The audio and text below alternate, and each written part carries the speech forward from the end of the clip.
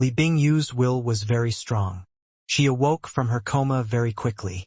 The moment she opened her eyes, Li Bingyu saw Han Sen's smiling face. She remembered what she saw before she passed out and immediately jumped from the ground, staring at Han Sen. Li Bingyu remembered Han Sen had been wrapped up in a red fire. It was like a god spirit had descended. One punch sent the blood ghost spirit flying. She looked at Han Senator at first. She was shocked, but now she was just confused. That confusion was now changing to a more complicated emotion. If this was really ghost kill, she would think Han Sen was strong. She would not have been able to understand what being strong meant. Li Bingyu was different. Her real identity was one of the 9 leaders of Wu Wei Dao Palace. Her knowledge was much more extensive than ghost kill. A rare gene race like the blood ghost spirit had been punched once and sent flying by Han Senator. Seeing the situation as it was now, the chance that the blood ghost spirit had been killed by Han Sen was in the range of 80% to 100%. That was something the word strong could not describe. Even in Wu Wei Dao Palace, that kind of elite was very rare to see. A character who had that sort of frightening power but was not famous was very hard to believe. Han Sen looked at Li Bingyu and asked, "Are you okay? Who are you for real?" Li Bingyu asked as she intensely stared at Han Sen. "My name is Han Senator, do you not remember me?" "Oh no. Did you hit your head? Do you remember we followed Peaceful to ancient Big God Mountain?" Han Sen kept speaking and using his fingers to touch Li Bingyu's forehead. He checked out her pupils, trying to confirm if her brain was rattled. Li Bingyu was angry. She smacked Han Sen's hand away and coldly said, "Stop making fun. If you were able to beat the blood ghost spirit, how are you a nobody? Furthermore, why did you make me unconscious?" Han Sen spread his hands and explained, "I really am just a nobody. There is nothing I can do about that if you do not believe me. I only knocked you out to heal your wounds. It would have been very painful if you were awake. I was unable to numb your body, so I had no choice but to knock you out so you would not have to feel the intense pain." He looked sincere. Li Bingyu remembered she had been badly injured, and the blood ghost spirit's power had overwhelmed her body, covered her god spirit blood pulse. Now, the blood ghost spirit's body was no longer inside her. The wounds she had incurred were already healed. Clearly, Han Sen had helped her get rid of the powers of the blood ghost spirit. Where is the blood ghost spirit? Li Bingyu looked strange as she hovered around, unable to locate the body of the blood ghost spirit. "He ran," Han Sen casually said as he stood up. "If you are okay, then we should get out of here. Peaceful escaped, and we do not know what or where this hidden god pulse is. We should return to ancient god city first." "Hang on." Seeing Han Sen turn to leave, Li Bingyu flashed and prohibited his departure. Her pretty eyes stared at Han Sen. "What is going on?" Han Sen smiled. Ghost Kill thought, "Although things have not gone to plan, this is a good chance for me to get closer to him. I cannot let this opportunity slide." Thinking of this, Ghost Kill looked calm. She looked at Han Sen and slowly said, "I, Ghost Kill, never want to owe someone anything. You saved my life, which means my life is yours. Why would I want your life?" Han Sen laughed. "It is up to you, but I do owe you my life," Ghost Kill seriously said. "Then, how are you looking to pay me for it?" Han Sen looked at Ghost Kill with interest. Ghost Kill did not think twice. She immediately said, "From now on I will follow you. If anyone seeks to do you harm, they can only do so over my dead body. I will save your life no matter what the cost. There is no need for that trouble. People can't really pay back the life-saving thing. If you use your body with me, you won't have to die. So, why don't you just do that?" Han Sen smiled and looked at Ghost Kill as he spoke. Ghost Kill's expression changed. She gnashed her teeth and said, "You might have saved my life, but that does not mean you must humiliate me. Never mind. If you don't want to do that, then there is no point in you following me. Let's go our separate ways." Han Sen turned around and walked away. He did not want someone like Ghost Kill around him, so that was why he said what he had. Ghost Kill's expression kept changing. She gritted her teeth and followed. She did not say a word as she tailed him. Han Sen knew the lone sky dragon was still out on the prowl. He had exhausted a lot of power earlier. He did not have any more power left to break the world's rules as they stood. So, he was not able to combat the lone sky dragon by himself.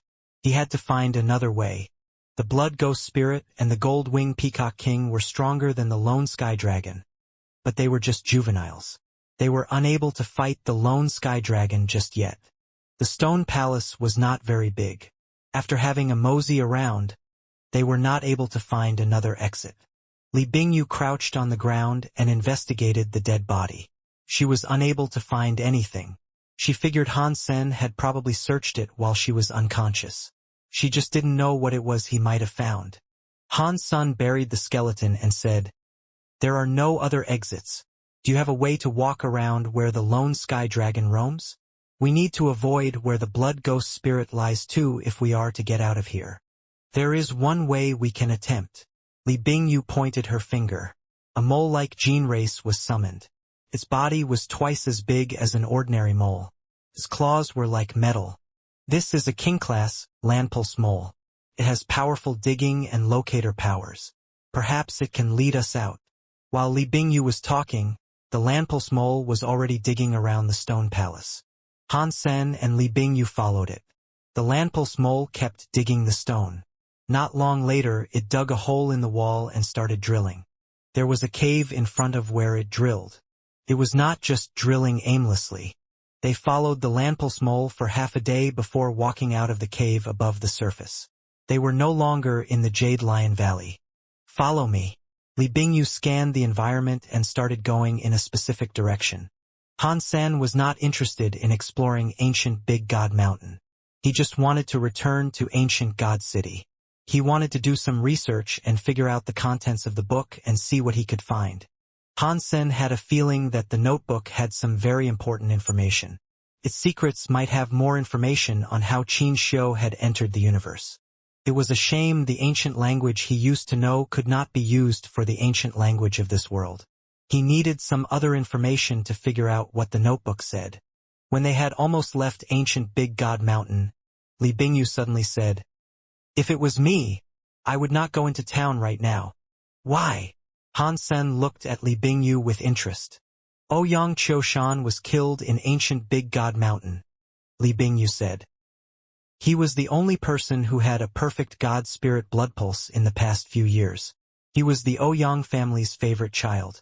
The Ouyang family will not just let this slide." "Are you saying the Ouyang family is going to lay the blame of his death on our feet?" Han Sen quietly asked. "Someone will be held accountable for this," Li Bingyu said. "Perhaps the Ouyang family might not do anything to peaceful, but it is hard to determine what might happen to the others. Their son died. They will probably do something to allay their anger. We didn't have a grudge with Ouyang Qiushan, and we did not offend him," Han Sen said with a frown. "Why would they want us dead?"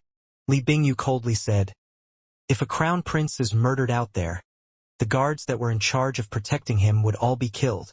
Does that make sense to you?" Han Sen laughed and said, "I suppose you are right.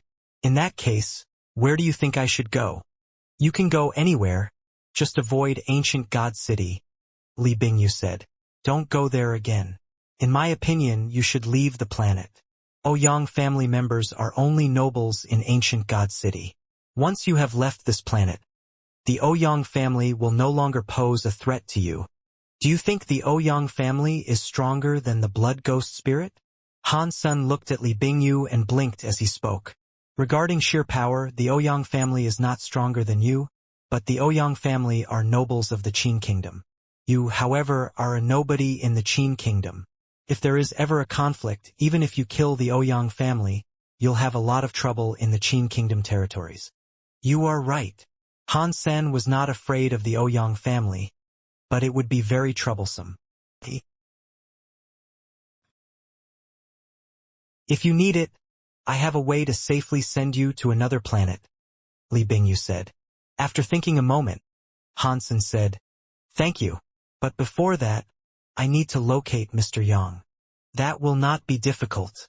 If he is in ancient God City, I can ask him to come out and meet with you. But it is not on me whether or not he wants to meet you." "What are you trying to say?" Han Sen asked. Li Bingyu looked at Han San and said, "If ordinary people have to choose between you and Dragon Song City's peace family, people will choose the latter option. If it was you, what would you do?" "No matter what, we must bring him back," Han Sen coldly said. "If we cannot do that, I will go back to the city myself to find him." Mr. Yang knew that Han Sen had come out of a gene egg. He wanted an explanation as to how that came to be. Han Sen was not going to just simply leave it alone. "Fine, I understand. I will bring Mr. Yang back," Li Bingyu said. She then turned into smoke and vanished. Li Bingyu was a very efficient person. Even Han Sen was surprised. She only took half the day to bring Mr. Yang back. "Mister, you are safe." Mr. Yang was so happy to see Han Sen. "I am planning to leave Ancient God Planet." Han Sen looked at Mr. Yang and asked, "Are you going to follow me, or are you going to stay?" "I already said I would follow you to the ends of the world," Mr. Yang quickly said. "I will always go with you wherever." "In that case, Ghost Kill, please arrange things." Han Sen looked at Li Bingyu as he spoke. "That will be no problem. Where do you want to go?" Li Bingyu was happy. She thought, if he is going to the Qin Kingdom's capital, I can get closer to Crown Prince Qin Bai. "Let's go to Turin Planet," Han Sen quietly said. "Sure." Hearing that Han Sen did not want to go to the Qin Kingdom's capital, Li Bingyu was disappointed. She did not say anything negative and simply agreed. Han Sen's decision to go to Turin Planet was not a random one. Legends claimed that the big Qin Kingdom's Emperor Qin Xiu was born on Turin Planet. It was Qin Xiu's home. Qin Xiu and Qin Wanner were alleged to have been born there. So Han Sen thought it was worth scoping out. He hoped to find a lead there. Han Sen and Mr. Yang operated beneath what Li Bingyu prepared. They reached an interstellar cargo ship with Li Bingyu. Traveling in space took a long time. Han Sen found a chance to browse the internet. He had been researching the content of the notebook. After he had a deep session of research, the information he learned surprised him. Qin Xiu put Qin Wanner's body in a mysterious coffin and sealed her inside. It preserved her body, keeping her look the same way as the moment of her death, prevented her corpse from rotting. Afterward, he waited for his chance to revive her. An important officer of the Qin Kingdom was by Mo Qin Xiu commanded him to find a skill that could resurrect the dead. He wanted to bring Qin Wanner back from the dead. Bai Mo tried many ways to accomplish it, but nothing worked. In the end, he found some information. That information came from an old place in the original star. Many things were recorded and too surprising to believe. After Bai Mo shared his research, no one dared to believe what was written, but most of the parts really did exist. The notebook did not mention what it was, but there was a line that shocked Han Sen. Death was just another beginning. Bai Mo must have looked tense when he wrote that down. His handwriting looked different from how it was normally. It looked like a fast scrawl. It was easy to tell how excited he was. That sentence was something other people would not understand the meaning of. When Han Sen saw the sentence, he was fairly confident of his guess. The content behind it tried to explain what it meant, which was that energy was forever. It would not disappear. It would just appear in different shapes. Humans and the creatures of the universe of kingdoms were energy. They would not disappear from the universe. When a human died, they continued with another life. According to Bai Mo's research, after a human died, they were born in another world. If they died in the other world, they would be born in the universe of kingdoms. Bai Mo called this energy-changing process reincarnation. It was unknown if it was a coincidence, but Bai Mo called the other world the antimaterial world. If the creatures from the right world did not exist in the antimaterial originally, they would be destroyed if they tried to cross over. The creatures between the two worlds always believed the opposing world was the antimaterial world. This suggestion suited Han Senator. He had guessed this as well. There was something Han Sen had yet to understand. What role did a god spirit play between these two worlds? The content in the back shocked Han Sen even more when Bai Mo researched an old faction. He discovered that this old faction had a relic that opened a path to connect the two worlds. The crystal stone. Han Sen saw the relic on the notebook. It was in the same shape as the black crystal stone. It was just like the one he saw on the cave wall. Han-san was very eager to keep reading it. He continued reading what was in the back of the notebook. He wanted to learn more and find out what the black crystal stone was. Mo had mentioned that the black crystal stone could open the tunnel between two worlds. Qin Xiu might have made use of the black crystal stone to enter the Geno universe. If things were like that, then that is a fair explanation.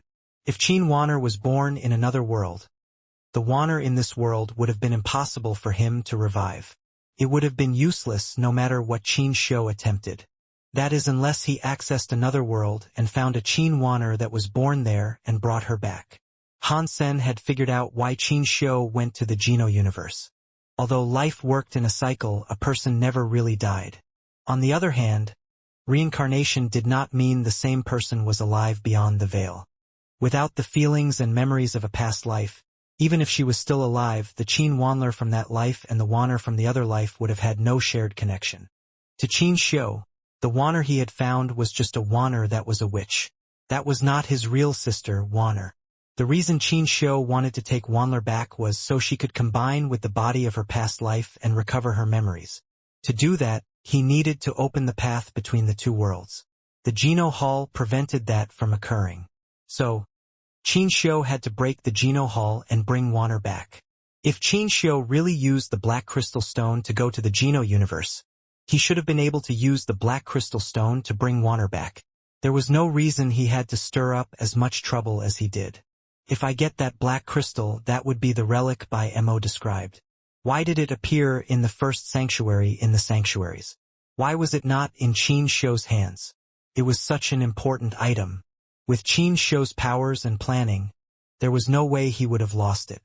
Have I analyzed this all incorrectly? Who knows? Maybe something happened.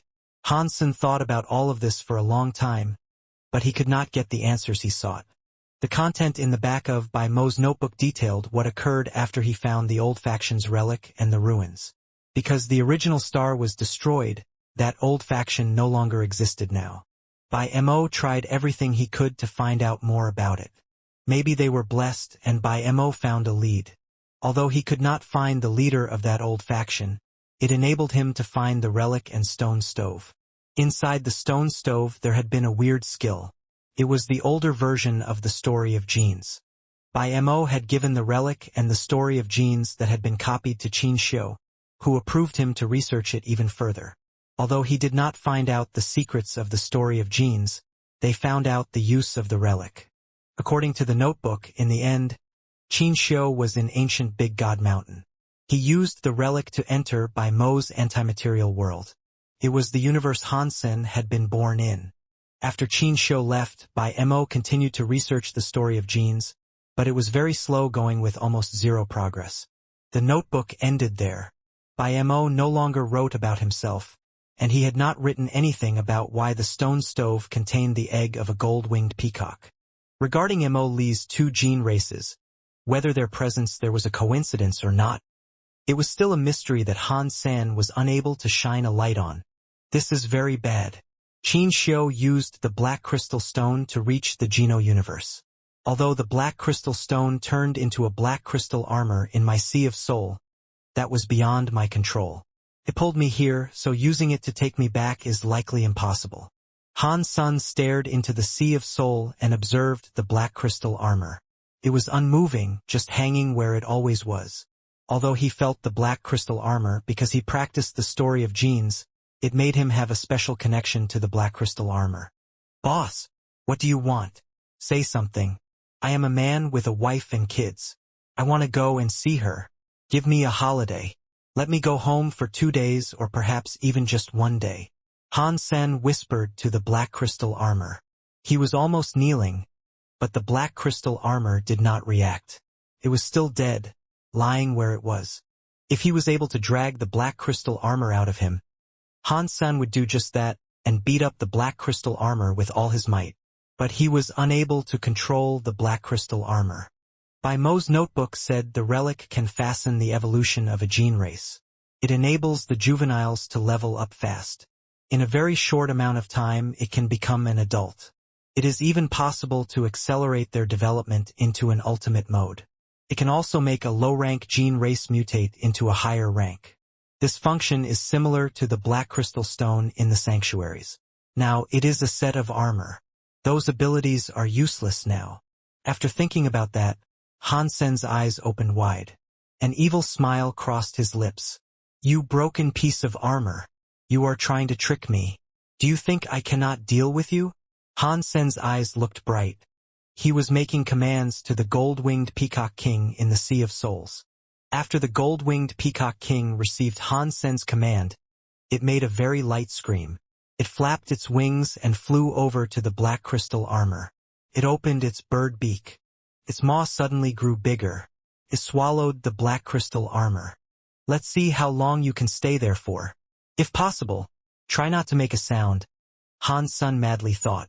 He watched the gold-winged Peacock King, which had just eaten the black crystal armor. Suddenly, Han Sen saw the gold-winged Peacock King glow with gold light. Some light came out of its body. It was like silk. It wrapped up his body and quickly formed a giant golden egg, trapped him inside. By this time, Han Sen had researched the information of quite a few gene races. He knew this gold-winged peacock was becoming an adult. Does the black crystal stone's function still work? Han Sen had a weird look on his face. He thought the black crystal armor would fight back, but it did not fight back in the least. It let the gold-winged Peacock King use its powers to transform. The gold-winged peacock transformation was something that could be completed in a short amount of time. Han Sen watched it for half a day. The gold egg had yet to display any sort of movement. By then, the ship had docked on Turin planet. Mr. Yang and Li Bingyu came looking for Han Senator. The three of them said goodbye to the crew of the ship and hopped off. Biemo said Qin Wanner's body was sealed in a mysterious place in the Qin Kingdom's palace. It was Qin Xiu that did it. If Qin Wanner really did go through a reverse tunnel as I did, and if that is true, I will have to go to the capital of the Qin Kingdom. Han Sen thought of that possibility. While Han Sen was deep in thought, he suddenly heard the crack of a whip and some nasty voices. Stop playing dead. Get moving.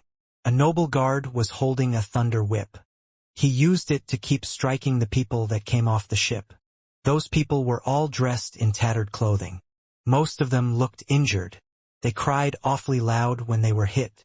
Han Sen noticed that the ship they had been on was used for human trafficking. For such a developed kingdom, how can there be slavery? Han Sen frowned. Although Han Sen's simplified assumption of them being slaves was correct, this was simply how the 7 kingdoms of the universe worked. It wasn't as if saving a few slaves would ever solve the problem.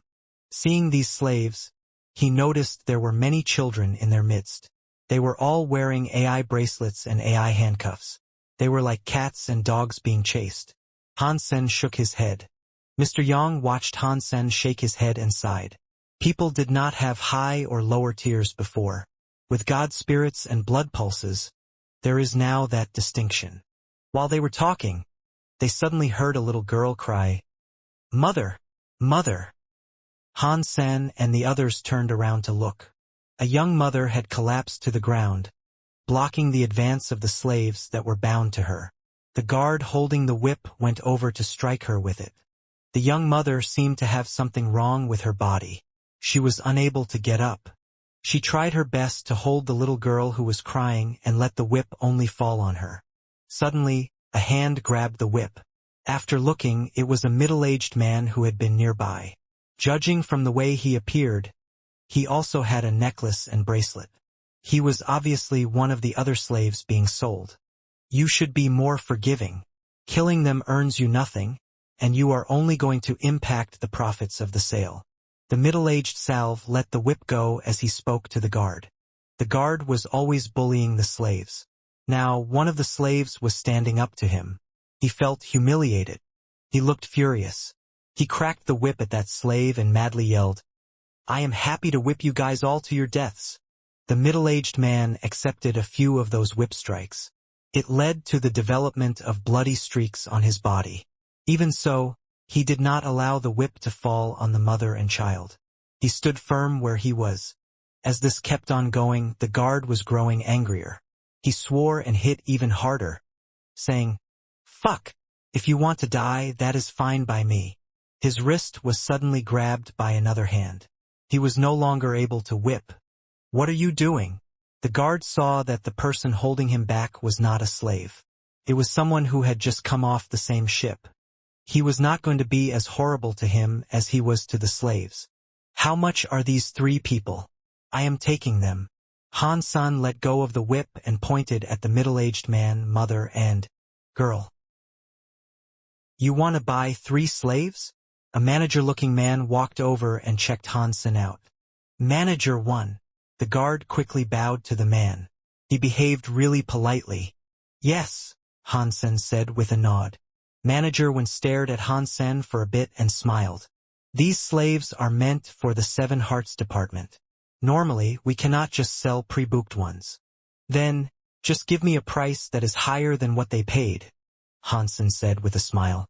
Manager 1 was happy. He knew he had met a rich guy on this day. He thought, "Fat pigs that deliver themselves. I must scam them a lot." Manager 1 told the truth. The slaves were meant for the 7 Hearts department, and transporting slaves always resulted in a death or 2. When the slaves were delivered, they would always send more than needed. Those people were slotted in the replacement reserve. This time, there were many in the backlog of reserves. If someone was fine paying a higher price, he did not mind selling 3. "Mister, you are causing me trouble here." Manager 1 decided to scam money from Han's senator. He tried acting as if this was a difficult thing. Han-san looked at Manager 1 and asked, "What kind of price would not trouble you?" Manager 1 finally smiled and said, "If you take them this quickly, mister, then I will just sell them to you for a low price. I will go ahead and find a way to explain this to the 7 Hearts department. These 3 slaves will cost 3,000 king money. You can just take them. If the 7 Hearts department wants an explanation, they can answer to me. I will shoulder the responsibilities."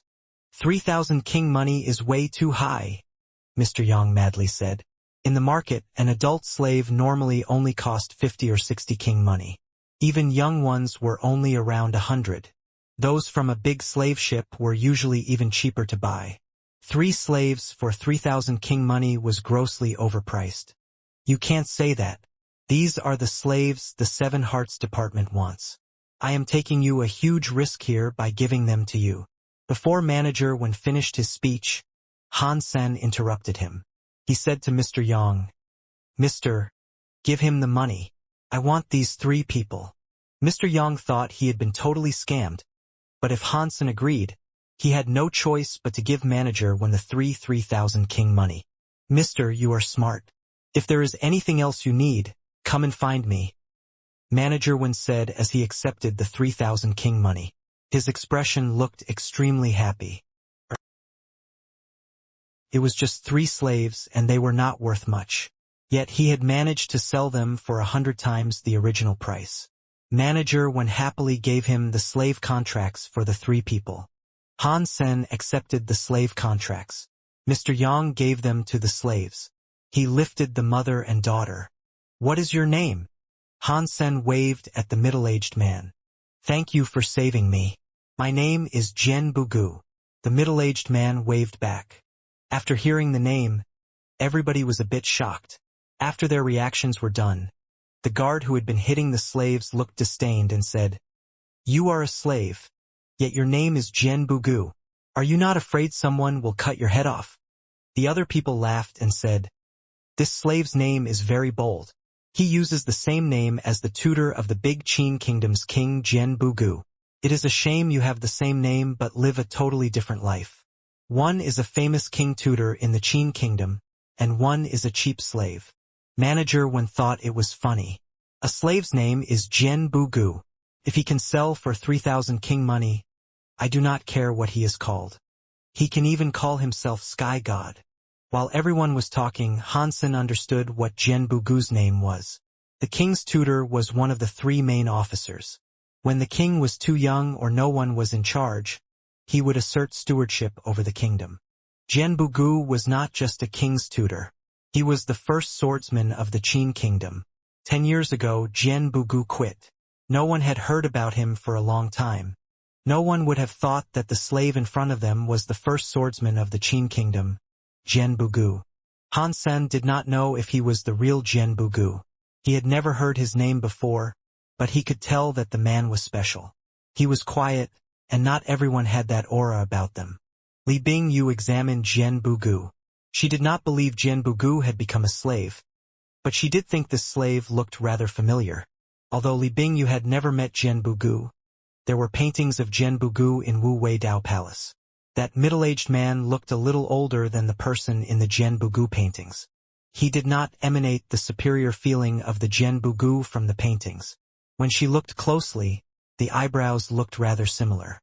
Turin planet was different from ordinary planets. It was a planet without a god temple. Without a god temple, there were no cities to be built around the absent god temple. Thus, planet Turin was a very rare planet with multiple cities. On Turin, there were a few hundred smaller cities. On the largest pier of the city, Spirit Light City, Han Sen, Mr. Yang, Ghost Kill, Jian Bugu, and the mother and daughter walked along the streets. You do not have to do this, mister. If you have somewhere to go, I recommend you just go. Han Sen spoke to Jian Bugu, who was walking alongside him. Jian Bugu shook his head. Mister, you spent 3,000 king money to buy me.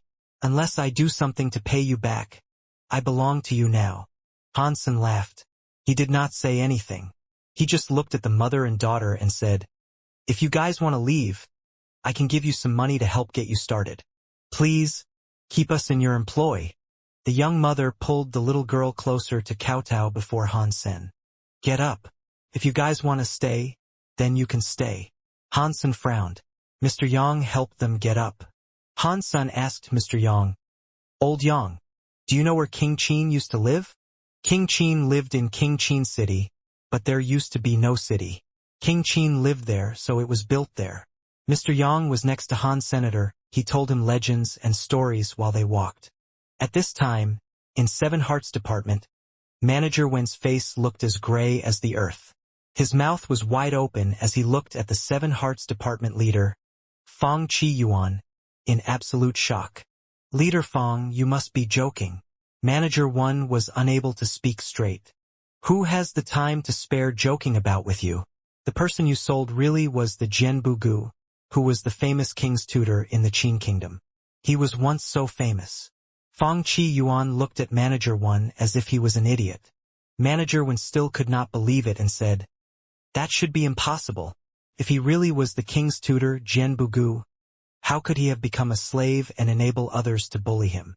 There has to be something wrong there. Fang Qiyuan coldly laughed. About 10 years ago, Jian Bugu was commanded by the king to go into Wu Wei Dao Palace alone. He was required to kill the two leaders of Wu Wei Dao Palace and force the Wu Wei Dao Palace out of the Qin kingdom's realm. Jian Bugu's swordsman teacher was one of Wu Wei Dao's 9 leaders, the sword grandmaster. He felt as if he betrayed his teacher, so he decided to stop fighting for 20 years. Dead or alive, he would not fight anybody. He also quit his position in the government and vanished without a trace. Back then, I saw Jian Bugu a few times. I saw him attack Wu Wei Dao Palace, so that person had to be Jian Bugu. After he said that, Fang Qiyuan looked at Manager Wen's pasty face. He lifted his lips and said, if you could have kept Jian Bugu, no matter if you sent him to the Qin kingdom or sold him to Wu Wei Dao Palace, you would have had so much fortune. I cannot believe you pawned him off for only 3,000 king money. Only you would strike such a terrible business deal. When Manager Wen heard that, he dropped to the floor in a state of paralysis. He was like a madman repeating the words and sentence. I sold Qin Kingdom's king's tutor Jian Bugu for 3,000 king money. Fang Qiyuan's eyes looked as if they were on fire. It has not yet been 20 years. It looks like that Jian Bugu is holding true to his promise. It must be fate that God has enabled me to find him. Han San and the others did not know what was happening in the Seven Hearts Department. But Li Bingyu kept examining Jian Bugu. She looked murderous. Jian Bugu killed 2 leaders of the Dao Palace. One of them was Li Bingyu's teacher. With Li Bingyu's age and skill, she was not yet able to be a leader yet. Whichever way one looked at it, Jian Bugu was Li Bingyu's nemesis. Li Bingyu was not entirely certain that the Jian Bugu in front of her was the real king's tutor of the Qin kingdom who was so famous. She wasn't there to witness the fight. While Li Bingyu was still thinking about all of this, she suddenly heard footsteps that sounded like rain. A man in white clothes was riding atop a white deer. He did, however, possess a black beard. The white deer, though, was far prettier than a horse. It glowed with holy light. Han Sen saw the deer and the man. He saw the white deer was coming toward them, so he stopped. In just a moment, the white deer was 30 feet away from them and stopped. It had been moving so fast, but it was able to instantly stop. It did it so naturally. It was like the white deer was frozen on the ground and entirely unmoving. I heard you bought 3 slaves for 3,000 king money. How about I spend 30,000 king money and take one of them off your hands? Fang Chi Yuan sat atop the white deer, smiling as he spoke. He did not look at Han Sen once. He merely stared at Jian Bugu. I am not making a trade with you, Han Sen said as he looked at Fang Chi Yuan. Mr. Yang looked at Han Sen seriously and quietly said, Be careful, mister. That man is probably riding atop the ultimate body of a holy one white deer.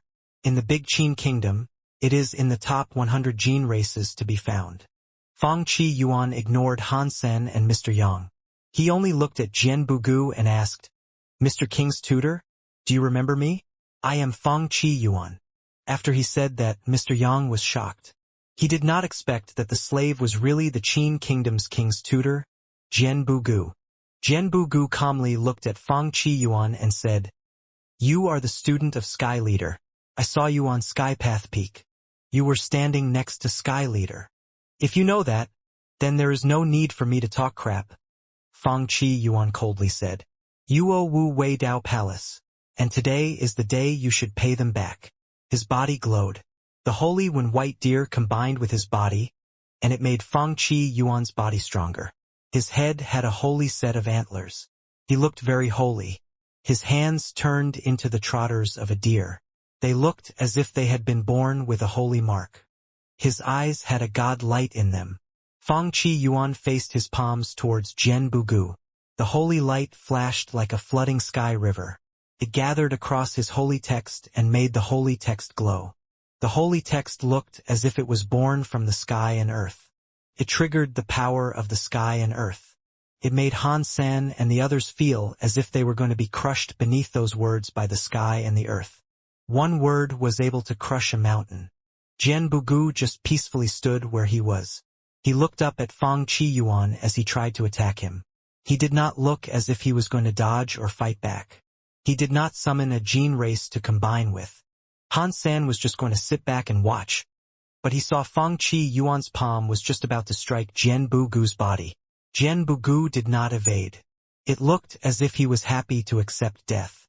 This shocked Han Sen. He sensed that Jian Bugu really was not going to fight back. He was just going to accept that hit. Fang Chi Yuan looked murderous and very excited. Jian Bugu was waiting for his strike. He really was not going to attack. Now, Fang Chi Yuan could erase an enemy for Wu Wei Dao Palace. Seeing the light text was going to crush Jian Bugu, it did not matter how famous he used to be. If he did not combine with a gene race, there was no way he would be able to withstand that strike. Who knew a hand would suddenly appear and grab Jian Bugu's hand to pull him aside? Fang Chi Yuan hit empty space. Fang Chi Yuan frowned. He looked at the person who pulled Jian Bugu away. It was Han Sen who had spent 3,000 king money to buy Jian Bugu. We did not agree on a price yet, and you are trying to kidnap him. You are very unreasonable. Han Sen smiled at Fang Chi Yuan. Fang Chi Yuan was so fast that he could have killed Jian Bugu's. To him, this had been a very rare opportunity. If Jian Bugu had not decided to avoid fighting anyone for 20 years, even with an army of 1,000 men, 1,000 horses, and a sky full of battleships, he would not have been able to be beaten.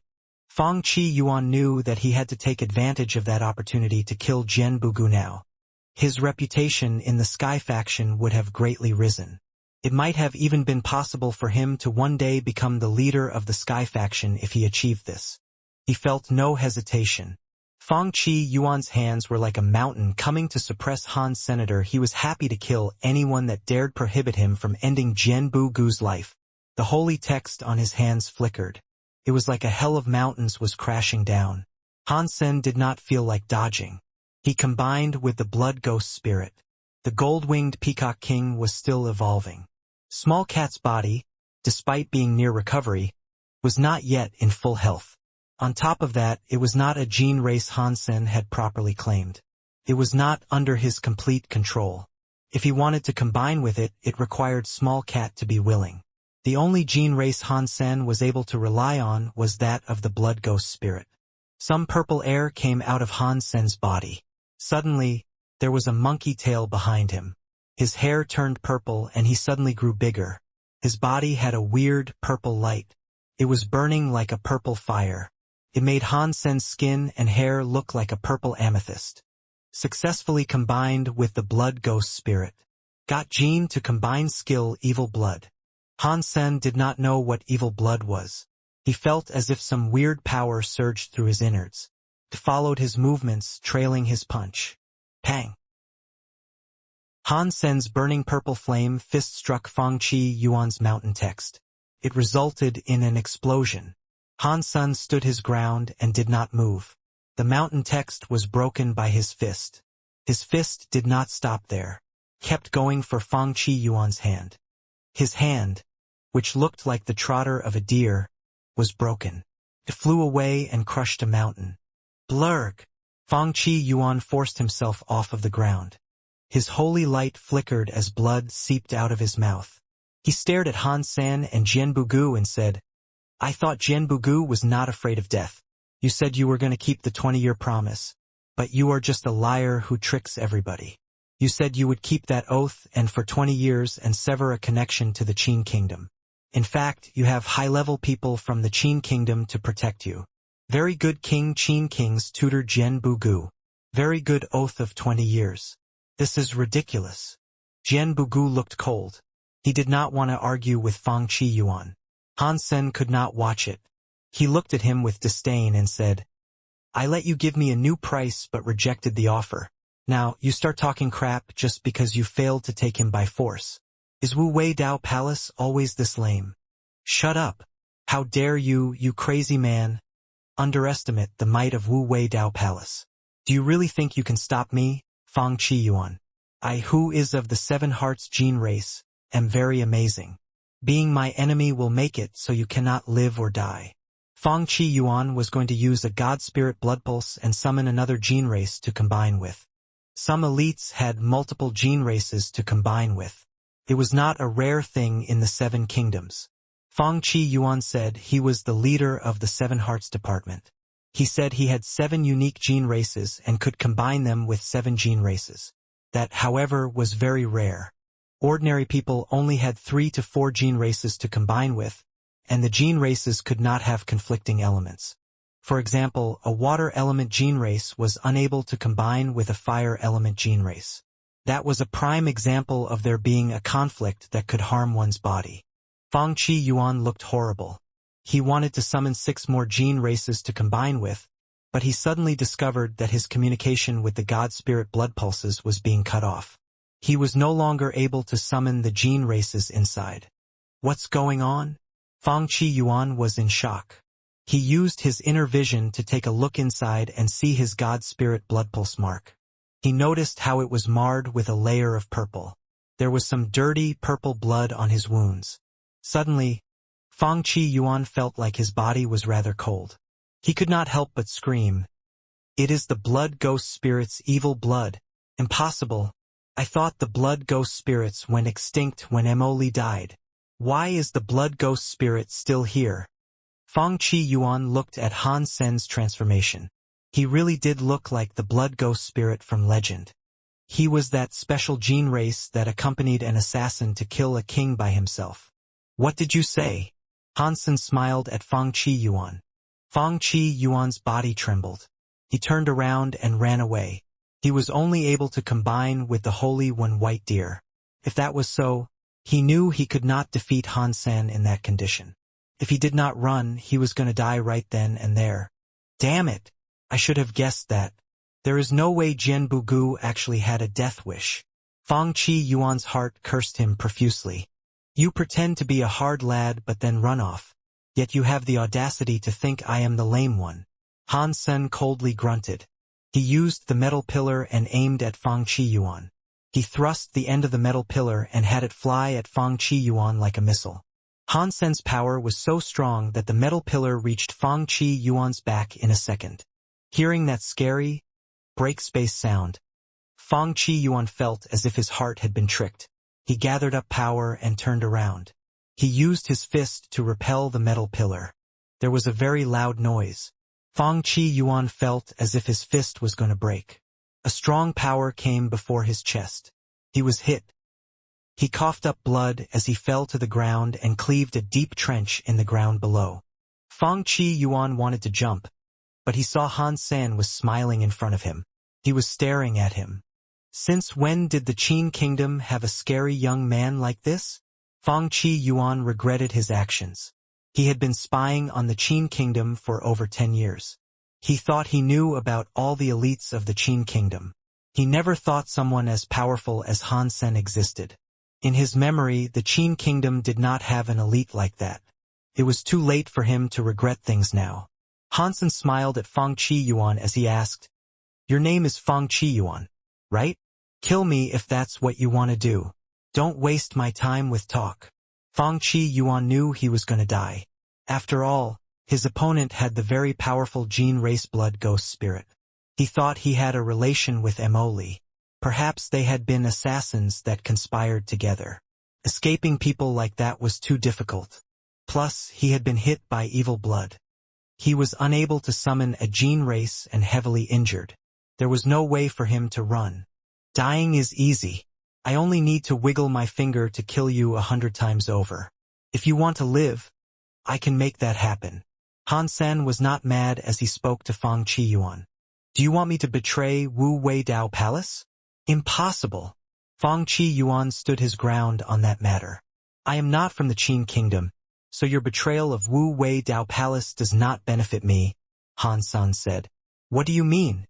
Fang Qi Yuan was frozen. He thought Han Sen was an elite that belonged to the Qin kingdom and was assigned to protect Jian Bugu. Now Han Sen was saying he was not from the Qin kingdom. He did not know what to think anymore. You can easily keep your life, Han Sen said with a laugh. I quite like your holy when white deer. I need a mount. If you give it to me, I will let you live. You cannot trick me. You want to take my Gene race and kill me after. You are a liar. Fang Qi Yuan did not believe Han Sen. I told you I am a normal businessman with standards. I have no relationship with that man. I just bought him on a whim. If you gave me a fair price, I would have sold him. There was no need for any of this fighting. You did not believe me then, and you still don't believe me. It is hard for me to resist the urge to kill you. Han Sen sighed and walked up to Fang Qi Yuan. I did not want to murder you. If you want to die so badly, I guess I will have to help you out. Seeing Han Sen approach, Fang Qi Yuan quickly shouted, Hold on. I will give you the holy when white deer, but will you really spare my life? Upon hearing that, Li Bingyu looked grim. She was one of the leaders of Wu Wei Dao Palace. She was not happy to see one of her friends look like such a wimp. Fortunately, she was wearing a mask, so no one saw her face. Fang Qi Yuan eventually decided to concede. He agreed to give Han Sen the holy when white deer. A tame gene race could be transferred between people that had a god spirit blood pulse, but being able to transfer did not guarantee it could be used. If the god spirit blood pulse was not compatible with the gene race, even if one had the gene race, one could not combine with it. If one was to force a combination, it might harm one's body. Han Sen tried to use his Sea of Souls to receive the holy when white deer Fang Qi Yuan gave him. The results surprised him. The Sea of Souls quickly received the holy when white deer. After that, people would not have been suspicious of him being from another world. At the same time, Han Sen heard an announcement play in his head. Got God class gene race holy when white deer. Han Sen checked out the information on the holy when white deer. The results surprised him. Holy when white deer, God class gene race adult. This holy when white deer was an adult. It was not in an ultimate body, which was not like what Mr. Yang told him. An adult god-class gene race was not a bad thing to obtain. It was enough for Han Sen to use as a mount to get around. Of course, Han Sen wanted the holy when white deer not solely for more than just being a mount. He just did not want to kill Fang Chi Yuan yet. Keeping Fang Chi Yuan was going to be useful. Can I leave now? Fang Chi Yuan gnashed his teeth as he spoke. The 7 gene races were his life. Now Han Sen had taken one. He really hated that. Of course, unless you want to stay and have dinner with us, Han Sen said with a laugh. What about the evil blood in me? Fang Chi Yuan asked. I only said I wouldn't kill you, Han Sen coldly said. I did not say I would get rid of the evil blood I pumped into you. If you want my help with this, give me another gene race that is on the same level as this holy one white deer. Either that or a gene egg. You? Fang Chi Yuan was very mad, but he did not explode and reveal it. He did not keep asking Han Sen to remove the evil blood inside him. Fang Chi Yuan did not dare turn around. He just looked at Han Sen and retreated. He walked far away and then started running like a lunatic. Seeing that Han Sen was not chasing after him, Fang Chi Yuan felt relieved. He also felt great regret. Is he really not an elite sent by the Qin Kingdom to protect Zhen Bugu? If that was all real, I should have just bought Zhen Bugu. If I did that, none of this would have happened to me. Fang Chi Yuan did not want to go back. He had to find a way to remove the evil blood that plagued him. If he was unable to use his gene race, he felt very unsafe. Fortunately, evil blood is not a gene-combined skill that can kill you in any short amount of time. I will wait until I recover. Then I will come back for him. Fang Chi Yuan madly looked at Han Sen and the other people. He continued running away in a hurry. Han Sen summoned the holy when white deer out. He saw a very strong, holy-looking white deer appear before him. The deer's antlers looked like crystal and jade. The holy when white deer was a little bigger than a horse. 2 or 3 people were easily able to sit on it. Old Yang, and you two, the mother and daughter, can sit on the holy when white deer. Han Sen wanted to travel faster, but 3 of them were commoners who did not have a gene race. They walked way too slowly. But Mr. Yang, the mother, and daughter would not dare sit atop the holy when white deer. Mr. Yang said, Mister, you should be the one to sit on it. A master should never walk while the subordinates ride. If people saw that, they would think we were very rude subordinates. Han Sen tried to convince them otherwise, but he failed. He stopped talking and hopped on it. He spoke to the little girl, Yu Yu, and her mother, Jiang Shi, and said, Allow Yu Yu to sit with me. Otherwise, you guys are too slow, and I cannot wait that long. Jiang Shi nodded and lifted Yu Yu onto the back of the white deer. Yu Yu was only 3 or 4 years old. She had a chicken's heart. Han Sen put her in his arms, but her body kept shaking. She was shaking like a little cat. Because Mr. Yang and Jiang Shi could not walk fast. Even though Han Sen had a great mount, they traveled slowly. Li Bingyu summoned a gene race that looked like a black wolf. She rode next to Han Sen but felt a flurry of mixed emotions. Li Bingyu thought, what is going on? Why would Han Sen have that blood ghost spirit? Inside the stone palace, was there a blood ghost spirit gene egg? She would have never thought that Han Sen had actually managed to punch the adult blood ghost spirit back into being an egg. The few of them reached Qin King City. They traveled to Qin Xiu's old house, but Han Sen was disappointed. That place had become a modern-day tourist spot. It had nothing to do with the real Qin Xiu and his sister. The buildings had obviously not been built during the time Qin Xiu was alive. Qin Xiu's era was too long ago. The buildings were probably only 1,000 years old. They could not have been from when Qin Xiu was alive. That trip to Turin Planet ended up disappointing Han Senator. He was unable to find out anything about Qin Xiu, and he did not find anything out about Qin Wanner either. It looks like I have to go to the Qin Kingdom's capital. Now that is the only place where I can likely find a lead. Han Sen traveled around that city for a few days before deciding to go to the Qin Kingdom's capital next. Han Sen was most depressed about the fact that he did not have enough money to buy or charter a ship. They had been spending all of Mr. Yang's savings, and Mr. Yang was not a rich man. They sold some gene eggs, but the money was almost all gone. Jian Bugu, Jian Shi, and Yu were so poor that they had nothing to contribute. Hansen borrowed some money off Ghost Kill to pay their travel expenses. They stepped onto an airship that would take them to the Qin Kingdom's capital. Hansen thought, after going to the Qin Kingdom's capital, we will have to spend a lot more money. I do not know when I will next find the lead I am looking for, but I cannot keep borrowing money. He wanted to know how he could rake in the big bucks to do well in the Qin Kingdom. He wouldn't be able to achieve anything without a lot of money. Killing gene races or finding gene eggs was the fastest way to earn money, but Hansen was not interested in doing that. To him, it was a waste of time. Hansen kept on thinking. He decided that once he reached the Qin Kingdom's capital, he would open a shop that sold gene eggs. With the power of the Shen Yellow Sutra, he was likely to earn quite a bit of money. Fangqi Yuan had such power, and the Qin Kingdom Palace has more elites. With my current situation, forcing my way into the palace to find Qin Wanler's body will likely be impossible. I will have to sneak in. The first thing Hansen thought of was Qin Bai, the leader's stupid son. Hansen gave up on the idea to look for Qin Bai. If Qin Bai was a king, perhaps it would have been worth asking him. Qin Bai was just a crown prince. Hansen did not have much authority, and people would have merely treated him like a subordinate. It would have been hard to quit the crown prince's employ. Let's just open a shop to have some comfy days where I can sketch this out properly. Although Hansen was in a rush, it was something he knew he had to take his time with. Old liar, I am hungry. On the streets, there was a pretty little girl who looked like a doll.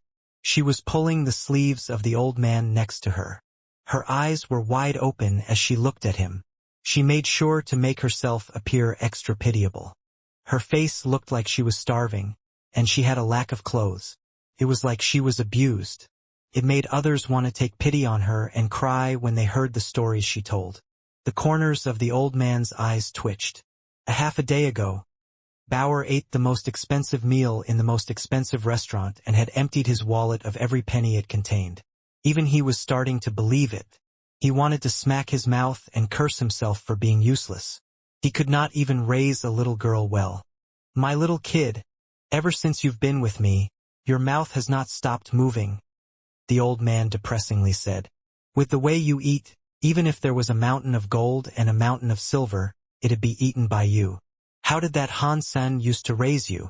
Dad would not let me starve. If you are saying you cannot afford to take care of me, I am going back. Bauer looked grumpy. She turned around, ready to leave. Little kid, I concede. I will take you someplace nice to eat, the old man said while dragging Bauer with him. Old liar. Don't you dare try and lie to me. Bauer squinted at the old man. I would lie to everyone else, yes, but you? The old man asked. You just need to wait here for a bit. I will take you to eat something very nice and spicy. You can eat whatever you want there. I promise you you'll be full. You are very nice, old granddad. Bauer smiled a lot. She held the old man's hand and behaved very cutely. This girl, it does not make sense. How could she have been raised to this age? How did that bastard Hansen grow you so big? The old man was speechless. By the way, old liar, I thought you ran out of money. Bauer looked at the old man and blinked as she spoke to him. Eating food does not require money all the time. Bauer was holding a flag while he walked across the street. He went searching for something. Not long later, he bent over and picked up a stone that was sharp and fist-sized. He pulled Bauer along as he kept walking. When they came to a T-junction, he looked to his left and right. He then put the sharp stone on the corner that turned. Bauer blinked and asked, Can we get money to eat this way? Of course, tasty stuff will come here right now, the old man said. He pulled Bauer forward to walk with him. Not long later, they stopped near the street. He put down the flag and placed a yellow cloth on the ground. He pulled out a chair and sat on the cloth. He closed his eyes and rested. Old liar, is this going to work? Bauer waited for a while, but nothing tasty appeared. Do not rush. It is on its merry way. The old man's eyes did not open. He looked calm as he spoke to her. After a while, the street suddenly had chickens flying and dogs jumping. They saw a guy riding a gold, big crab gene race. It was skittering around the street, making the street all dirty. Seeing this big, gold crab that looked like a tank come close to them, the old man's eyes and lips suddenly became very thin. He then blew out air and made a strange noise. When the big gold crab heard that sound, its crazy moving body came to a halt. The person atop the beast looked rather excited. The gold, big crab came to a stop. It was a sudden one, so the man was thrown right off. It looked like a dog eating shit. His head went in front of the fortune-teller old man with a shock. The old man looked at the young man who had fallen with his ass sticking up and said, "Old man, I have seen your forehead go dark. Did your head suffer a stroke of misfortune? Today, you will be suffering a curse." The young man picked himself up off the ground. He wiped the blood off his nose, looked at the old man, and coldly said, "Old man, how dare you to start talking to me? Do you have any idea who I am?" After that, the young man reached out his hand to punch the old man. The old man did not move. He coldly said, "If I am not mistaken, you just experienced changes that can make a sad man very happy. You have an opportunity before you." When the young man heard that, he was shocked. The fist that was going to strike out was lowered. "Old man, who sent you here? How could you know everything about me?" The young man stared at the fortune-telling old man and checked him out. The fortune-telling old man shook his head. "I do want to save people, but people are always so ignorant. Never mind." After that, the fortune-telling old man picked up his shop. He took the little girl with him as he left. In the meantime, he said to himself, "God is jealous of geniuses. What a shame. Hang on, what did you mean, old man? At least tell me. Otherwise, I am going to break your old teeth. Then, you will never talk crap again." The young man reached out his hand and stopped the two from leaving. The fortune-telling old man sighed and said, "I am afraid you will not believe me even if I do tell you. How about this? I will give you one tidbit. You do not have to pay for it. If it is useful, it will be a pleasure of mine. If it is not useful, neither of us loses a thing." After that, the old man took out a rope and gave it to the young man. "What do you mean?" The young man accepted the rope with suspicion. It seemed to be an ordinary rope. It was less than 9 feet long with small threading. If it was not for the fortune-telling man telling him what happened, with that young man's attitude, he would have hanged the old man with the rope. The old man said, "Put the rope around your waist and put the other on the gene race. Then you will find out." "Fine. I will see what you are up to. If this is a waste of time, I am going to come back and break your stupid mouth. Someone come here and keep an eye on this old man." Because of what the young man shouted, a few big men appeared. They prohibited the old man and the young girl from leaving. "I have stuff to do. If it does not work, when I come back, you are very dead."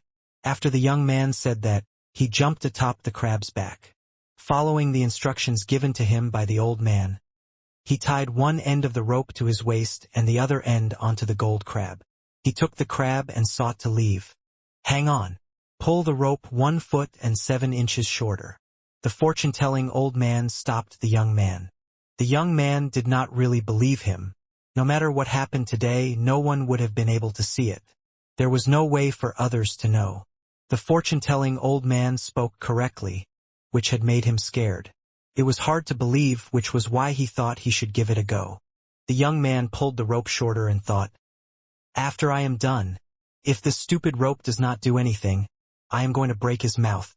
Just as he just tied up the rope, the gold crab turned around and started to spin extremely fast. The young man fell from the crab's back. The young man's eyes opened wide. He saw himself almost fall on the ground. His waist felt tight. He was only half a foot away from the ground, hanging by the rope. The young man had a closer look.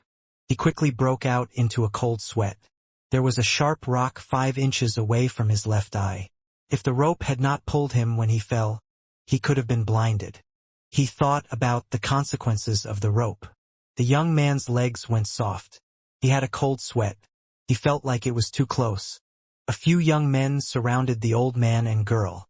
Many people saw this. The young man, who had gone around the corner, had come back. He was running and screaming, "Old fairy, old fairy, old fairy, you are like a god." Han Sen and the group walked before the gates of Big Qin capital. It was half a month later by now. The Big Qin kingdom's lands were too vast. Even with subspace travel and slipspace jumps, it took them half a month to reach the capital from Turin planet. They had even swapped ships twice. Is this Big Qin capital? Mr. Yang and the others were shocked by what they saw ahead of them. The whole of Big Qin capital was not built on a planet. It was built on a giant man-made space station. The space station was bigger than Turin planet. When looking at it from afar, it was like a hunk of jade floating in space.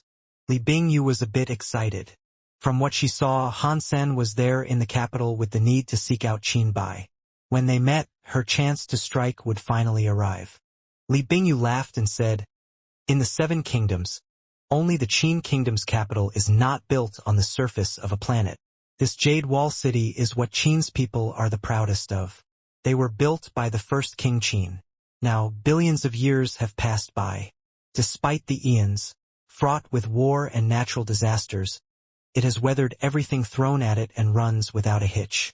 It holds the lives of tens of billions of the kingdom's civilians and nobles. The construction of this was a miraculous feat, and certainly one of the greatest across the history of the universe." Was this Qin Xiu's work? Han Sen quietly looked at the miraculous Jade Wall City.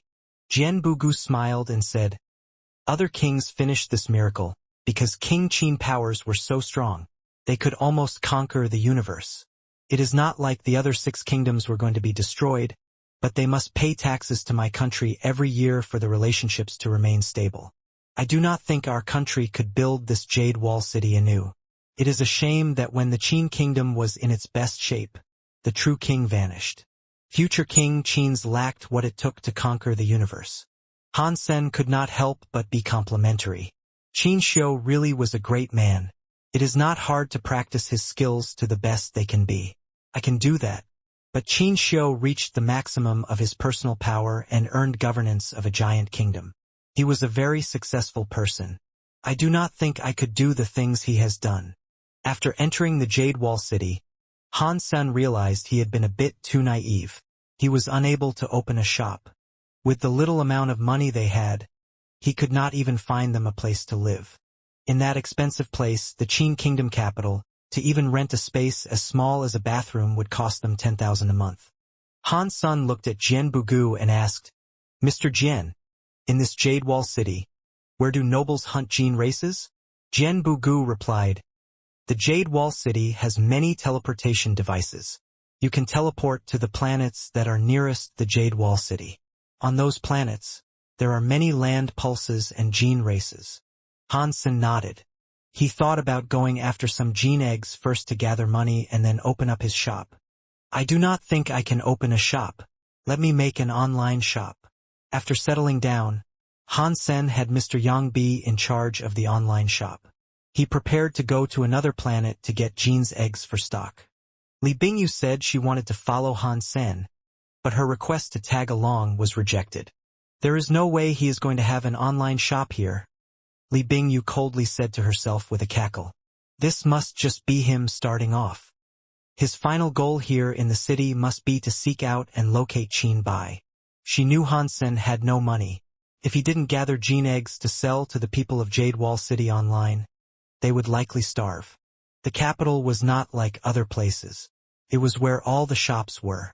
To be able to sell gene eggs there, it was usually only big nobles from fancy factions that had the chops to do so. They had land pulses to harvest. Running such an establishment alone was tough. Plus, Han Sen was only opening an online shop. He did not have the money to advertise his wares or establish a physical presence. He did not have a stable stream of resources either. To develop and make good on his intent, it was going to be a tough road. He would have been lucky not to lose money. Li Bingyu thought she would see Han Sen's online shop shut down very soon. If Han Sen came asking her for money, she would tell him her pockets were just as empty. That would likely push Han Sen to meet up with Qin Bai. Han Sen was looking up info on the Jade Wall City. He checked out the online shops that sold gene eggs, and he got an idea on which sorts of gene eggs sold well. When Han Sen arrived at the quantum teleportation system, he was so shocked that his mouth opened wide. The teleportation device was just like the ones in the sanctuary. Does that mean the teleportation devices in the sanctuaries actually came from the universe of kingdoms? Han Sen's face looked very weird. He knew that the Alliance's ability to create teleportation devices came from a technological solution derived from another civilization. In the past, he thought it was crystallizer technology. Seeing these teleportation devices, he noticed they were very similar. It was hard to believe there was not a connection. After paying the teleportation fee, Han Sen had a very familiar feeling. He arrived at a planet called Wuxia. Han Sen had conducted some research on this place. Planet Wuxia had some very weird gene races. The gene races were not hard to find, but the gene eggs were hard to locate. There was a Viscount gene race called Spirit Evil Eye. Its level was not high, but its combined skill could provide humans with X-ray vision. The Spirit Evil Eye's gene egg price was higher than Earl gene egg prices, but none were selling it. Of course, Han Sen did not plan on getting some Spirit Evil Eye gene eggs to sell. He thought the people who wanted the gene egg solely did for perverted reasons. Second, it was very hard to find the Spirit Evil Eyes. I will just get myself one to play with, Han Sen kept thinking as he walked. The Holy One White Deer was too eye-catching. There were many people around, so Han Sen did not ride it. He just walked slowly. He kept walking, trying to check out Planet Wuxia. With the information he had gathered online, not far from the west side, there was a place called Night Cry Valley. There were Viscount gene races that were native to the region. It was a gene race called 8-sound bug. On this hunt, Han Sen was on the prowl for an 8-sound bug. Just like Spirit Evil Eye, the 8-sound bug's gene eggs were very rare. They sold for a high price. The 8-sound bug's fighting power was weak, and the combined skill 8-sound did not do much either. Regardless, it made the music and voice of a human better. The universe of kingdoms was not all based around fighting. They had culture and entertainment. Therefore, that era had many musicians. A lot of young people wished to become a singer or idol. That was especially true of the nobles, who really enjoyed such forms of entertainment. An 8-sound bug was very important for singers. There were not many gene races with that type. There were ones at a higher level, but ordinary people could not afford them. The gene egg of an 8-sound bug was very rare, so their demand was higher. Night Cry Valley's 8-sound bugs were adults. They could not be tamed and combined, so no one was there capturing the 8-sound bugs. Han Sen thought Night Cry Valley would not have had any people there, for that place had 8-sound bugs. The area had no land pulses, and 8-sound bugs were difficult to catch. No one should have been there. Shortly after Han Sen entered the valley, he saw a woman. Her face was covered with a green veil. She was sitting atop a large rock in Night Cry Valley. Her eyes were closed. It looked as if she was resting. Han Sen saw her face and understood she was there to capture 8-sound bugs too. The 8-sound bugs only appeared in the valley at night. She was obviously waiting for dark. He believed no one should have been there, and so did the woman. She was just as surprised to see Han Sen arrive. Although he could not see her face, and she was wearing a very large robe that hid her body shape. Her eyes looked like autumn water. People were bound to believe that she was a very pretty person. Han Sen thought, maybe it's just her eyes that look good. Perhaps the rest of her face is ugly and weird. I don't see another reason as to why she might be hiding her face. If Han Sen knew who that woman was, he would have understood why she did her face as she such. She was one of the 3 big idols in the Big Qin Kingdom. She was called Feng Fei Fei, and she was titled the Phoenix Singer. In the Big Qin Kingdom, she was very famous. She had many fans. If she did not hide her face when she went out, there would be traffic everywhere. The Big Qin Kingdom's idols were not ordinary stars or celebrities. Back in the day, King Qin's singer Zhong Li Qing sung one song and scared off Zhao Kingdom's 10 battleships that sought to invade planet Chimo. It was the strongest one back then. Of course, that was because Zhong Li Qing had the ultimate gene race called Absolute Sound. The 3 big idols were not as famous as Zhong Li Qing, but they were only a little away from being that widely known. They were all elites who had god-class sonic element gene races. They were not just some singers or stars. In the universe of kingdoms, without the aid of powerful gene races, one was not able to reach the top in any way. Every profession's top-class people made the scariest elites. Feng Fei had come to Night Cry Valley for an 8-sound bug. The 8 sound bugs that had already hatched could not be perfectly tamed, but they could be used to create gene medicine that could moisturize the throat. For a singer, that was very good stuff. Of course, at Feng Fei's level, any ordinary 8-sound bug would not suit her. Before, she heard about Night Cry Valley possessing a rare, mutant 8-sound bug. She wanted to have a look around and check out the validity of the claim. So, she came to Night Cry Valley in search of that special 8-sound bug. Seeing Han Sen arrive in Night Cry Valley, Feng Fei was not too bothered. Even if Han Sen was there to catch 8-sound bugs, she did not believe he had the chops to beat her. Plus, she wanted a mutant 8-sound bug. She was not after any ordinary type of 8-sound bug. Feng Fei did not mind Han Sen being there, but Han Sen did mind Feng Fei's presence. With an outsider there, he was not able to freely use the Shen Yellow Sutra. If an outsider saw him turn a gene race into an egg, people would likely capture him for research. As Han Sen kept looking at Feng Fei, he came to understand she was not the type of person to mess around with. At least, that was just the feeling he was getting. He did not have proof that was the case. Seeing Feng Fei close her eyes again, Han Sen walked past her. He kept heading into the deeper recesses of Night Cry Valley. He wanted to keep his distance from her, so she could not see what he would be using. Normal people who were good at singing should have also had good hearing. Feng Fei was one of the good ones, and her body had a unique gene race. Although she did not open her eyes, Han Sen's movements were in her ears. In her mind, she pictured the scene of him and his movements. Seeing Han Sen not recognize her and walk straight into the valley, Feng Fei felt greatly relieved. If she had been recognized, she would have been troubled. She would have been unable to get the mutant 8-sound bug as she had hoped. If other people knew that the top singer and idol Feng Fei was fighting for an 8-sound bug with a commoner, even if she was there first, people would be talking about it a great deal. Feng Fei was not afraid, but it was still something that made her not feel very good. In fact, Feng Fei thought too much. Han Sen did not know about the mutant 8-sound bug. He was only there to catch an ordinary 8-sound bug. Han Sen walked into the deeper parts of Night Cry Valley. Although it was just nighttime, and the sky was not too dark, the further he walked into the valley, the darker the valley became. Inside the valley there were no big trees. There were just some small plants around, but the grass and the leaves were very long. They could have been a whole 3 feet tall. The reason the place was called Night Cry Valley was that the gene races there mostly appeared at night. One was unable to see them in the daytime. So, Han Sen walked deeper into the valley to find gene races. Strangely, however, he found none. He walked to the farthest point of the valley and reached a dead end. He decided to have a mosey about. He was far away from that woman now.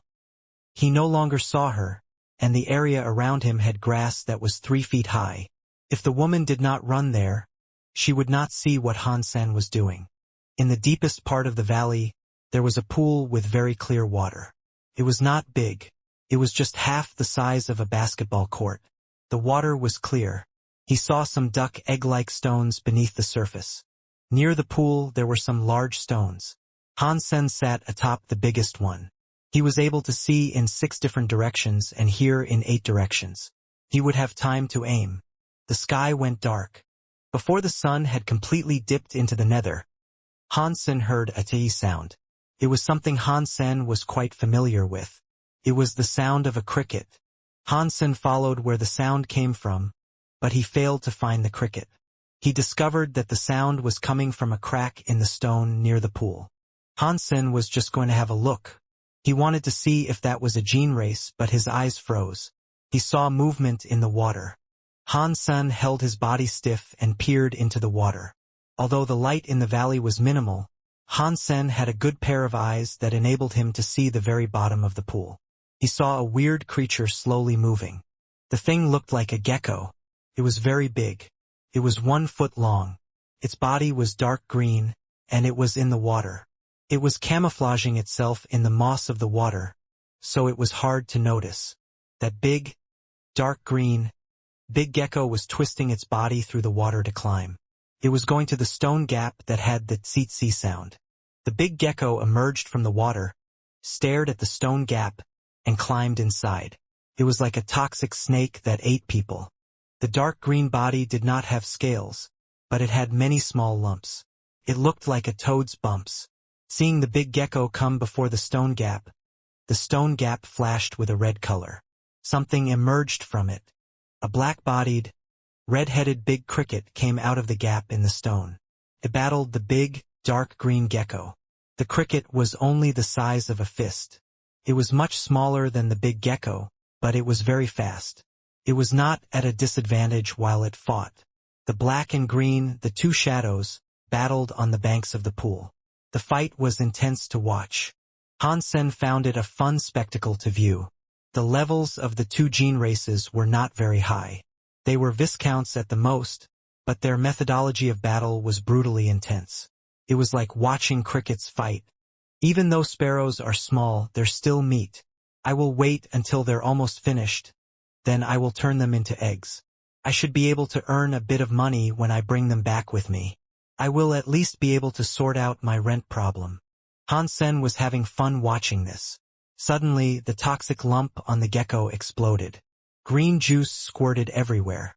It was like a blossoming flower spraying all over the cricket. The shell on the cricket's body looked as if it had been sprayed with acid. It emitted white smoke. It looked as if it was being corroded. The cricket went tsetse and fell to the ground. The gecko saw that its attack had worked, so it approached its enemy. The cricket struggled, trying to make its way back to the stone gap. The gecko's juice was far too toxic. Before the cricket was able to climb into the stone gap, the shell on its body was already being corroded. The blighter turned blurry and disgusting. It was not going to last. The cricket suddenly looked like it came back to life. Its back legs used some hidden power to make its bloody body leap and avoid the gecko's tongue. It entered the stone gap. It was injured badly, so it is useless for it to go back inside the cave. The gecko does not have to do anything. It will turn into bloody water soon enough. Hansen knew now was the time for him to act, but his pupils suddenly got small. The gecko was in front of the stone gap. Suddenly, a cold light beamed out of it. Before the big, dark green gecko reacted, it was turned into a stone. Huh? Does that cricket have the ability to petrify?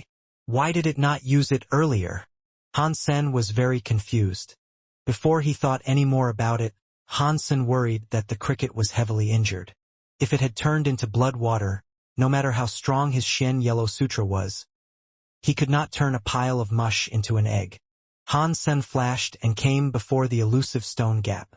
He cast his Shen Yellow Sutra to kick up a red light that struck the petrified, dark green, big gecko.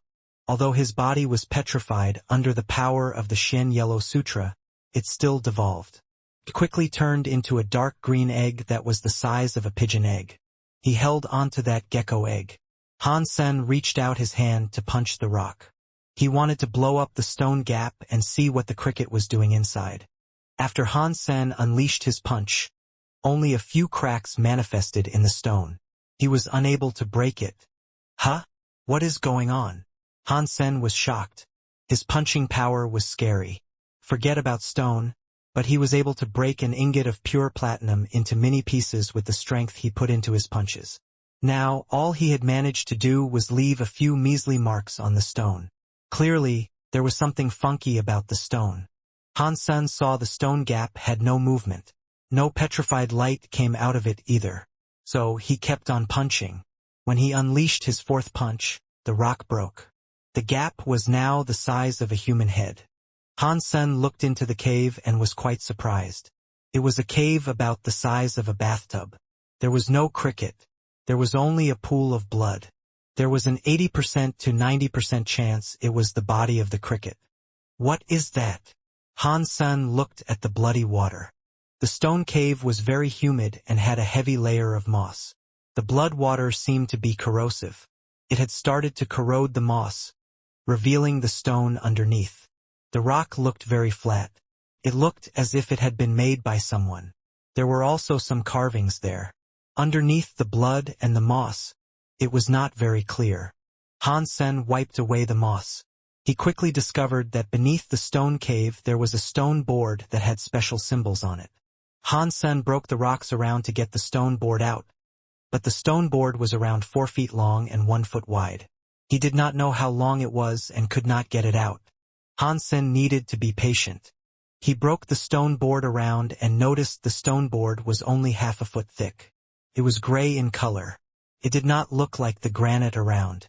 After being busy for a while, Han Sen finally got the stone board out of the ground. When he pulled out the whole stone board, he noticed it was not a stone board. It was a stone box. Han Sen tried to open the stone box, but there was no reaction from the box's keyhole. He used his hands like a knife to strike it. He left a few white marks on the stone box. This stone box is so weird. Han Sen thought it was still early enough that the 8 sound bugs were not yet ready to appear. So he took the stone box out and went to check out the cave again. He found nothing else. He used the stones to rebuild and hide the cave he had just discovered. Han Sen thought, that petrifying light probably did not come from the cricket. After all, it did not look like a stone element gene race. If that was not it, then it has to be the stone box. When I dug up the stone box, after all this time, why hasn't the stone box done anything? Although Han Sen thought he was very handsome, he did not think he was handsome enough for the stone box to treat him differently. What is the reason? Han Sen looked at the top of the stone box. There was still blood water the cricket had left behind. It had already dried up. Han Sen's heart suddenly jumped. This thing is not going to react after seeing blood, is it? Although Han Sen thought that way, he was not going to use his own blood for the testing. He looked around, planning to kill a gene race and see if he could use the gene race's blood to activate the stone box. Ding! Han Sen suddenly heard a sound that was like a harp string being plucked. Came from inside a bush. Han Sen looked into the sky. It was dark. A moon was now above the mountain. Not long later, Han Sen heard a harp sound in the vicinity. It was like someone was playing an old instrument. Sounded very nice. Under the night sky of the valley, it sounded very mysterious. Han Sen held his breath. His body was like it was petrified and unmoving. The 8 sound bugs could not see anything, but they were very sensitive to sound. Insects that were a few miles away could not hide from them. If people wanted to catch an 8 sound bug, they could not make a sound. Even the jump of a shocked heart would alert them. He needed to wait until they emerged from the ground and hit them when they were nearby. He could not claim another if they escaped underground. Han Sen controlled his body. He sat where he was like a stone. Not long later, from out of the bush, he saw a white light emerge from the leaves. In the nighttime, it looked like a firefly. Although Han Sen had watched a video online about the 8 sound bugs, compared to what he was seeing in real life, he was given a nasty shock. A butterfly, which was as small as a fairy, suddenly flickered like a white light that should have been the bug's body. Aside from its body just being a white slate and several wriggling tentacles, it was like a human. That thing was sort of like a mini butterfly. In the arms of the 8 sound bug, it was holding an instrument that looked like a lute. It did, however, have 8 strings. The 8 sound bug's fingers were playing the instrument to make many crunching sounds. The 8 sound bugs played very good music, but Han Sen did not have the time to admire it. He was going to use his Shen Yellow Sutra to get rid of it. He suddenly heard the sound of another instrument. This one was amazing. Did more 8 bug sounds come? Han Sen stopped moving. If he went to disturb the creature, the other 8 sound bugs would stop coming. Of course, not long later, a glowing thing emerged from the bush. It was a collection of 8 sound bugs. They played several different instruments in harmony with each other. There was not a single note played out of place. It was like a wondrous musical festival. Many beautiful 8 sound bugs were dancing out of the bushes. More and more of them appeared. Not long later, there were a dozen 8 sound bugs. Han Sen knew that Night Cry Valley had lots of 8 sound bugs, but he did not think there would be that many. It was just a small area, yet there were at least a dozen 8 sound bugs. Ding! The sound of another instrument was heard. This time, the instrument was different from the last one. When Han Sen heard this instrument, his heart felt a shock. He could not help but be entranced with an acoustic lust for it. In fact, after the instrument sound was heard, the dozen 8 sound bugs and their instruments came to a close. Han Sen looked to where the instrument came from. He saw there was a bunch of silver light flying around the spring water. It was an 8 sound bug glowing with silver light. He was not sure where it flew from, but it was now above the water. It kept flying around, playing the magical 8-string lute in its hands. Ordinary 8 sound bugs were white, but this 8 sound bug was a light silver color. Even the lute looked like it was made of silver jade. Its 8 strings glowed with a silver light. The very small fingers plucked and pranced gently across them. It was like the sound of a mountain spring playing in Han Sen's ears. It made his heart feel as if it was being cleansed. A mutant 8 sound bug? Han Sen felt quite happy about this. A mutant 8 sound bug was an incredibly rare find. He did not expect to find a mutant 8 sound bug there. Without hesitation, Han Sen's body exploded. He was like a shadow that came before the mutant 8 sound bug. His hand carried a red light as he struck the mutant 8 sound bug. Han Sen was just a normal guy. He did not know how to appreciate music. Grabbing the mutant 8 sound bug was more realistic. The mutant 8 sound bug was only Earl class. It was a little stronger than the average Viscount 8 sound bug. Before Han Sen, it was extremely weak. It was battered by the red light in a jiffy. Han Sen did not watch the result of his strike. His body flashed. He suddenly threw 10 additional punches, resulting in a dozen 8 sound bugs being struck by Han Sen's fists of fury. Including that mutant 8 sound bug, all the 8 sound bugs devolved into white gene eggs. The mutant 8 sound bug only lasted a few seconds before it was reduced to a gene egg as well. With this godly skill, I do not have to worry about not having any money to buy nice and spicy food. Han Sen put a dozen of those 8 sound bug eggs in his hands. They rolled around in his palm like pearls. He felt really happy about this result. While he was feeling this joy, the sound of torn space was suddenly heard. He turned around and saw the woman he had seen earlier in the valley. It was the woman wearing that green veil to hide her face. She hurried forth with white wings flapping, flying there from afar. Feng Fei Fei had been waiting at the center of the valley. When the mutant 8 sound bug appeared, she wanted to be the first to spot and catch it. When the mutant 8 sound bug instrument was near the pool, Feng Fei Fei arrived there in haste. She tried to be as fast as she could be, but she was too late. When she arrived, she only saw Han Senator. He had already put the eggs away. Feng Fei Fei broke space and arrived. She did not see a mutant 8 sound bug around. By only seeing Han Sen, she knew something was wrong. That is quite a coincidence. I heard the mutant 8 sound bug's acoustics echo through the valley a couple of times before. Why did it appear next to this pond this time? Feng Fei Fei looked around, unable to spy the presence of a single 8 sound bug. There was only Han Sen beside the pool. She guessed that Han Sen might have already killed the mutant 8 sound bug and felt grossly disappointed. Han Sen looked at her, but he did not say a word. He turned and walked out of the valley. Feng Fei Fei broke space and came before him. There had been too many big movements, so the rest of the 8 sound bugs were likely hiding in fear. They were done for the night. They probably were not going to show up for another few days. Feng Fei Fei thought about it but decided to stop Han Sen, who was on the cusp of leaving. Mister, did you hunt the mutant 8 sound bug? What mutant 8 sound bug? I have never heard of such a thing. Han Sen's face did not look as if it was gasping or anything. He said that and quickly went outside the valley. Feng Fei Fei was enraged. If Han Sen told her he did not catch a mutant 8 sound bug and said it had escaped, she could have accepted that. She knew she had heard the instrument of the mutant 8 sound bug from her position in the valley. Han Sen had been where the sound had come from. It was obvious was lying about the creature.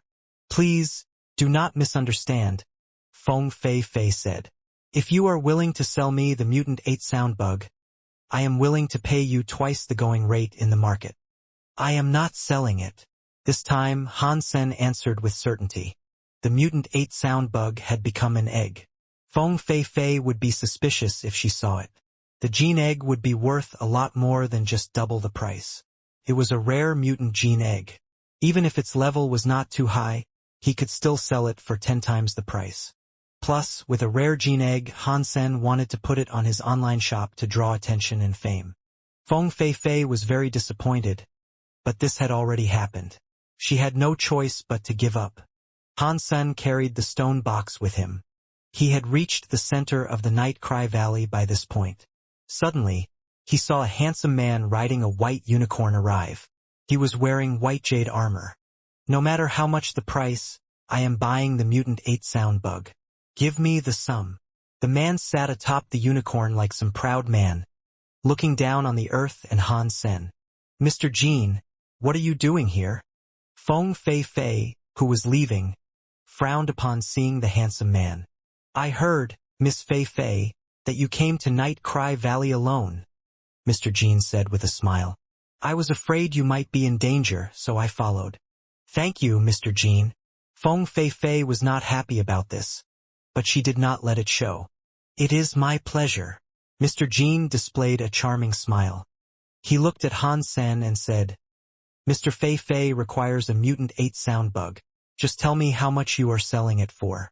No matter the price, I will not bargain or haggle. Tell me the price. Feng Fei Fei wished to say something, but she had already heard Han Sen was not willing to sell. She looked at Han Sen with shock. Feng Fei Fei looked at Han Sen with surprise. Rejecting the temptation of money was not difficult, but he should have considered it before rejecting Mr. Jean. Gong Shu Jean was the son of the Gong Shu Ban, who had the title of a genius. When he was young, he was already very famous in the Jade Wall City. He was not just very good at fighting since he had the talent of Mr. Gong Shu's landpull skill. He was not a very high-level officer of the Qin Kingdom, but his reputation was not something ordinary either. Mr. Gong Shu was a big mister in the Qin Kingdom, which was rare. God only knew how many nobles wanted to establish a good relationship with him. They wanted to hire him and have him locate land pulses for them. He knew a lot of people in the Qin Kingdom. Feng Fei Fei did not really like Gong Shu Jean, but she did not want to offend him. The primary reason for this was because of the position of the Gong Shu misters in the Qin Kingdom. Han Sen had just rejected him. Unless he had some sort of background that could strike fear in Gong Shu Jin's heart, with Gong Shu Jin's personality, Han Sen was going to find himself in a spot of trouble. Feng Fei Fei knew everyone who had some level of authority in the Jade Wall, but she did not recognize Han Senator. This gave her a shock. Han Sen was quickly leaving. Just a second later, he was gone from Night Cry Valley. Gong Shu Jin's eyes looked murderous, but it was just for 1 second. After that, his face was back to being pretty and soft. I was going to do something for Miss Fei Fei, but I was unable to do it, Gong Shu Jin said, as he walked before Feng Fei Fei. I feel so sorrowful and ashamed. It is fine, mister, Feng Fei Fei coldly said. I was just interested in a moment. I am not interested any longer. I will take you back. Gong Shu Jin sat atop his unicorn and performed a requesting gesture. He wanted Feng Fei Fei to ride with him. Mister, that is very kind of you, but I would still like to walk around by myself.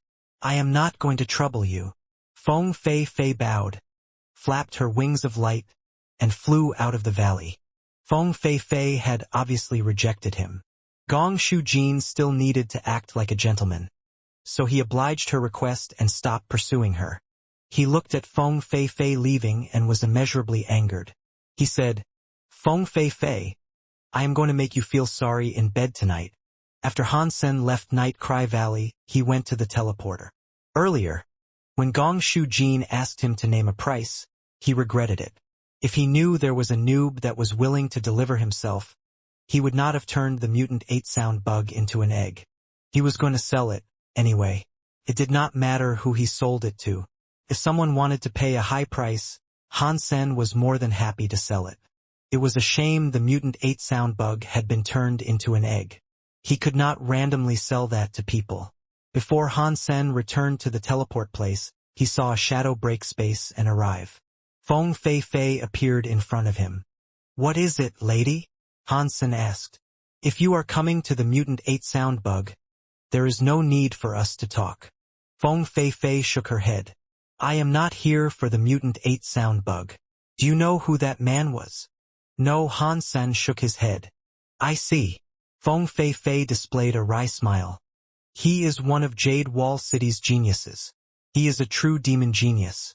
He is Gong Shu Jin. His father is the famous Gong Shu Ban.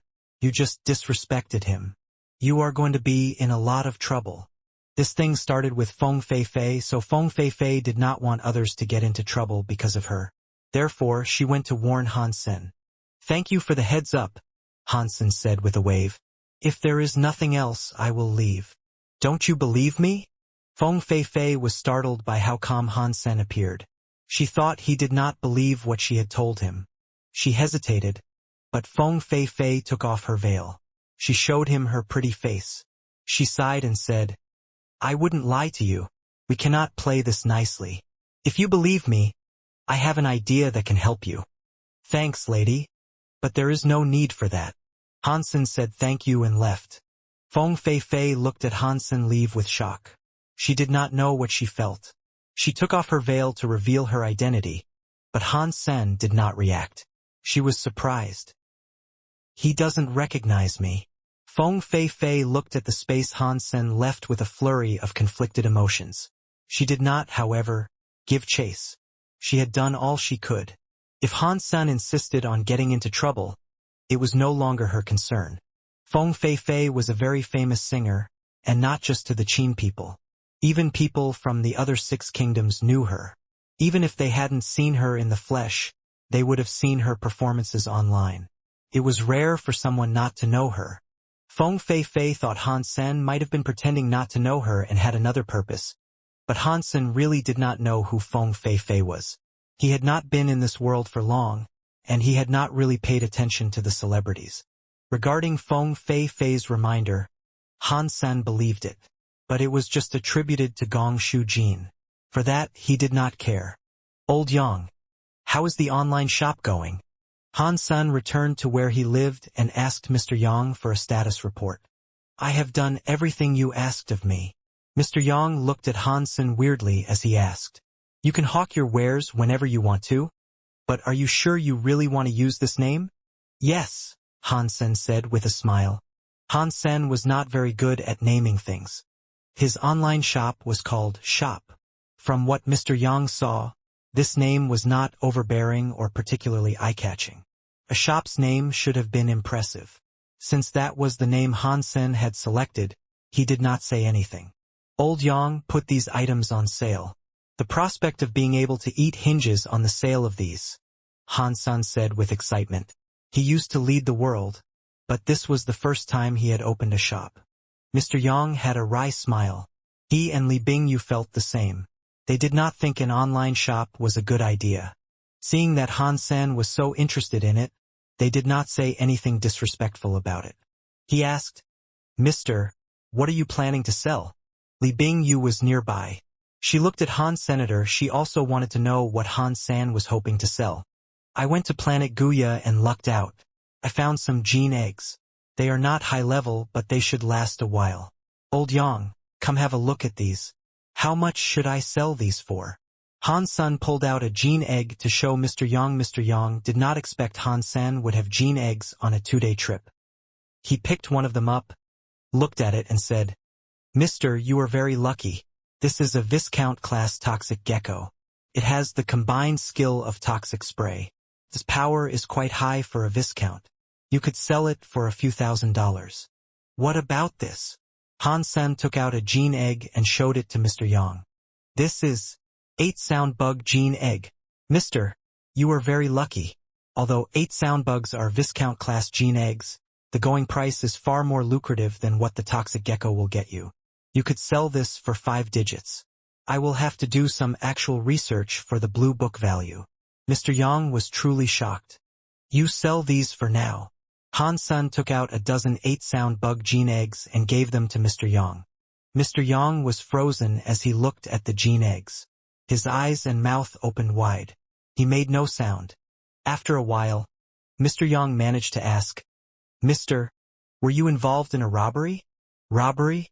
From where could I have possibly stolen these things? Han-sen took out a silver mutant 8-sound bug and tossed it to Mr. Yang.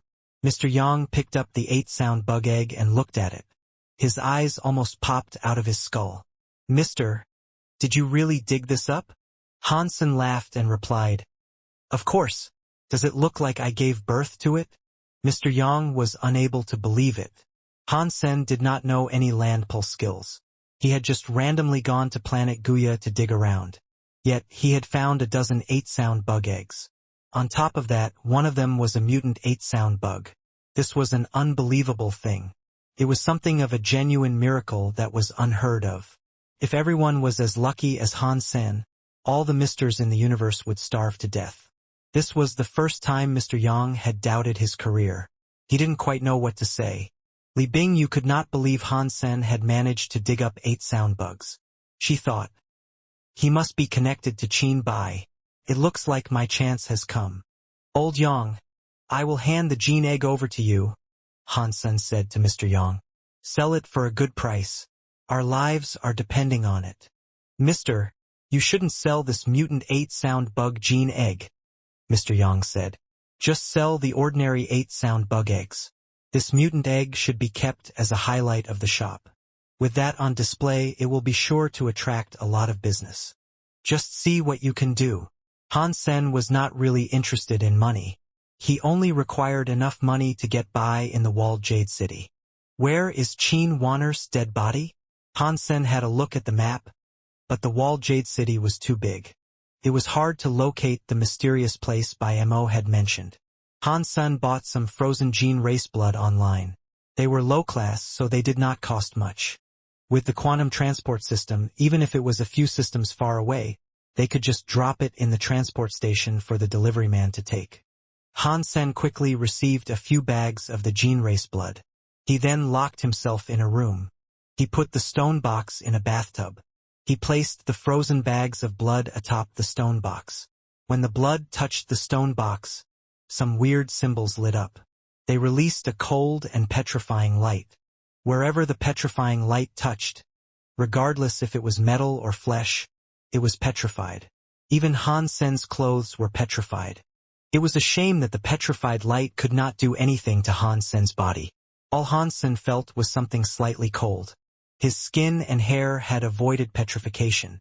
As more blood was poured onto the stone box, the patterns on the box appeared as if they could absorb the blood. All of the blood was absorbed by the patterns. Han-sen put many bags of blood inside the box. The blood color of the patterns started to appear darker, and the petrifying light grew stronger. When there was only one bag of blood left, Han-sen suddenly heard a catch a noise. The stone box opened. I wonder what is hidden inside there. Han-sen was very curious. He opened the stone box and was quite shocked. The stone box contained a circular stone that was the shape of an egg. There was a mouth on its top and 6 holes on its side. The entire stone was gray. All in all, it looked like a stone ocarina. The ocarina was an instrument, and he was no stranger to such an instrument. Ancient Devil had 8 generals, and one of them was named Xiang-in. She gave Han-sen an ocarina and taught him how to blow it. It was a shame that Han-sen was not very good with music. He tried to learn it for a while, but he never was successful. He only seldomly used it to entertain himself. Right now, he was seeing an ocarina. He held it in his hand and felt rather sad. When Xiang-in ascended, he had tried to find her but couldn't. That made Han-sen feel terrible. The stone box's petrified light was gone. Han-sen touched the stone ocarina, sighed, and said, Little big sister Xiang-in, where are you? It was an old stone ocarina. There were no patterns on it. It was a very rough stone ocarina that did not look very pretty. The stone ocarina's surface was not polished very well, and it was rather crude. It looked like something from ancient times. Han-sen rummaged through the stone box. Aside from that stone ocarina, there was nothing else to find. What a weird stone box. Whatever is inside, it cannot be anything normal. Han-sen looked to his left and then his right. Whatever the case was, He couldn't see anything particularly outstanding about the ocarina. After thinking for a moment, Han-sen put the stone ocarina next to his mouth and tried playing a song. He wanted to see if the stone ocarina possessed any special powers. As Han-sen blew into it, the ocarina did not play any sound. Aside from the wind, there was nothing. Weird. Why is there no sound coming from the ocarina? Han-sen looked at the ocarina in shock. He examined it for a while but did not see anything amiss. The stone ocarina was not damaged. It was like an average ocarina without any clogged holes. The fact that it was not producing any sound was strange. He again placed the ocarina next to his mouth. This time, Han-sen gathered his Shen Yellow Sutra and put a strong power in his breath. He blew into the stone ocarina. Woohoo! A very sorrowful ocarina sound was heard. Han-sen moved his finger to create different tones. After he moved his finger, Han-sen was surprised that the holes had started to produce smoke. The smoke gathered in the air and turned a white cloud. What is this? Han-sen stopped blowing the ocarina. He looked at the white cloud in the air. It looked like the cloud from the Monkey King. From outside, Han-sen suddenly heard the cloud starting to make a very vague sound. The sound was not very quiet, but it was still hard to hear. It was like a woman mumbling. It was like she was reading out a Buddha's chant. Who is in there? Han-sen frowned. He punched the cloud. The cloud broke around his hand. It vanished. The sound was gone. What is this thing? Han-sen frowned. He picked up the ocarina and started blowing it. The whole of the ocarina generated some smoke that arose to form another cloud. Han-sen leaned his ear forward to listen. Again he heard that same strange mumbling come from the cloud. It sounded close but also far away. It sounded very unstable. Han-sen listened to it intensely. Eventually his face changed. The cloud suddenly disappeared again. He quickly picked up the ocarina and played it to generate another cloud. This time Han-sen listened more carefully. After a while his expression looked weird. The sounds coming from the cloud were something Han-sen had heard before. They were the same sounds that had accompanied Golden Growler's golden door. No one knew what was beyond the golden door. Whatever was pulled inside it was dead. That much was certain. At least no one was able to leave when pulled inside. When Han-sen was standing before the golden door, he had heard a weird sound. It was like an ancient god was praying or reading the chants of the Buddha. It was just that Han-sen had not entered the door. He stood outside the golden door and listened, but it was never something clear. Now that he was trying to remember it, the sounds of the golden door were just like the sounds coming from the cloud. Han-sen just did not understand what the sounds meant. Many women loved shopping, even the three big singers, which included Feng Fei. She was browsing around in the virtual community. She was different from ordinary women. She did not have to buy makeup products. She was in search of the 8-sound bug. She had been unable to get an 8-sound bug from Night Cry Valley and could not be bothered going back there again. So, she planned on buying 8-sound bugs online instead. She wanted to create gene medicine for bolstering her throat. She searched for an 8-sound bug and sorted the results by price from high to low. Feng Fei did not care about shopping for a bargain. She wanted the best stuff, and that was that. A line of virtual products appeared before her. Feng Fei was used to browsing prices from high to low, but she froze upon seeing the first item. Mutant 8-sound bug egg? Really? Feng Fei clicked on the item. The photo of a mutant 8-sound bug egg appeared. It really is a mutant 8-sound bug egg. Feng Fei was very happy. In the virtual community, the shops scanned the real items. If there was a picture, one could bet their bottom dollar that it was genuine. When Feng Fei looked at the price, she frowned. The price was placed at the maximum. It was a healthy sum of 9,999,999. A mutant 8-sound bug egg was very rare, but it was just an Earl-class creature. That price was far too ridiculous to consider. Clearly, the shopkeeper was not going to sell it properly. Boss, how are you selling the mutant 8-sound bug egg? Feng Fei asked after contacting the person running the shop. Dear, the shop is selling it at the price listed. It is indeed available for purchase. You can feel free to order it at any time. We will have it delivered in 24 hours. If not, we'll pay you double. It was Jiang Shi. Mr. Yang was in charge of running the shop, but Jiang Shi operated the customer services. She worked really hard. Even if she received complaints, she never got mad about it. Jiang Shi and Yu used to be slaves. Now, they followed Han Senator. He did not treat them like slaves. Jiang Shi was very grateful for that. She tried to do her best with whatever task Han Sen asked them to do. I really want to buy it, so give it to me at the price you truly want to sell it for, Feng Fei said. Dear, I really cannot sell it to you for a lower price, Jiang Shi quickly said. That is as low as it can go. You can take a look at the other products in the shop if you would prefer. There are very economical Viscount Class 8 sound bug eggs for sale. They are of good quality and fairly priced. Their abilities are great too. Those were the lines Mr. Yang had taught her to say. She performed them very well. Feng Fei looked around. She saw the shop was selling ordinary 8 sound bug eggs. With her identity, the ordinary 8 sound bug eggs did not really entice her. If you really want to sell it sometime, why don't you send me a message? We can talk about the price some more. After saying that, Feng Fei put the mutant 8 sound bug egg in her shopping cart. All right, dear, Jiang Shi replied. Feng Fei was a bit depressed. She did not want to buy the mutant 8 sound bug egg for herself. She wanted to send it to her little niece as a birthday gift. Although Feng Fei had better sonic gene races, the level was too high. Her niece was too young. She could not combine with any high-level sonic gene races. The mutant 8 sound bug egg's level was not too high. Furthermore, it was a gene egg. If it hatched, it would be a baby. It did not tax the body too much, so it was suitable for a child. When the mutant 8 sound bug egg grew up and had an ultimate body, it would be very good to improve one's voice. It would be even better than a Marquise or Duke class gene egg. After all, sonic gene races did not only improve one's voice. Mutant 8 sound bugs did not do much in another direction. To improve one's voice, it was still a little bit worse than other sonic gene eggs. It is a shame the seller does not plan on selling it. Feng Fei looked at the shop's name. She planned to remember that there was shop called Shop. In Gongshu Manor, a worker went to Gongshu Jin's study. He bowed and said, Mister, the results of my investigation are here for your perusal.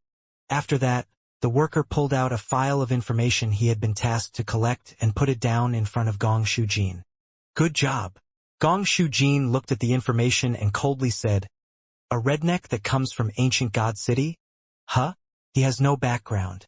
He has no faction. In that case, how dare he insult me, Gongshu Jin? I must teach him a lesson. If I don't, he won't understand what it means for many nobles to be under a prince's feet. Mister, people like that do not deserve you to take action. The worker bowed and suggested, Perhaps you should send someone else. You are right, Gongshu Jin said. I will let you handle it. Remember, you must bring the mutant 8 sound bug's body back complete.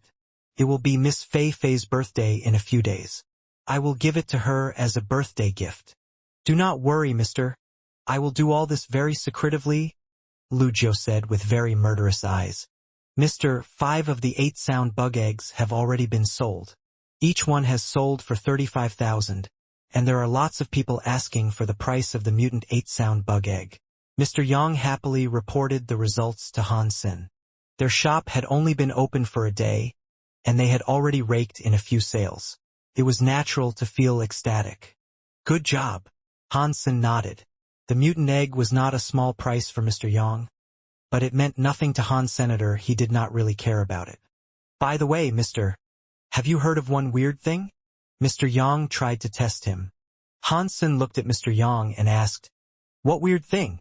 Mr. Yang looked at Han Sen and said, It was the 7th of the last month when the Jade City had a big earthquake. The king's family's temple was destroyed. Someone saw that the temple had a gold beam of light shoot into space. Mr. Yang told him about this because the 7th day of the previous month was when he and Mr. Meng had dug up Han Senator. He thought there was a connection between the two events. Really? Aren't earthquakes breaking big buildings normal? Han Sen quietly asked. Mister, it is normal for other cities to have earthquakes. But the Jade City is a space city that was man-made, Mr. Yang said. Why would there be earthquakes? After thinking for a moment, Han Sen asked, Where's the King family's temple? Mr. Ordinary people cannot go there, Mr. Yang quickly answered. There are lots of elites guarding it. Only members of the royal family can go there to pay their respects. They usually do that at some festival. Han Sen could not say anything. After making up his mind, he decided to go take a look. Mr. Yang did not know much. He provided him with some basic information. Although the king's Alpha Temple was heavily guarded, and there was a ceremony each year, ordinary people could not get close. The best they could do was film things from afar. So, there was a lot of information about it on the internet. Han Sen browsed and did some research on it online. He did so for a while and learned about the location of the king's Alpha Temple. He knew what the place looked like, so he knew what to look for. Why does this Alpha Temple look like the metal temple Tai fixed? Han Sen looked at the temple in the video and felt rather shocked. Aside from this thing looking older, the whole shape of the Alpha's temple looked like the metal temple. On top, the words Big Qin Alpha Temple were written and not just metal temple. Han Sen went to the temple He looked at the temple from afar. He wanted to sneak inside the temple, but it was not possible. Things were different now. Many places had fallen in the Alpha Temple. There were guards on patrol, but that very large Alpha Temple had many fallen areas that could not entirely be guarded. Han Sen did not dare get too close. He did not want to draw attention to himself. He merely walked around the Alpha Temple to get a proper look. He soon frowned. The security was too heavy around the Alpha's temple. There were all kinds of tools of observation, and he could not use GenoArts. It was for him to sneak into the Alpha's temple. Han Sen did not know if it was a mistake, but he felt as if the Alpha Temple had something inside it that was calling out to him. It made him yearn to enter. Unfortunately, he was unable to go inside. So, Han Sen abandoned the idea of entering the Alpha Temple. He would have to figure out another way some other time. On his way back home, Han Sen saw some snacks that looked as if they tasted delicious. He looked at the time and noticed it was almost lunch. So, he brought some home with him. When he arrived home, Han Sen called for Mr. Yang, Jian Bugu, and the others to come around and eat. Only Li Bingyu was not around. The five of them sat around the table while Han Sen presented them with some food that looked like a pie. It was for them to eat, but Jian Bugu suddenly stopped them from digging in. You can't eat this, Jian Bugu said. Han Sen put the pie near his mouth and asked Jian Bugu, I can't eat this pie? Jian Bugu nodded. In the universe, there are many gene races. No matter if they are at a high or low level, every gene race has a unique feature. If they are used well, even low-class gene races can be quite useful. There is a saying that there are only rubbish gene users, but there are no rubbish gene races. Are you saying that there are gene races in it? Han Sen frowned. Jian Bugu made the others put down their slice of pie. He went on to say, If I am not mistaken, there is an organ-eating bug inside the pie. If you consumed this, it would grow quickly within your body. They would eat all of your organs until your body was an empty carcass. Then you would die. Although this is just a Marquis gene race, over time many high-class God-class gene elites have died by eating these organ-eating bugs. The organ-eating bugs are a very rare gene race. I am not sure who you have managed to offend to be given this. These organ-eating bugs were meant to kill you. On top of that, there are 6 of them. Organ-eating bug. Mr. Yang's face changed. He knew how scary the organ-eating bugs were. Han Sen's face changed too. He was not afraid of organ-eating bugs, but the humans of the universe of kingdoms were different. There were many powerful elites here. With gene race powers, they could destroy the sky and ground, but their bodies were not too strong. It was just after being combined with a gene race that they could become a bit mightier. Compared to Han Sen, who could evolve his own body, that was a big difference. The organ-eating bugs would do nothing to Han's senator for Mr. Yang and the others. It would have been disastrous. Even if Jian Bugu had not known that and the organ-eating bugs entered his body, he would have been in a lot of trouble. Jian Bugu picked up the knife and cut the pie open. He pushed away the meat that was inside. There was a small little bug amidst the meat. It was the size of a sesame seed. If one did not pay attention, one would not notice it was there. Usually, no one opened their pie for examination before eating. Everyone looked terrible. Han Sen's face looked even worse. If Jian Bugu was not there, Mr. Yang and the others would not be in a good shape right now. Don't worry, the organ-eating bugs are scary, but they are harmless as long as they are out of your body. They will sleep and not do a thing. You are totally fine in their presence. Jian Bugu picked up the organ-eating bug from out of the 6 pies. The 6 bugs, which looked like sesame seeds, were placed in a bowl. Once there, they did not move. Han Sen looked glum as he asked, "Can you find out who did this?" Jian Bugu shook his head. "If we had a sky mirror gene race, we might be able to locate the master. That way you could find out who plotted to kill you. It is a shame that the gene race is very rare in the Big Qin Kingdom." Han Sen looked at Jian Bugu and asked, "What happens if they enter a body? Can their master feel this?" "The organ-eating bugs will be active in their bodies, and the master will feel them," Jian Bugu said. "Ordinarily, with the speed that the organ-eating bugs breed, they will be dead within 3 days. Their entire bodies will be hollowed out." Han Sen nodded. He picked up the 6 organ-eating bugs and walked outside. After he left, Han Sen put the 6 organ-eating bugs in his mouth and swallowed them. He kept walking outside. It worked. Lu Jiu was hiding near the hotel when he felt the organ-eating bugs get activated. He was overjoyed. Quickly, he felt the organ-eating bugs move, so he followed them. He saw Han Sen walk outside the hotel alone. He thought that was a bit weird. He frowned and thought, "Weird. Why are all 6 organ-eating bugs inside him?" He then thought it was all for the best.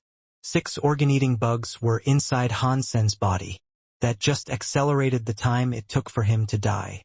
Lu Jiu did not think anyone could survive the consummation of the organ-eating bugs. Now he had no doubt about it. "Kid, you need to blame yourself for this. It's your fault for being cocky and offending Mr. Jean." Lu Jiu coldly laughed. He used the organ-eating bug's sense power to follow Han Sen. He still needed to claim the mutant 8 sound bug, so he followed Han Senator. He was going to claim the mutant 8 sound bug after Han Sen died. Lu Jiu felt the organ-eating bugs quickly breeding inside Han Senator. There were so many of them. But he was shocked.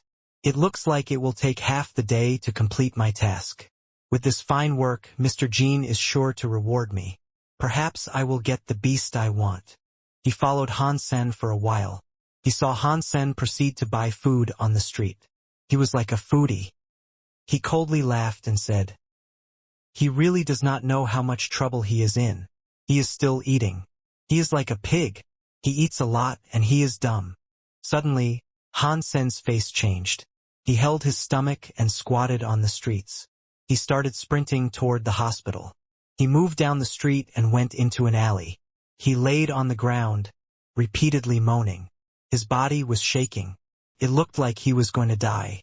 Seeing that no one else was in the alley, Lu Jiu thought it was perfect. He did not need to hide. He went into the alley and approached Han Sen.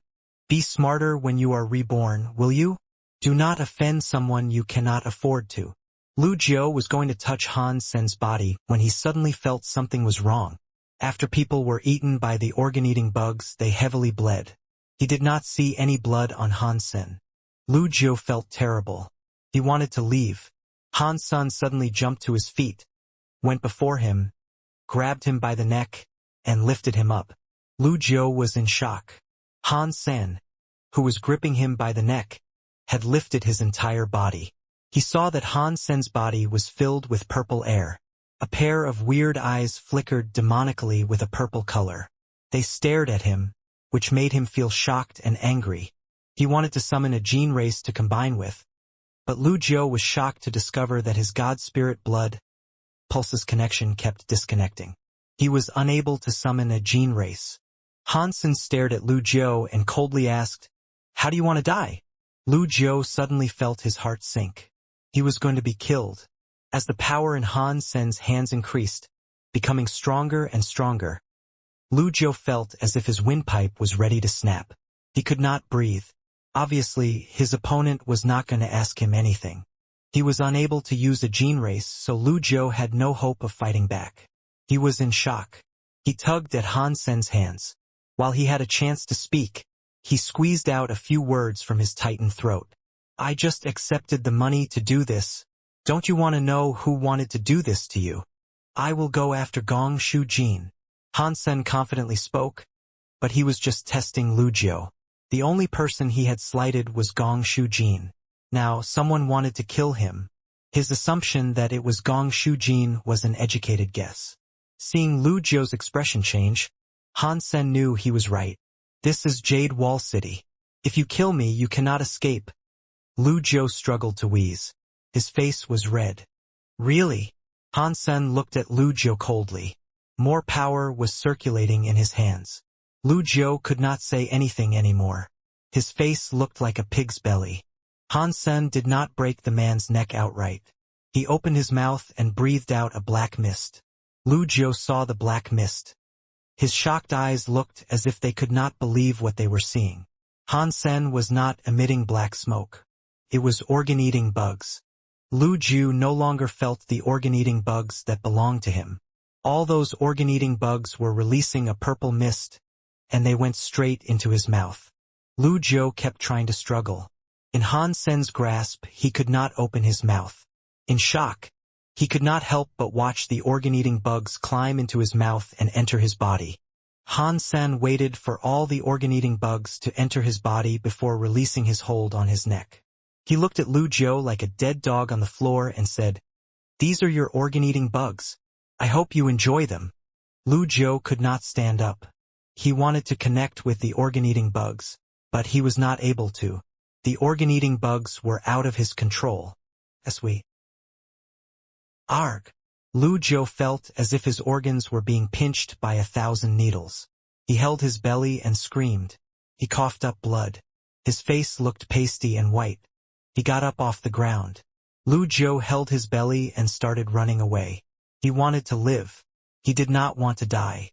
He thought about his organs being eaten by those organ-eating bugs and how that was such a painful way to die. After thinking about it, Lu Jiu only wanted to run away. He was suffering from the organ-eating bugs as he ran back to Gongshu Manor. Blood kept spilling out of his mouth. Han Sen coldly watched Lu Jiu leave. He did not stop him. Previously, he had thought Lu Jiu might have been lying. In a moment of life and death, no matter how strong that person's will was, there was always a flaw to discern. Plus, Lu Jiu was not someone with a strong will. In the universe of kingdoms, humans did not really count on their bodies. They depended on power. Most humans did not have a strong will. Lu Jiu was half falling as he ran back into Gongshu Manor. When the guard saw Lu Jiu's face, he was shocked. He held Lu Jiu and asked, "Mr. Lu, what happened to you? Take me to Mr. Jin." Every time Lu Jiu opened his mouth, black blood dribbled out. There was also some meat. The guard held him and took him into Gongshu Manor. Not far away from the Gongshu Manor, Han Sen watched from an alley. He coldly smiled. Mr. Lu came back. Gongshu Jin was watching people dance in the garden when he heard a guard calling out for him. Before he spoke, Lu Jiu came stumbling into the garden. Gongshu Jin smiled. He was not happy. Lu Jiu's behavior was very rude. When he saw Lu Jiu's face, his expression changed. He saw Lu Jiu was entering the garden shaking and with a mouth full of black blood and a wet chest. His face was pale and his eye sockets were black. He looked like a zombie. Mr. Save, blurg. Lu Jiu ran to Gongshu Jin for help. When he was 9 feet away, his mouth filled with black blood and decomposing organs. They spilled out like blood rain that went everywhere. Lu Jiu's body leaned forward. His eyes were popping out of their sockets. His hands reached in Gong Shu Jin's direction as if he was asking for his help, but he had no more life force. Gong Shu Jin was shocked and angry. He watched Lu Jiu die with his eyes open, staining the garden with his blood. His face looked like it had a pair of 10,000-year-old eyes. Han Sen went back to the hotel. He saw Jian Bugu and Mr. Yang waiting for him in the living room. He walked in and asked, "Is there any way for us to prevent harm from a gene race?" He was not afraid of organ-eating bugs. but he knew the people next to him would be harmed. Fortunately, Jian Bugu was there this time. What if he was not around the next time? This time, organ-eating bugs had been used. Next time, it was likely to be something scarier. There was a chance it would be something his body could not block. Mr. Yang was silent a moment before saying, There is a gene race called Listen. Can identify gene races. If you get close to a gene race, a Listen can find out about it. But these Listens are just a legend. No one has seen any before. There are gene races with similar power. If their levels are too low, they can only sense other low-level gene races. They cannot sense all the gene races. It would be very rare. Han Sun looked at Jian Bugu, who nodded and said, That gene race is very rare. If the level is too low, it would not do much.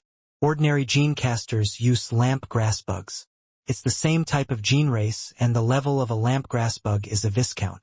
They can only detect Earls at the most, and it is very weak when it comes to water element gene races. Even with a lamp grass bug near, you cannot sense a Marquis organ-eating bug. After pausing, Jian Bugu went on to say, There is a gene race that can sense a lot of things. Although it is just king class, if a god class gene race entered the area, it would be able to detect its presence. It's just that this gene race's gene eggs are very rare. From what I know, Lu Shi's shop has a few, but they are wild adults. They can put them in the house, but they cannot be brought around. That does not do much. Han Sen felt quite tempted after hearing that. What is that gene race called? Jian Bugu thought about it and said, I remember it was called a pure light salamander. It is a gene race that only appears next to the Holy Light River. It is a born king-class race, but most of its powers are not strong. Even a duke-class gene race can easily consume it, but it is very good at sensing gene races. Before gene races get close to it, it starts to run. It can be very difficult to catch, and the gene eggs of pure light salamanders are extremely rare. As far as I know, Jade Wall City only has 5 pure light salamanders. 3 of those belong to the palace. It will be very difficult to claim a pure light salamander egg. Han Sen made up his mind. He had to get himself a few pure light salamanders. Wild pure light salamanders did not make much difference to him other than finding the gene eggs. With a pure light salamander in his sights, he would at least feel safe. He did not say anything more. If Lu Shi's shop had a pure light salamander, he would just go and buy a few. Mr. Jian, in the top-class gene races, are any gene races that have blue blood? Ever since Han Sen had reached the universe of kingdoms, he realized the humans there did not train their bodies. Their blood was red. Qin Shou's body had blue blood. There was an 80% chance that he had gotten that by combining with a gene race.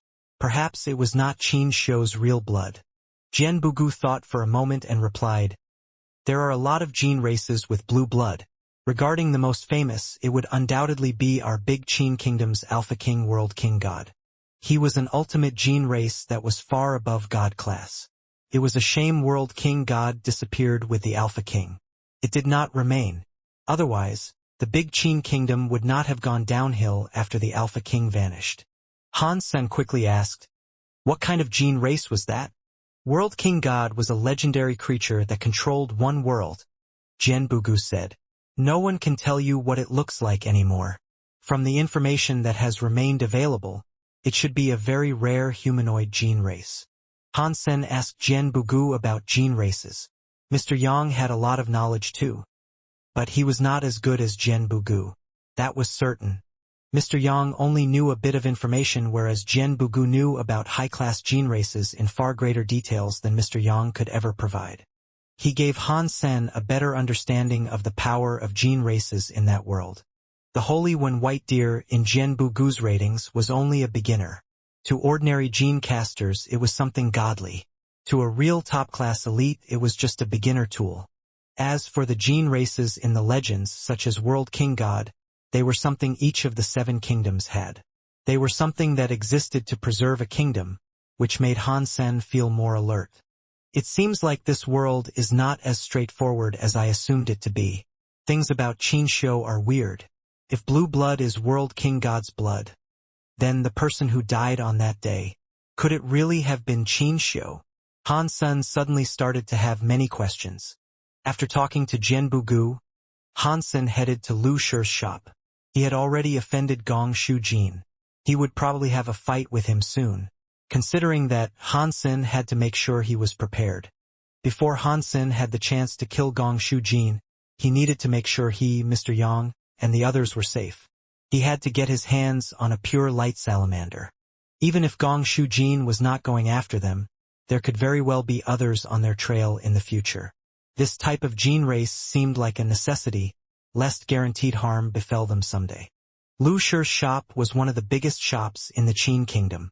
It conducted business across the entire universe. Gene races and gene eggs were just one portion of its business. It had all kinds of other shops in the big cities. Lu Shi's shop did not have online ordering. People had to go to a store in person to buy something. Even so, Lu Shi's shop was still the best in the Qin Kingdom.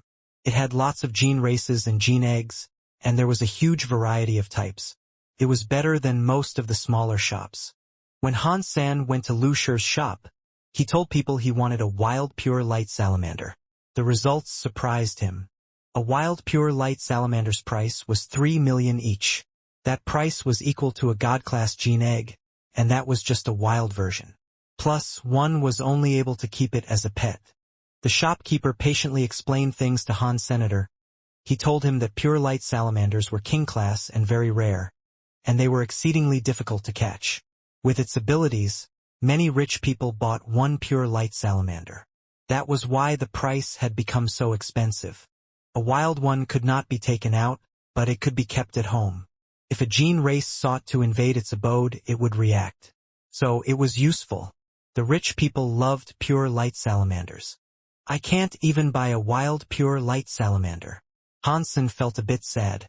He counted all his money. He didn't have enough to even buy a wild pure light salamander. There was no way he could afford a gene egg. No way. I will just have to go to the Holy Light River to catch a pure light salamander. Han Sen returned to the hotel and looked up information on the Holy Light River and pure light salamanders. Catching a pure light salamander was not easy. The Holy Light River was back on planet Wuxia. Han Sen had been there, but he had remained in a safe zone without any high-class gene races. Holy Light River was different. It was in a region dubbed the Dead Zone of planet Wuxia. Holy Light River was a mysterious, super land pulse. After a billion years, Holy Light River had created many scary gene races. God-class gene races always appeared in Holy Light River. Even many of the Qin Kingdom's top-class elites did not dare go to Holy Light River. The pure light salamanders appeared on the banks of Holy Light River. They were amphibious but spent most of their time in the river. They seldomly ventured ashore. Holy Light River was very dangerous, and the pure light salamander could sense the presence of other gene races. If humans used a gene race before they got close to it, the salamander would escape deep into Holy Light River. If people did not combine themselves with a gene race in Holy Light River, it was practically a death wish. Therefore, capturing a pure light salamander was not easy. These were difficulties that would not hinder Han Senator. He decided to go to Holy Light River. Before he departed, he warned Mr. Yang and the others that before he returned, no one should leave the hotel. He also had Jian Bugu do his best to take care of them. That was Jade Wall City. Even Gong Shujin could not murder people on a whim. He had to use gene races to assassinate them. If Jian Bugu was there, it would be difficult for him to do so. As long as Mr. Yang did not leave Jian Bugu's sight, he would be fine. Plus, Gong Shujin's ultimate target was Han Senator while Han Sen was gone. Gong Shujin would not be interested in Mr. Yang and the others. After Han Sen left the hotel, he felt as if he was being followed. He entered planet Wuxia. The news was quickly received by Gong Shujin. Gong Shujin looked murderous. He coldly said, "Very good. Holy Light River was on the highest highland on planet Wuxia called Miladiya. It was the highest river there. It had the name River in the Sky. The number of people that dared to go there were few. The entire length of Holy Light River was a few dozen thousands of miles long. It had countless smaller rivers branching off it too. Wherever the river reached, it was in proximity with a super big land pulse. In the past few billions of years, God only knew how many gene races had been birthed by it. The gene races there were not just high level. They evolved a lot. The scarier thing about it all was that there were many different types of species. They all had weird powers and people could not predict them. Although Han Sen's body was strong, he was suppressed by this world. His detection senses were slow, so it was hard to discover rare gene races before they disappeared. One branch of Holy Light River, called Little Piano River, had a teleport station. After Han Sen exited the teleport station, he headed for Little Piano River. The pure light salamanders lived in the areas that contained shallower waters. People seldomly saw them chilling on the shores, but they were very rare creatures. They were difficult to find in any position. Little Piano River was very cold, and there were not many people there. Due to the fact it was so dangerous, few people ventured there. With great care, Han Sen proceeded. In no time at all, he saw many gene races. In the sky, there were many avian gene races in flight. In the very clear river, Peking ducks and swan-like gene races were playing around. He also saw a gene race in the river that looked like a giraffe. On both sides of the river, he could barely see loads of weird small beasts and bug-type gene races flying. There were too many gene races there. Although most of them were low-level and not harmful, who knew if there were more dangerous types just lurking in wait? Han Sen did not know much about gene races. He did not know which were dangerous and which to look out for. Before he went there, he had bought a book about gene races. When he arrived, he noticed that the book did not help him as much as he thought it would. There were too many gene races. In only a few moments, he had seen a few dozen types of them. If he had to check them all out, it would take him an entire day. Because his body was invincible, and he had the blood ghost spirit, Han Sen could just gnash his teeth and get on with it. He headed for Little River Piano and dived in. He followed the river and checked around the bank, hoping to find one of the pure light salamanders. Han Sen did not summon a gene race because the pure light salamander was very sensitive to gene races. With gene races all around, Han Sen was unable to see the pure light salamander. Even if there was one nearby, it would have left already. Fortunately, not all gene races like to attack humans. Most gene races just let humans be. Some gene races were even scared of humans. When Han Sen got close to them, they just ran away. It looks like Holy Light River is not as scary as the stories claim it to be, Han Sen thought. A group of black swans was swimming atop the river. The surface shared the same color as the sky. It was like the sky and the sea had blended. The black swan looked as if it was swimming in the sky. The smell of the grass, woods, and flowers were in his nose. They made Han Sen feel very cool and comfortable. It was a shame that the entire way, he had been unable to find a trace of a pure light salamander. Han Sen had to keep walking, flicking through the book in search of a rare gene race. He could still turn those into eggs and sell them. He was unable to find a pure light salamander the whole way. If he could not do that, he would have to earn a lot of money to spend a lot of money at Lu Shi's Emporium. At least, he could purchase a wild pure light salamander there to turn into an egg. After half a day, he had been unsuccessful in getting anything. There were many gene races, but most of them were worthless. Han Sen could not be bothered to bring any of them home with him.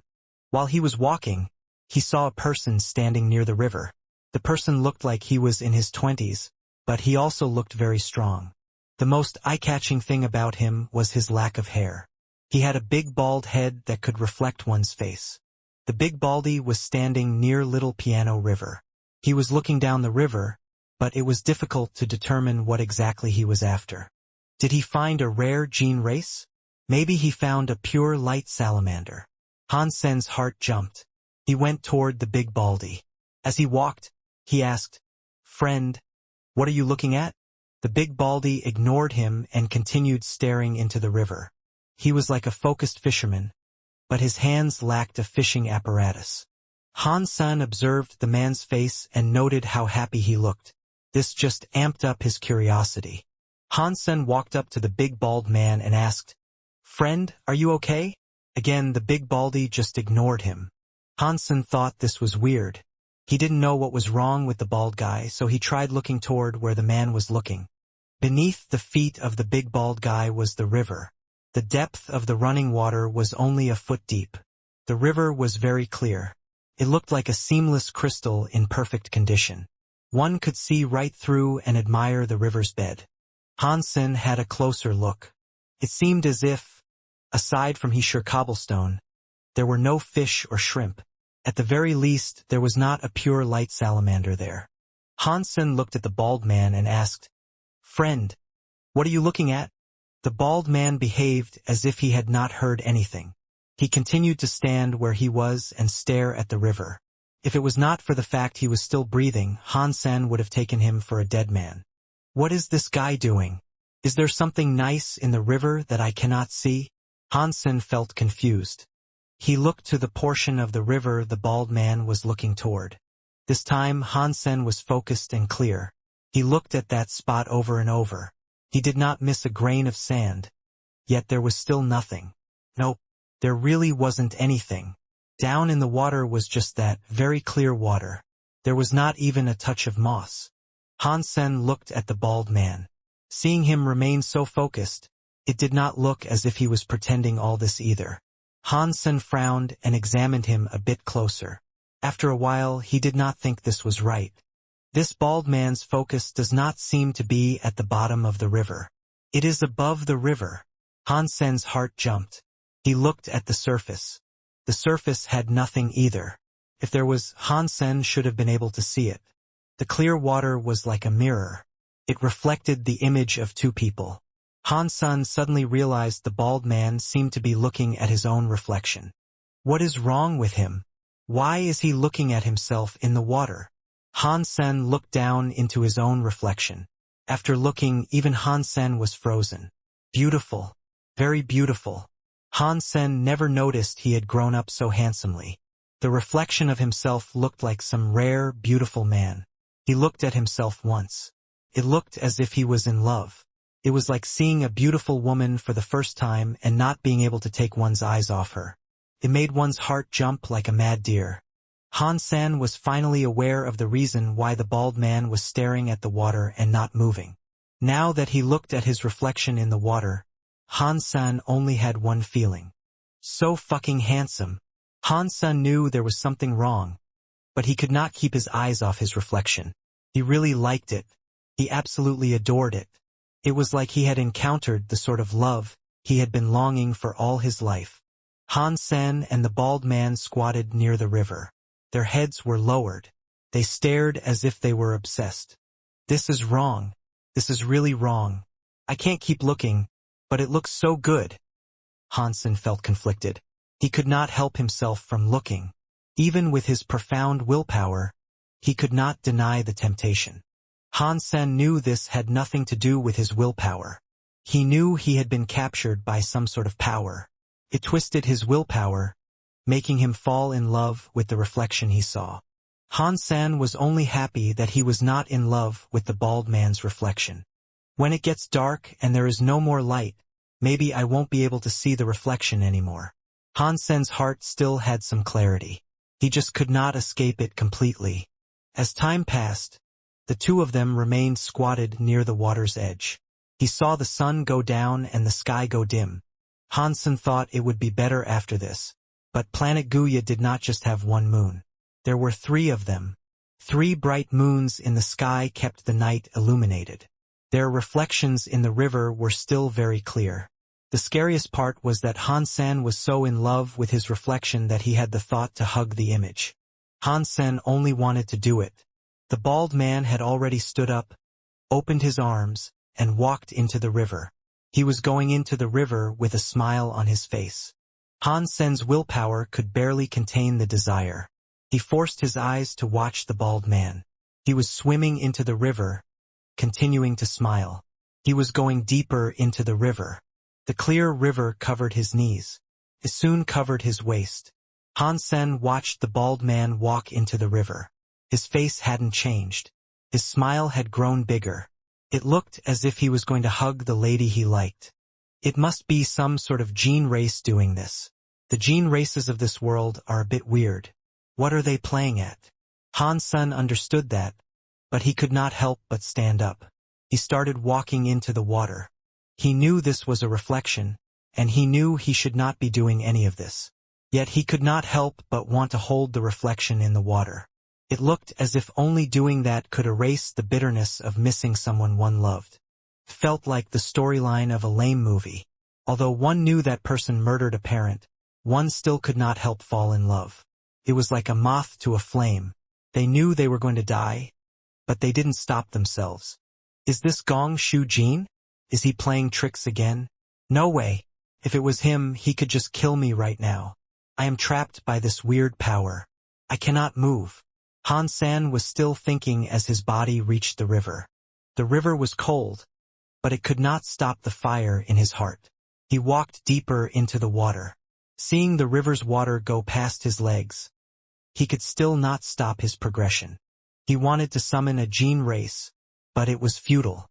People who were in love could never raise a sword to their lover. It was not because he couldn't. It was because he did not want to. Although Han San knew this kind of unwillingness was not his true will, he could not deny it.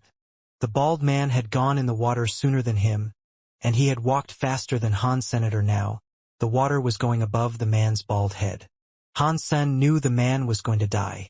Humans in this world did not have a strong body. Without the help of a gene race, he could not survive underwater for a long time. Han Sen knew he would be fine. Even if he was tricked into the water, he could live just fine. If he was supposed to be drowned, it would be impossible for that to happen. I would like to see what other tricks you have. Han San quickly walked farther into the river until the water went above his eyes. He could no longer see his reflection. Even though the reflection had disappeared, he was not set free. Under the water, he saw someone in the river. It was someone who looked exactly like him. He was smiling deep in the river. Han San could not help but walk toward him. He walked deeper into the river. Han San saw the bald guy ahead of him look terrible. His mouth kept producing bubbles. He was obviously filled with water and no longer capable of breathing. He was going to drown very soon. Even so, the bald man's face still displayed happiness. But that happiness looked extremely scary. It was like the smile of the reaper. Han San frowned. Although he did not know that bald man, he was not an enemy. He did not want to watch someone of his same kind die in front of him. Han Sen wondered if he should break the restrictions of the world when he saw a weird light. Han Sen looked toward it. He saw a blurry light appear under the river. It was like there was a giant gem glowing beneath the river. The shadow that was enticing Han Sen forward was the light under the river. Han Sen looked at the light. It started coming into focus what that light was. It was a giant shell. It was creamy, white, and transparent. It looked as if it was made of jade. The giant shell was open. When Han San looked at the shell, the shadow was inside the shell. It looked like it combined with someone in the shell. It made Han San put his love into that shadow. At last, Han San saw what the shadow in the shell was. It was a graceful woman. Her body was inside the shell. Her hands were holding her breathtaking cheeks. She was wearing a veil that was half-transparent. It waved in the water. It made her body look extra sexy. The woman was just lying on the side watching Han San from her position on the shell. She said nothing and did nothing, but Han San was like a moth flying to a fire. He walked toward her. It was like she was someone he had loved for 1,000 years. He wanted to hold her and tell her how much he loved her. The bald man in front had already passed out. It was unknown if he had just drowned or what. His body was floating and sinking because his stomach was bloated like a ball. Han Sen was still enticed by the power. He walked to the shell woman. Her eyes looked like they could speak. It was like they were saying, "Come, my husband and lover, come to my embrace." Han Sen's heart had a dangerous feeling. His love for the woman was growing.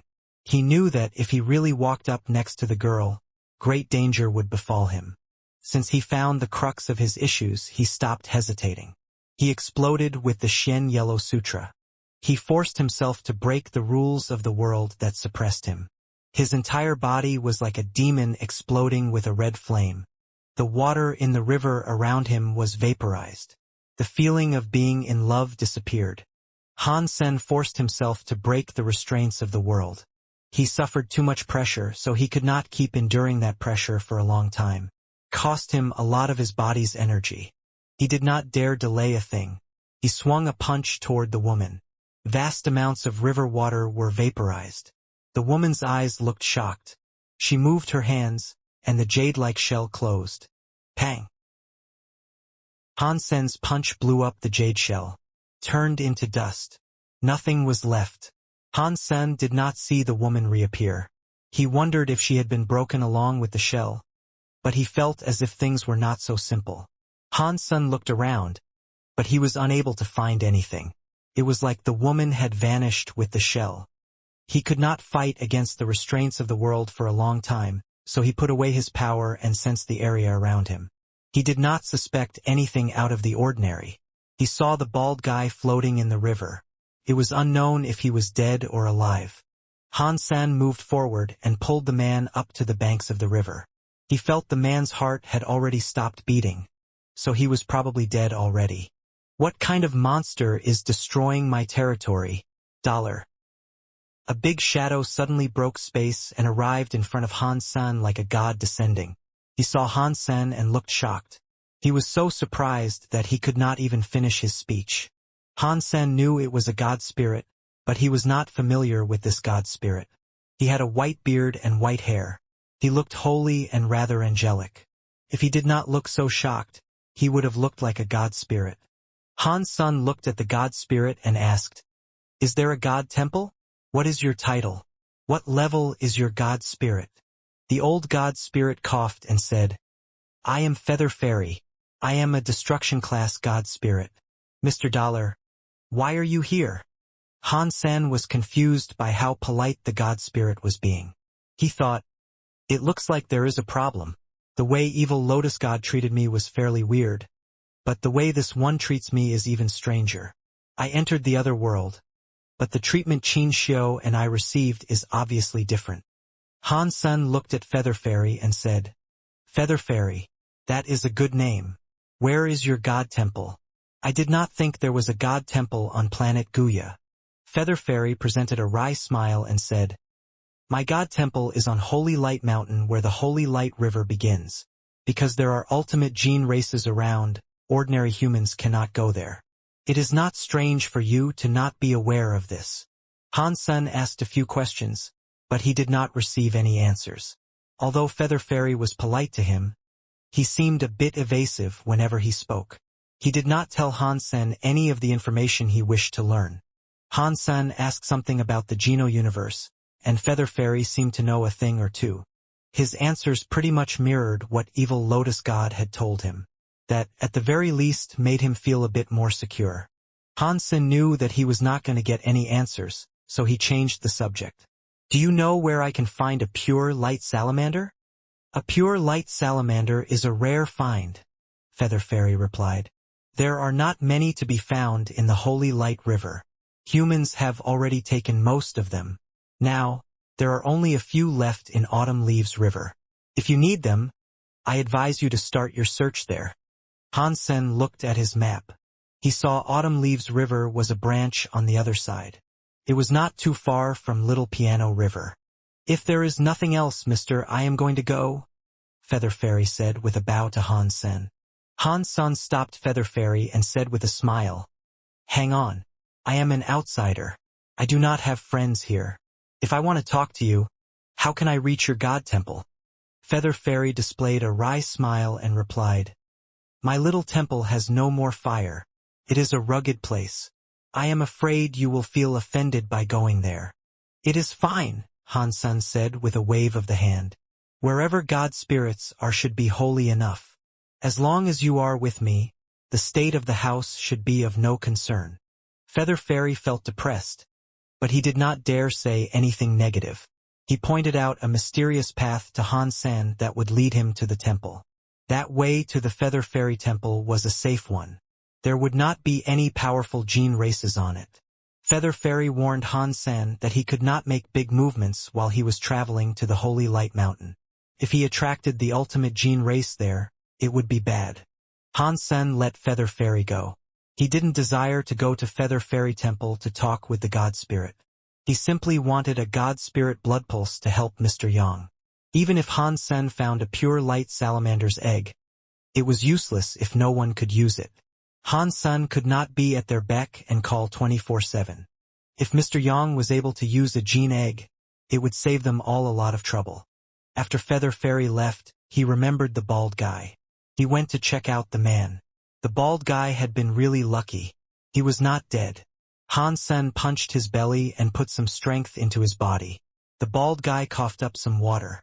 His heart started to beat. He woke up. You saved me. The bald guy opened his eyes and appeared to be in shock. When it was daytime, Han Sen had called toward him. The man had been conscious. After it was dark, he had lost his will. At least he had seen Han Sen before. I guess, Han Sen casually replied. He was going to leave after seeing that the man was fine. Don't go yet. My name is Xia Yufei. People call me Bald Guy. You can just call me Bald Guy. How did you handle that gene race? Was that gene race a big sky demon? Bald Guy kept talking as he followed Han Sen, trying to get close to him. What big sky demon? Han Sen asked. The gene race that ensnared us. It was such a powerful amount of lust it used on us. It sounded like the legendary gene race Big Sky Demon. It has the power to control desires. It is one of the greatest gene races in the world. Haha, that was a very powerful and scary gene race. If it hadn't been, how would I, Bald Guy, be tricked? You did not see that gene race, so did you manage to get rid of her? Bald Guy was very big. He was quite scary and kind of like a gangster leader. He was also very annoying. He kept on talking. I did not see any big sky demon. Han Sen shook his head. He thought there was something wrong. Based on the bald man's description, the woman he had seen really did look like the big sky demon as described. If it really was a big sky demon and Bald Guy said it was so powerful, it did not feel as if it would be so easily killed. Han Sen subconsciously looked at the water. It made his eyes smaller. In the reflection, he no longer saw himself. He saw the face of the woman smiling at him. Han Sen threw a punch into the water. The water exploded. The woman's reflection shattered with the waves. In between the shattered waves of water, he saw the woman twist her smile. When the water's surface was calm again, Han Sen had another look. The reflection in the water was his face. He was not seeing the woman again. Han Sen knew this was not over yet.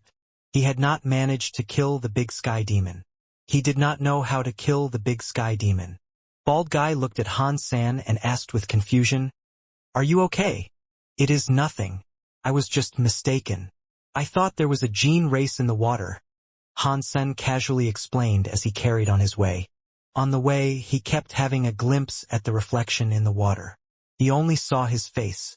The big sky demon was not revealing itself again. Bald Guy followed Han Sen and asked, "Brother, where are you going?" Han Sen did not answer. He frowned and asked, "Why are you following me?" Bald Guy smiled. Holy Light River is a dangerous place. It is good to have more people so you can watch out for each other. Are you going to hunt gene races or dig up gene eggs? If you are, I can help. There is no need for any of that. Han Sen rolled his eyes and readied himself to leave. He had seen people who were shameless before, but he had never seen someone this bad before. He was the one who had just been saved, yet he was talking like that. That was a rare sort of genius. "That is fine," Bald Guy said. "What is your name? I remember all the handsome men in Jade Wall City, but I have never seen you before." He was obviously not very shy. He was happy asking Han Sen all sorts of questions. "If you do not leave now and you encounter danger again, I will not save you," Han Sen said. Bald Guy thumped his chest and said, "If it is not some scary existence like the big sky demon, it cannot do anything to me.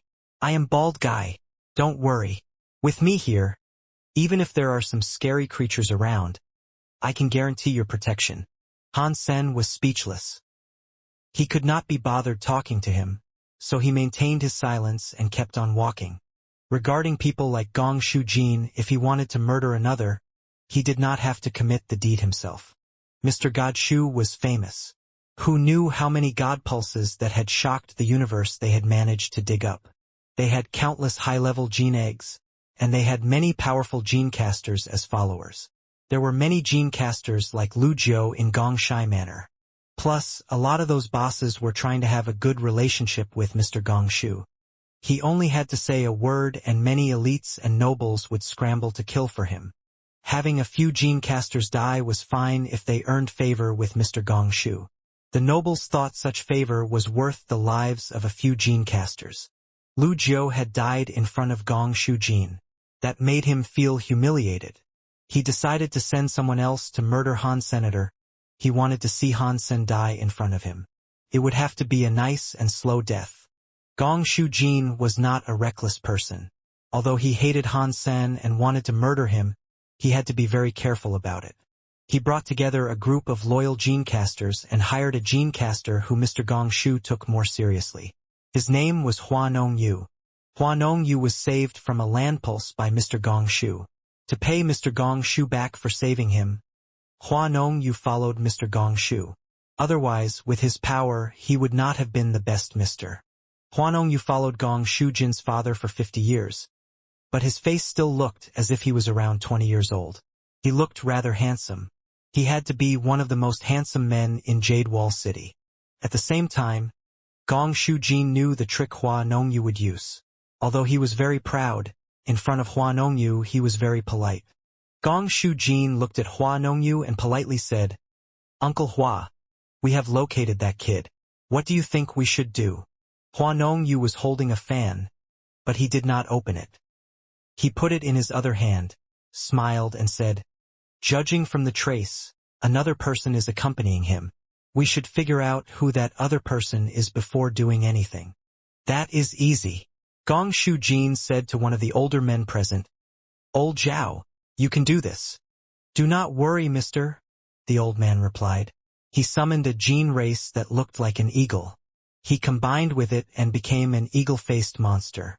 He flapped his wings and flew into the sky. He was headed to Han Sen's location.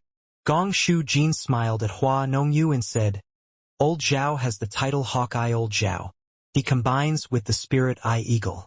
It is king class, but it is very powerful. It can enable your vision to see an ant that is 100 miles away. It is very good for investigative work." Hua Nongyu nodded. He smiled and did not say anything.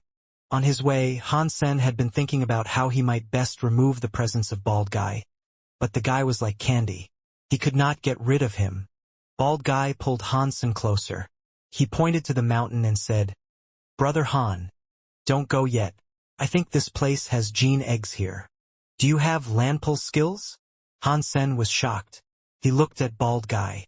The man was so big, but he did not look like the sort of person that could learn land pulses. Bald Guy laughed. "Of course, my master is one of the third best misters in the Qin Kingdom. I am very good at looking for land pulses and digging up gene eggs. I am not as good as him, but I am better than most misters." "That's good. You dig gene eggs here. There is something I need to go do in the meantime." After speaking, Han Sen readied himself to go on ahead. With Bald Guy following him, he could not use the Shen Yellow Sutra and turn gene races into an egg. He had already wasted so many opportunities as it was. "Brother Han, listen to me. Look here. 2 streams are coming into one. When it comes to landpull skills, this landscape is called Sea Dragon Woman. It says that where the dragons come together is where you will get gene eggs." After that, Bald Guy had a look around. He kept checking and saying, "Holy Light River is a super big land pulse. The magnetic forces here are very strong. There is a Sea Dragon Woman here, so the gene egg must be very unique. Brother Han, you saved my life earlier. The gene egg here is how I am going to pay you back. I will give you all the spoils." "Really? Is what you are saying true?" Han Sen looked at Bald Guy with a bit of distrust. He thought Bald Guy did not look like a good mister. Bald Guy thumped his chest loudly. "I will say that if you cannot find any high-class gene eggs, I can give you my big bald head for a gene egg." "I don't need your head." Han Sen wanted to laugh. "Indeed. But here, there won't be any high-class gene eggs. There'll be at least king-class gene eggs, and god gene eggs if you are lucky. Just trust me this one time, Brother Han." Bald Guy looked fairly sincere. Han Sen did not take gene eggs seriously, but he did want to see if Bald Guy was useful. He stopped trying to leave, followed Bald Guy, and started digging. That parcel of land had a lot of dark red grass. It looked different when compared to other places. Aside from that place, everywhere else was green and jade-like. Only that parcel of land was dark red. Bald Guy said it was called dragon grass, but it wasn't just the name of this grass. Any grass that was close to the sea dragon woman's area would become dark red and be titled dragon grass. Han Sen did not know what that meant. He let the man keep going on about it all. According to Bald Guy's location, they both started to dig. After digging 9 to 12 feet into the earth, they had yet to discover a gene egg. Han Sen sat next to the hole and had a swig of water. He looked at Bald Guy and asked, "Bald Guy, are you a genuinely reliable fellow?" Bald Guy felt weird. "I do not think I am wrong. This really is the sea dragon woman. The gene egg should not be too deep inside the sea dragon woman, so I do wonder why there is nothing here yet." Bald Guy kept digging while he spoke. He pushed his shovel down once more. Spring water suddenly flooded the hole where the shovel was. Han Sen saw the spring water appear. It was red. Han Sen shockingly asked, "This cannot be an evil spirit spring, can it?" "You know what an evil spirit spring is," Bald Guy said. He looked happy about it. "This is not an evil spirit spring. This is dragon blood. Only the sea dragon woman's land pulse can conjure this sort of weird scene. Not every sea dragon woman would present dragon blood water. If dragon blood water has shown up, it proves one thing. It proves that whatever lies inside this land pulse is something of extreme value. The gene egg will not be anything bad. I can guarantee you that. You can be sure that it is a god-class gene egg below here."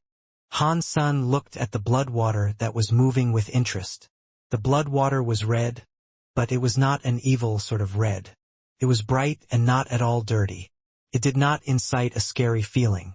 It seemed lively. It did not smell bloody either. It had a rather pleasant fragrance. The dragon blood spring sprang out a few feet high. When it was touched by sunlight, it turned into a bloody sort of fog. It was like a blood dragon flying into the sky and clouds. Hawkeye Old Zhao was flying in the clouds. He saw the blood dragon flying into the sky. Weird scene. He then saw Han Sen and Bald Guy. He did not know what a dragon blood water weird scene was. He hid in the clouds for a while, confirming that the two were trying to dig up a gene egg. He then secretly flew away. Hawkeye Old Zhao reported the situation to Gong Shujin and Huanong Yu. They both looked at each other. Gong Shujin said, "That guy is lucky. He found a sea dragon woman land pulse, and he found a dragon blood water. There must be some good gene eggs there. That is great. Kill them and take the egg. That will pay back Mr. Lu's life." Gong Shujin got ready to send someone out while Han Sen and Bald Guy were busy digging up the gene egg. While they were occupied was the time to strike. Before any order was made, Huanong Yu stopped him and said, "Do not be hasty, mister. Let's not alert them yet." "Uncle Hua, are you worried about the other person?" Gong Shujin asked. "You do not need to worry. I know Bald Guy. He is Mr. Wei's student, Xia Yufei. His nickname is Bald Guy. He is associated with a little town's leader. With his identity and resources, he does not have what it takes to be a student of Mr. Wei. It was just because when Mr. Wei was near that little town digging a gene egg, danger befell him. Xia Yufei's father saved him, and he begged Mr. Wei to accept Xia Yufei as a student. He does not have anyone in Jade Wall City, and he is not very knowledgeable. If he is smart, let him live. If he is not smart, kill him. It is no big deal either way." Huanong Yu shook his head. "I know about Xia Yufei, but it is not because of him." After pausing, Huanong Yu looked at Hawkeye Old Zhao and asked, "When you looked at the dragon blood water, did you see some blood air like a dragon flying into the clouds?" Hawkeye Old Zhao thought for a moment and replied, "I do not know if that was like a real dragon, but I know the spring water was like a bloody fog in the sky. It looked like a blood dragon tornado." "That is correct. That must be the blood dragon flying into the sky." Weird scene. Huanong Yu touched his fan as he spoke. "Blood dragon flying into the sky?" When Gong Shujin heard those words, he was shocked. He was then absolutely thrilled. Yes, why did I not think of that? If it really is a blood dragon flying into the sky.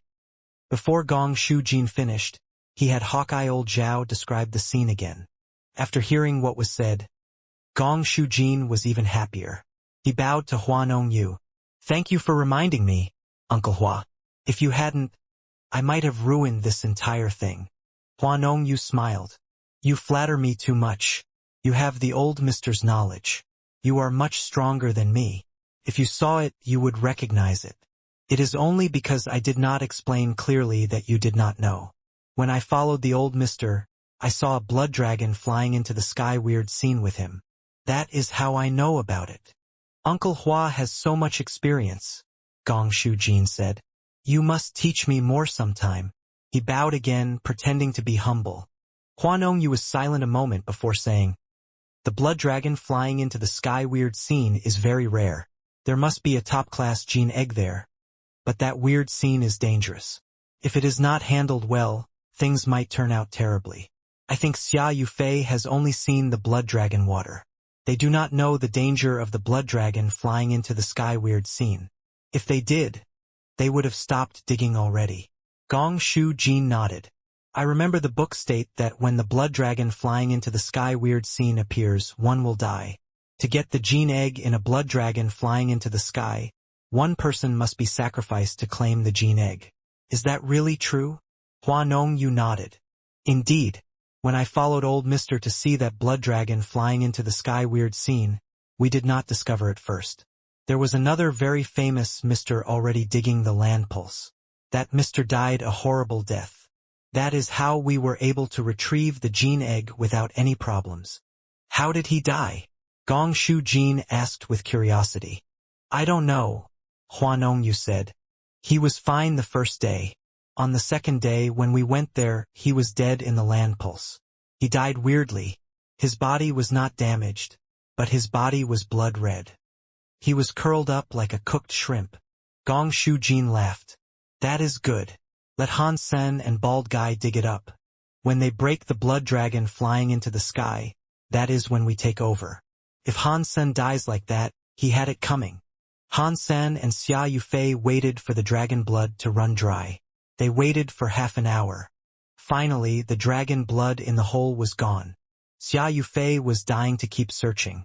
Han Sen wanted to jump in too, but he felt hesitant. He did not think it was safe. Han Sen did not have landpull skills.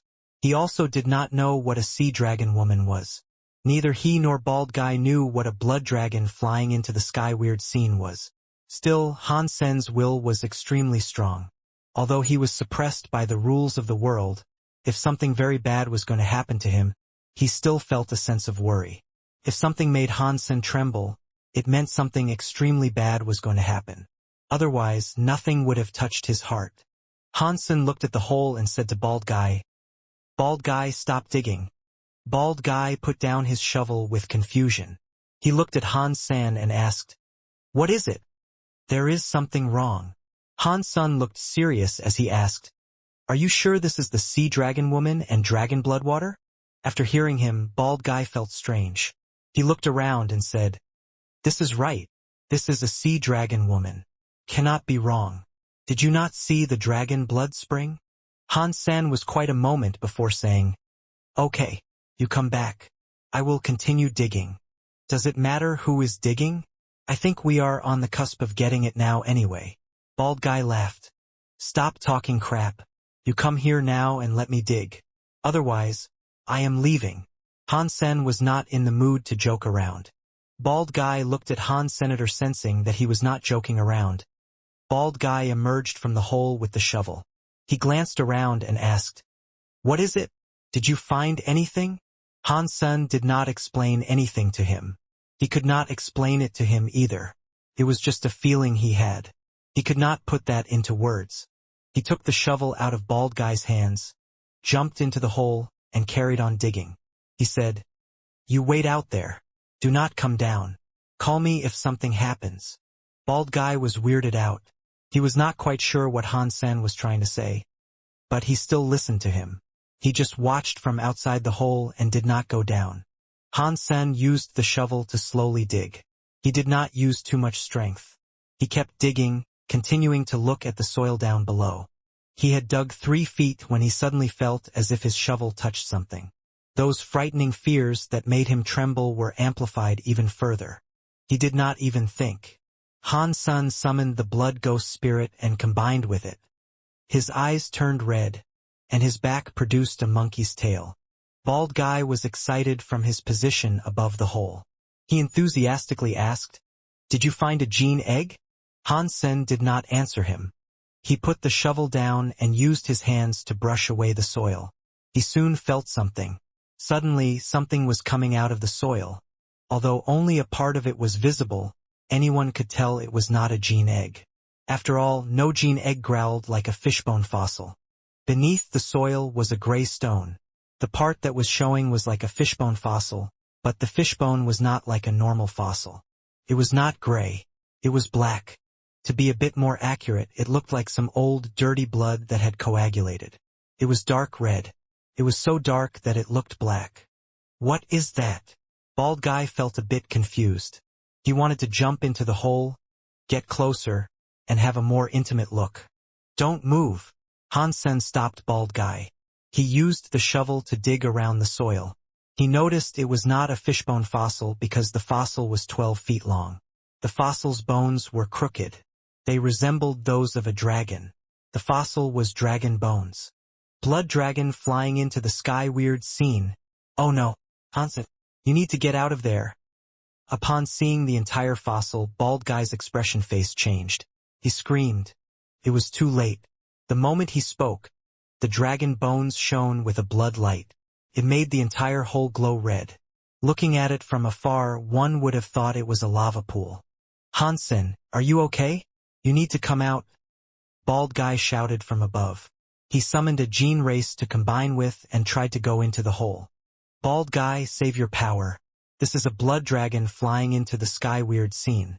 It requires a human sacrifice to break it, but the sacrifice will never live. You cannot die for this. Gong Shu Jin led a bunch of gene casters and approached them. He coldly looked at Bald Guy as he spoke. "Gong Shu Jin? Why are you here?" Bald Guy's expression changed. "Bald Guy, you and I have no grudge, but you just had to get involved with this guy. You are very unlucky." Gong Shu Jin did not explain. He waved his hands. A few of the gene casters behaved like wolves and tigers and leaped toward Bald Guy. As they traveled at a high speed, some of them turned into something that was part tiger, wolf, and man. Some of them turned into bird men. One of them was even weirder. His upper body was human while his lower body was that of a cow. Bald Guy's expression suddenly changed. Although his gene races were not bad, he was not great at even fighting for people at the same time. Plus, there were a dozen of them. The gene casters had combined with powerful gene races. Basically, they were all king-class adults. Bald Guy was very powerful and could combine with a blue-scale pangolin. His body was covered with blue scales. His hands were so sharp that they were like metal. Alone, he fought everybody. Yet, he was just as strong as a tiger. But he was just one person. Under the siege, he was quickly pushed onto the ground, which looked like fire. Suddenly, a few more gene casters jumped forward and kept him pinned to the ground. "Gong Shu Jin, if you wanted the gene egg, I would have given it to you. Why murder me?" Bald Guy shouted as he struggled to break free. Gong Shu Jin laughed. "I want the gene egg, but I need to murder too. You just need to blame your very stupid idea of being friends with a dead man." After that, Gong Shu Jin put his hands up to his neck and performed a cutting gesture. He stopped looking at Bald Guy and looked toward the hole. The blood light coming from the hole was still burning like lava. It was shining with a red light. One was not able to see what was inside the hole. The gene casters each held a sharp blade. They were seconds away from decapitating Bald Guy, who was terrified. No matter how he tried to struggle, he could not move. He looked at the knife coming toward him and shouted, "I am so sorry. I am not powerful, and I got you killed. Brother Han, I will serve you in hell. I will pay you back in the next life." Boom! Blood light exploded from the hole. In that shining blood light, a blood-red shadow burst out of space. It suddenly went toward the bald man. It held the hand that was going for bald guy's head. A hand touched the cold gold knife, which was made of a king-class gene race called cold gold cow horn. It suddenly broke. It shattered into pieces that splintered everywhere. "Are you not dead?" Gong Shu Jin looked at the blood shadow, but his eyes grew smaller. He could not help but scream. The blood shadow was Han's senator when the dragon bones burst with a red light. It felt like a power went inside him. It was burning and seemingly able to turn steel into steel juice. Although Han Sen's body was very powerful, in that burning, he felt like he was covered in lava. Although it did not hurt his body, it didn't feel good. A burning power surged through Han Sen's body. It made the heat in his body rise. It was like the last purple light of a setting sun. This power, it seems to be changing my body's genes. Han Sen felt like the cells of his body were being invaded by the heat. It seemed as if he was undergoing some strange changes. Got Blood Dragon God genes. Blood Dragon God pulse opened. In Han Sen's brain, an announcement played. Han Sen was shocked. He checked out his information and discovered that there was an option called God Spirit Blood Pulse. Blood Dragon God. Destroyed class God Spirit Blood Pulse. Is this a God Spirit gene? Han Sen thought it was unbelievable. While he was in the Geno universe, although he had killed God spirits and earned God spirit genes, they were God personalities. However, he was not able to absorb them and use them. Han Sen had always wondered if true gods really were the final level that a human could evolve to. Now, however, he had absorbed the God spirit blood pulse. That was not normal. Is this a real God spirit gene? Is this world the same in which humans can get a God spirit blood pulse from God temples? Are they just the God spirit blood pulses? Han Sen looked at the dragon fossil amidst his confusion. The stone was still there, but the dragon bones were gone. He heard Bald Guy shouting somewhere outside. Han Sen abandoned his thoughts and emerged to save Bald Guy's life. Bald Guy was a little annoying, but he was not a bad person. Han Sen did not want him to die right in front of him. Most importantly, he did not want Gong Shu Jin to get what he wanted. Han Sen crushed the cold gold blade. He coldly looked at Gong Shu Jin and said, "It looks like you didn't learn your lesson after Lu Jiu." When Gong Shu Jin heard Han Sen talk about Lu Jiu, he looked murderous. His expression didn't change. He coldly said, "Kill them all, but do not let them die too fast." A dozen gene casters agreed on the move. All kinds of powers were directed at Han Sen and Bald Guy. Suddenly, lots of thunder, wind, and fire were everywhere. All kinds of light came striking down. Han Sen's expression had yet to change. He just stepped forward, but it was extremely weird. It made people unable to see where he was stepping. At the same time, his fist was striking out. Roar! Han Sen's fist had purple dragon air striking out with an overbearing presence. It was like it was destroying everything. It punched a dozen gene casters and sent them flying. Some gene casters had their skulls cracked. Some gene casters had their chests caved in. Some gene casters simply exploded. A dozen gene casters were killed in the blink of an eye. Out of a dozen gene casters, only 3 survived. Their arms were broken and cracked. They rolled on the ground, crying out in agony. Han Sen did not expect the Blood Dragon God Spirit Blood Pulse power to be so overbearing. Seeing the purple dragon air rise, he was shocked. His punching power was very strong. It was like a destroyed class God Spirit. It was not just him now having a God Spirit Blood Pulse. Bald Guy's mouth opened wide as he watched the purple air rise. Han Sen was like a God Spirit descending from the sky. Bald Guy's mouth seemed like it would never close. Gong Shu Jin's face was pale. Han Sen killed a dozen gene casters who had combined with king-class gene races in a single punch. Even for him, who had a God-class gene race, that sort of power was not something he could achieve. God-spirit combination. He was chosen by a god. A real godblood noble. Huanong Yu's expression changed. He ran next to Gong Shu Jin and pulled him away. They moved far from there like a bolt of lightning. Huanong Yu knew how scary a godblood noble was. It meant he could communicate with god spirits. Something as powerful as someone being able to combine with a god spirit was not something they could challenge. Each godblood noble had a very strong existence. They were the true leaders and guardians of a kingdom. Every king in the 7 kingdoms was an individual chosen by a god. They were very high-class people. They were able to combine with god spirits. Nobles like that existed in every kingdom, but there were not many of them. After all, not all humans earned the blessing of a god spirit. It was not just something as simple as a god spirit blessing. It was about fighting with god spirits. Even the lowest class godblood noble had a scary battle power that ordinary people did not have. Gong Shu Jin's face turned pale the moment he heard the words, godblood noble. Mr. Gong Shu had lots of people, but no one would dare to offend a godblood noble. Impossible. He is just a redneck from a small town. How could he be a godblood noble? Gong Shu Jin was in complete disbelief. Are you going? Han Sen's body was enveloped in a purple mist that was like purple dragon air. His body moved. He was already on cloud 9, but he suddenly arrived behind Hua Nongyu and Gong Shu Jin. Hua Nongyu's eyes looked sharp. His hands pulled Gong Shu Jin far away. His body released lightning. His hair was like a demon god and stood straight up. Red mist light covered his body. It had an aura that could destroy the universe. He waved a punch at Han Sen. Han Sen was still swinging a punch like normal. The purple dragon air was like an overbearing dragon in the sky that was breaking the universe. It broke Hua Nongyu's lightning mist. Hua Nongyu's body was hit by the purple dragon air. He turned into petals that shattered. He was like a sakura flower being blown everywhere. He then looked like a humanoid again, but his face was pale. His clothes were tattered and he was bloody. Clearly, he could not get rid of all the blood dragon god spurt blood pulse powers. Upon seeing all this, Gong Shu Jin was frightened. He knew how strong Hua Nongyu was.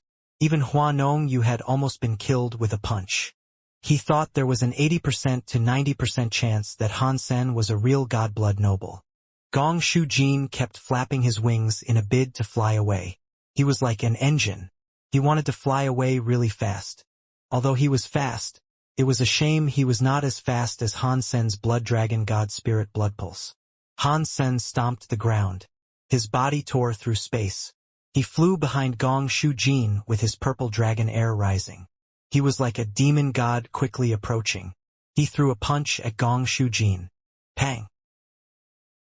A fist struck Gong Shu Jin in the back. The shadow of a crane appeared on it.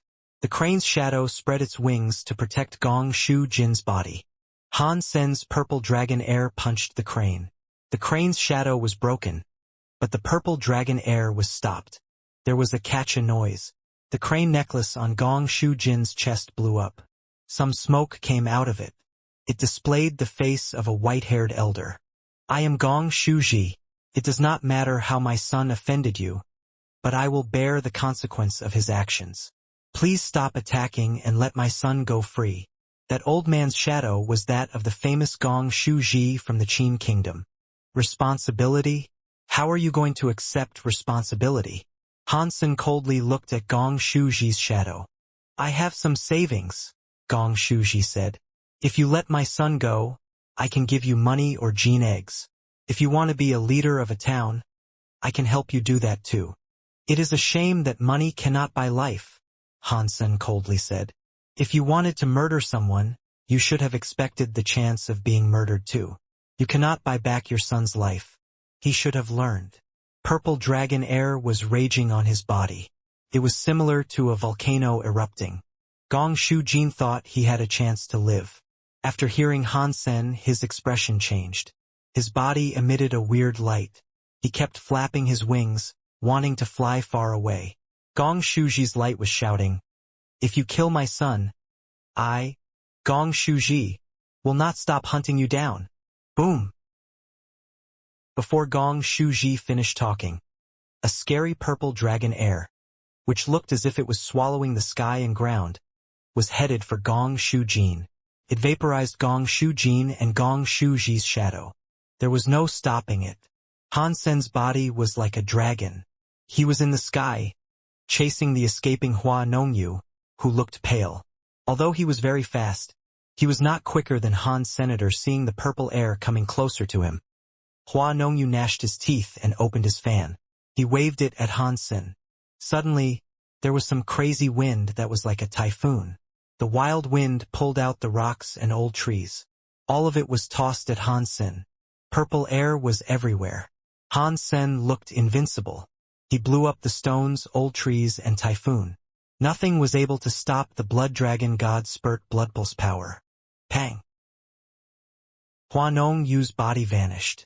He turned into petals. This time, the petals were not able to escape. They melted in the raging purple air. Some leftover petals landed on the fan on the ground. They went inside the fan and disappeared. Hansen was shocked. He landed atop the mountain and picked up the fan. The fan looked like it was made of black bones and white paper. It resembled a sakura flower tree. Many petals were falling from the old tree. While they were falling, an elegant scribe stood beneath the old tree. It looked like he was admiring it. The scribe had blood seeping out his lips. Can this person go into a drawing? Hansen was shocked. The scribe in the drawing was obviously Hua Nongyu. If you destroy the fan, you can kill him. He did this to you. How could you let him live? A beautiful woman whispered in Hansen's ears. It made him want to commit murder. Seeing the scribe in the fan, Hansen suddenly closed it. He did not destroy it. He turned around but did not see a woman behind him. Big Sky Demon, you are still following me, Hansen coldly said. Earlier, he felt a strong desire to kill. It was obvious that someone was influencing him. Otherwise, with his personality, he only did things by following his heart. He would not have wanted to commit murder so simply. The body of the Big Sky Demon was holding Hansen from behind. She used a girly voice to whisper into Hansen's ear. Ha! Ha! You are not dead, and I am not dead. How could we be separated? Winter has thunder, and it snows in summer. We are in love with each other. Nothing can ever tear us apart. Hansen felt the Big Sky Demon use her tongue to lick his ears. When he turned around, he did not see the Big Sky Demon anywhere around him. You can combine with a god pulse, the Big Sky Demon said as her body appeared next to Han's senator. Her voice sounded as flirty as a flower. This is becoming interesting. Your body and heart are something I am taking for myself. Her body was suddenly gone again. It was like some kind of ghost. Hansen frowned. He had a blood dragon god spirit blood pulse. It gave him the power of a destroyed class god spirit. But he was still unable to find the Big Sky Demon's true self. Can a Jin race be that powerful? Hansen wondered. He thought about Qin Shou's World King God and figured that explained it. Brother Han, you are a god blood noble. Bald Guy merrily rushed over. He circled Hansen as if he was admiring an animal in the zoo. Hansen looked at Bald Guy and asked, Did you see something? No, I did not see anything, Bald Guy quickly said. We never met the Gong Shu family people before. Hansen knew Bald Guy had misunderstood him, but he still managed to receive the answer he wanted. It seemed as if Bald Guy had not seen the Big Sky Demon, so the Big Sky Demon hadn't actually appeared next to him. The demon had only used some tricks to talk to him. Hansen put away the Blood Dragon God Spirit Blood Pulse power and thought, Where is the Big Sky Demon's true body? Brother Han, ignore that for now, Bald Guy said. The blood dragon flying into the sky weird scene has been broken. You can go get that gene egg down there safely now. You have a break while I go excavate it. He then jumped back into the hole. Hansen allowed him to dig it up while he investigated the fan he was holding. The fan sticks were black. They looked as if they were made of something that was like bone. The surface was white like snow. It was soft and shockingly bouncy. It was unknown what sort of texture it was. Hansen knew for sure that the scribe inside the fan was Hua Nongyu. No matter what he tried, he could not activate the fan. He did not understand how it worked. I found it. I found the gene egg. Bald Guy sounded very happy inside the hole. Hansen walked toward the hole and saw Bald Guy holding a gene egg that looked to be the same size as a football. He happily jumped up. The gene egg was big and round. It glowed with a purple light. It was like some god light was glowing on it. Some strange symbols were lit up across the shell's surface, making it appear quite mysterious. I have never seen a gene egg like this. Although I cannot tell which level it is, there was a blood dragon flying into the sky. Weird scene. Therefore, it has to indicate it is something good. Bald guy happily gave Han-sen the gene egg. You have saved me twice now. This gene egg cannot pay back the kindness you have shown me, so I will make it my duty to keep paying you back. Han-sen did not want a relationship with people, so he coldly said, "This time, it was my fault. It is okay. We do not owe each other anything now." "I still owe you," bald guy protested. "I pay everybody I owe stuff to." "That is up to you, but I have things I must do now. They have to be done privately, so I request that you stop following me." Han-sen really didn't want to get involved with him. He had also just killed Gong Shu-jin. He knew Gong Shu-ji was not going to take that lying down. He was going to want others to pay with their blood. "Fine. Go do your thing. I will look for you later." Bald guy was quite quick this time. He turned around and left. Han-sen was a little bit surprised that the man was so fast this time. He watched bald guy leave. He then looked at the gene egg in his hands. The purple gene egg was godly. With the way it glowed, it looked like something abnormal. Han-sen was just holding the gene egg, but the blood dragon god spirit blood pulse was already reacting to it. It was wandering around it. That is not normal. This is a gene egg that was born from a blood dragon flying into the sky. Weird scene. It would be normal for it to be affected by a blood dragon god spirit blood pulse. Han-sen's heart jumped. Blood dragon god spirit blood pulse air started to spill. It flowed into the gene egg. This time, Han-sen did not have to draw his own blood for the gene egg to hatch. Surrounded by a shiny, glowing purple light, the gene egg's shell started to melt, quickly disappeared. It revealed the gene race inside the gene egg. It was a small snake with purple scales. It was the size of a chopstick. It was that small. The scales of its body were extremely beautiful. It was like they were formed with purple crystals. The eyes of the creature were like purple gems. They glistened with purple light. The blood dragon god spirit blood pulse was bursting. The small snake was sucked into the sea of soul. Got mutant god class gene race blood dragon. Blood dragon. Mutant god class gene race. Juvenile blood god dragon exclusive gene race. Han-sen was shocked. He was wondering, what is an exclusive gene race? He summoned the blood god dragon and tried it a few times. Han-sen finally knew what an exclusive gene race meant.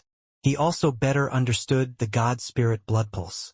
When Han-sen used the blood dragon god spirit blood pulse and another gene race, it did not make much difference when compared to him using a gene race normally.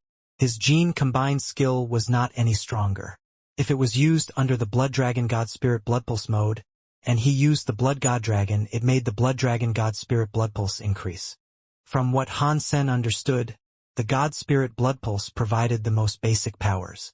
As to how he could use the god spirit blood pulse power, it required a gene race to finish.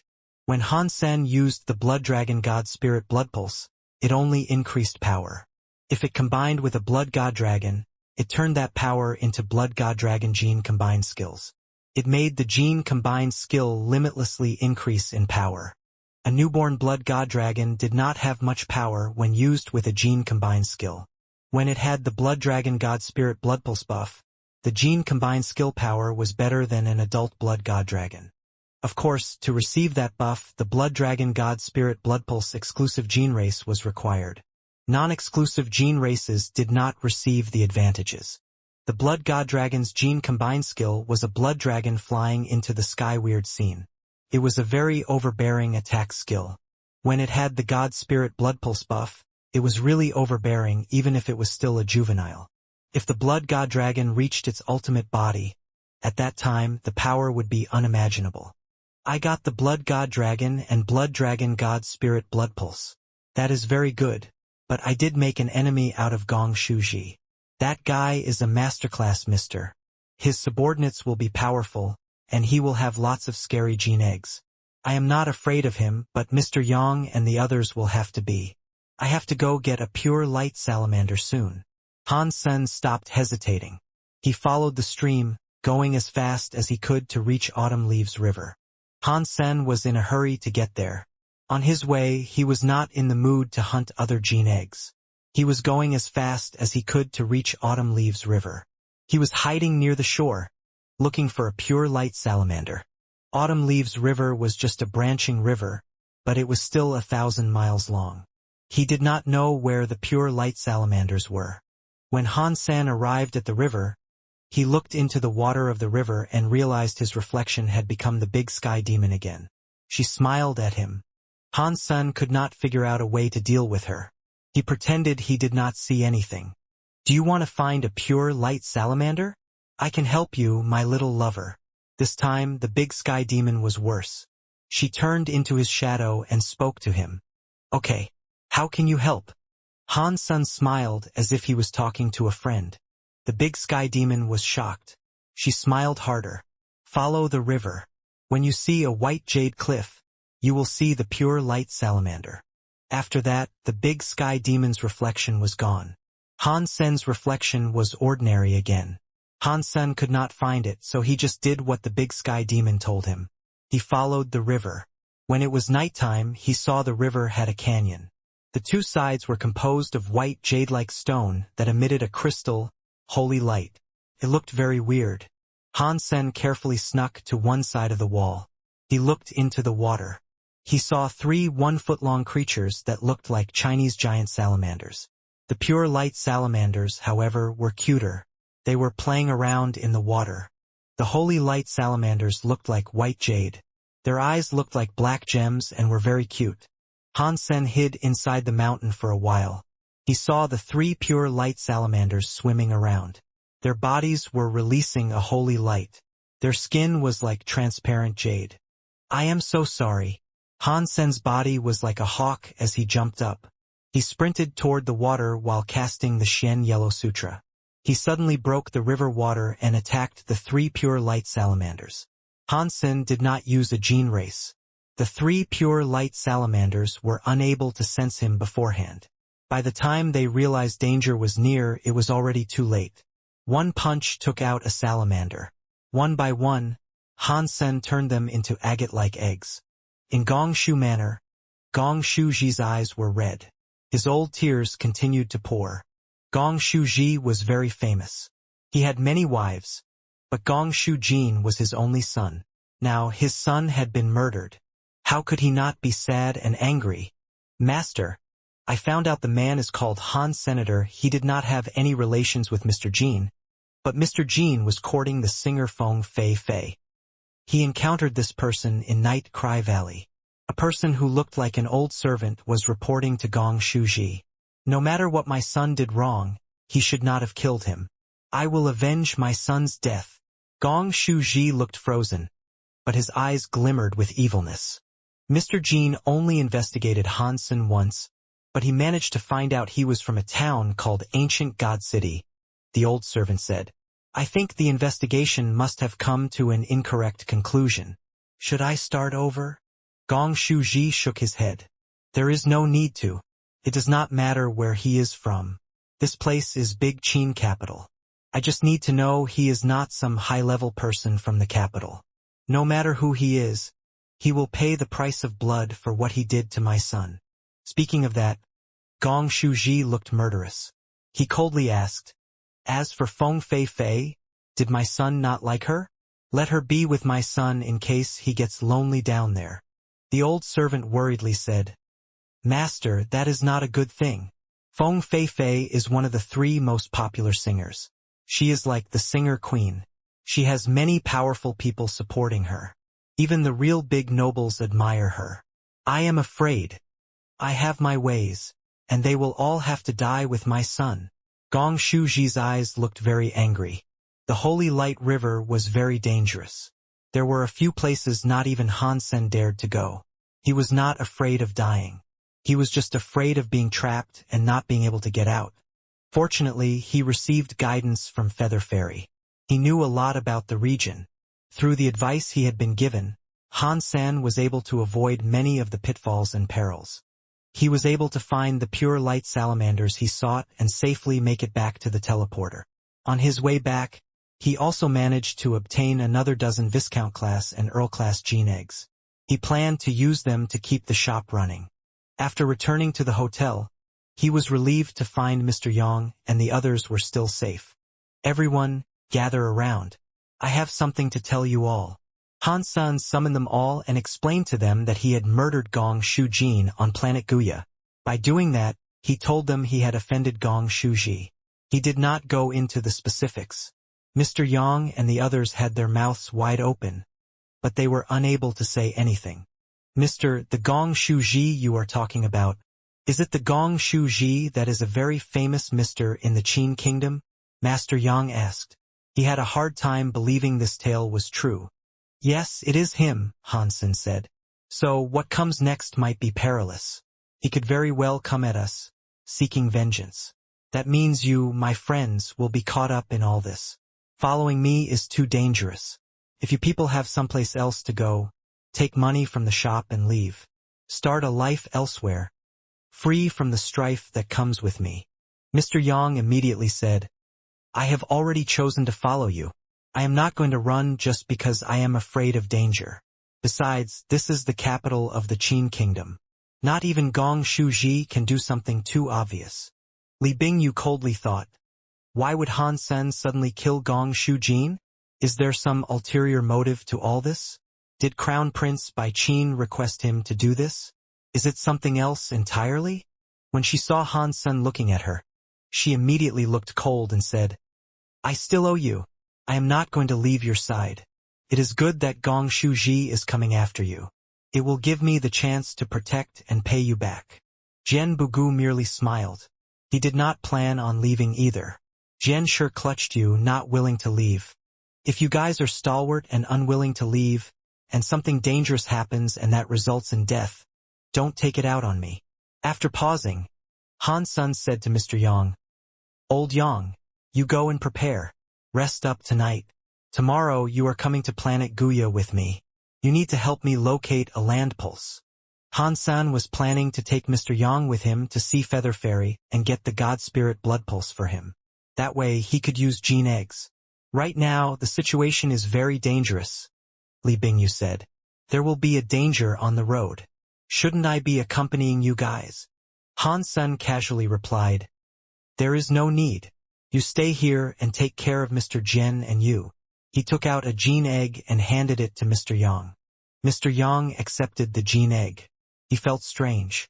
He had heard Planet Guya had many land pulses, but Han Sen was only out there for 2 days and had received many gene eggs.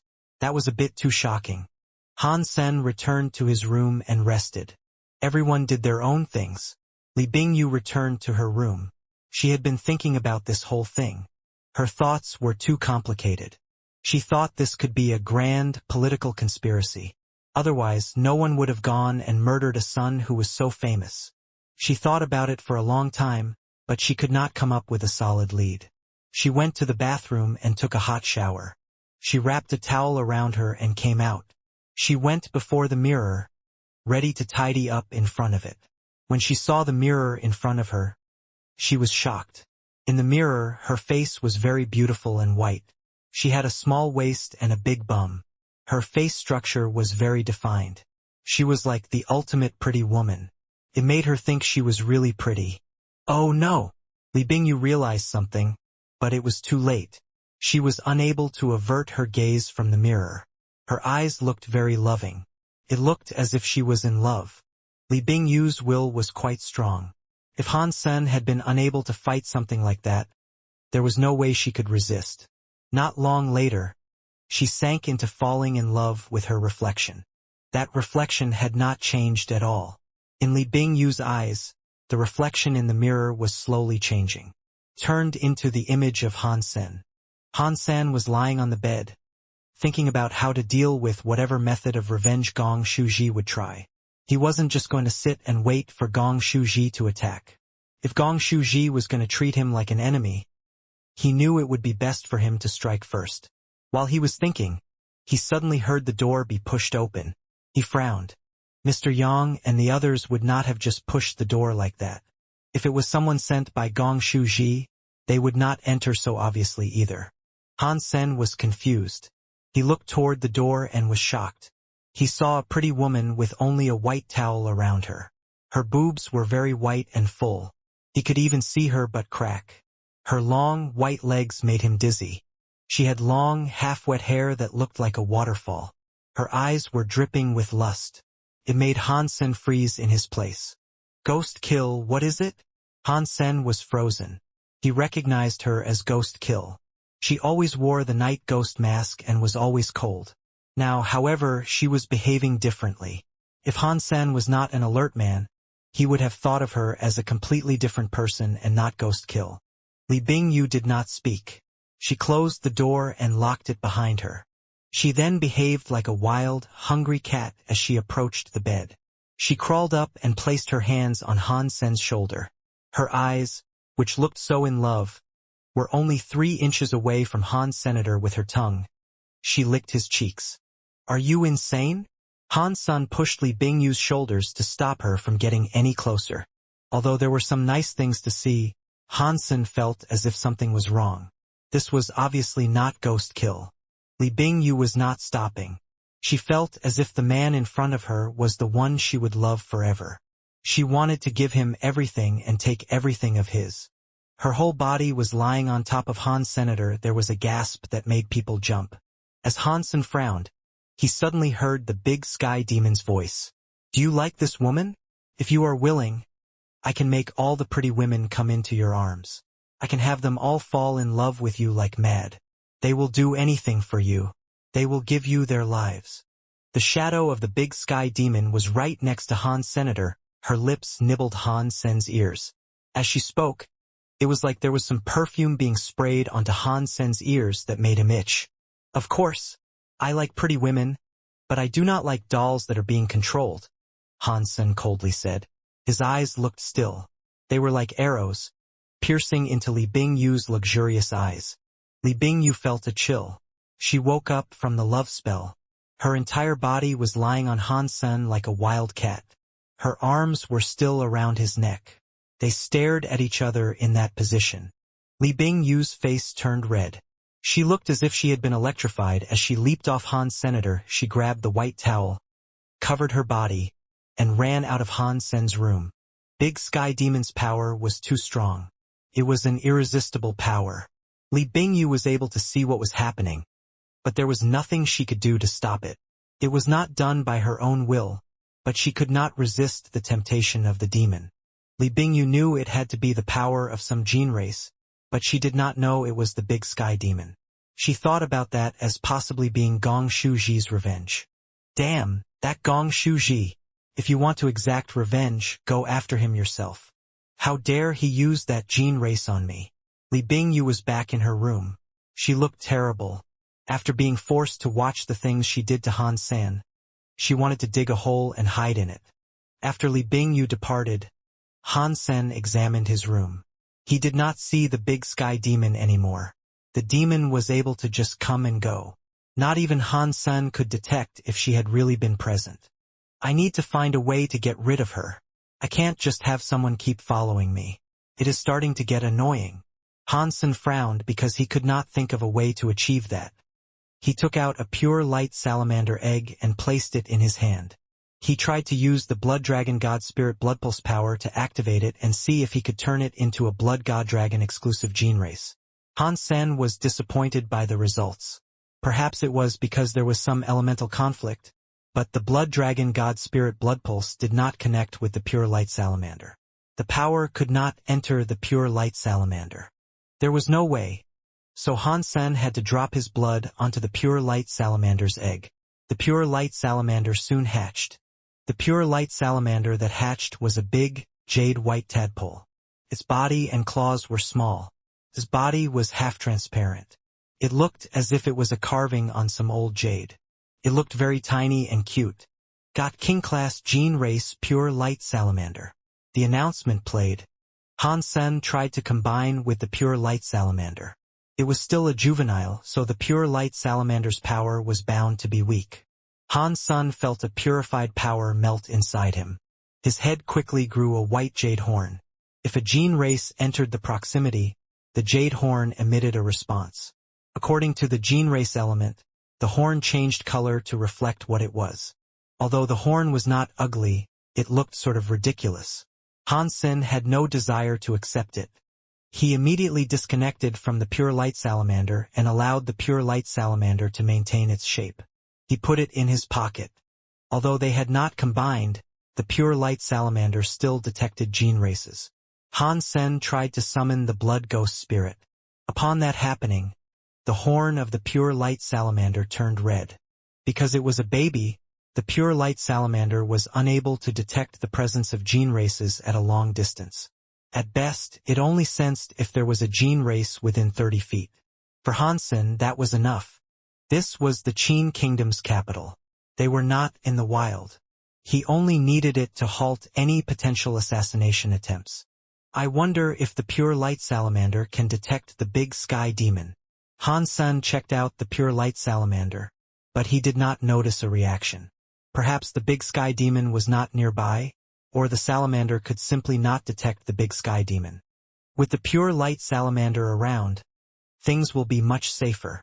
I need to help Mr. Yang get a god spirit blood pulse first. Han Sen decided to take Mr. Yang to Feather Fairy's god temple. In Gongshu Manor, an old servant stopped in front of Gongshu Ji.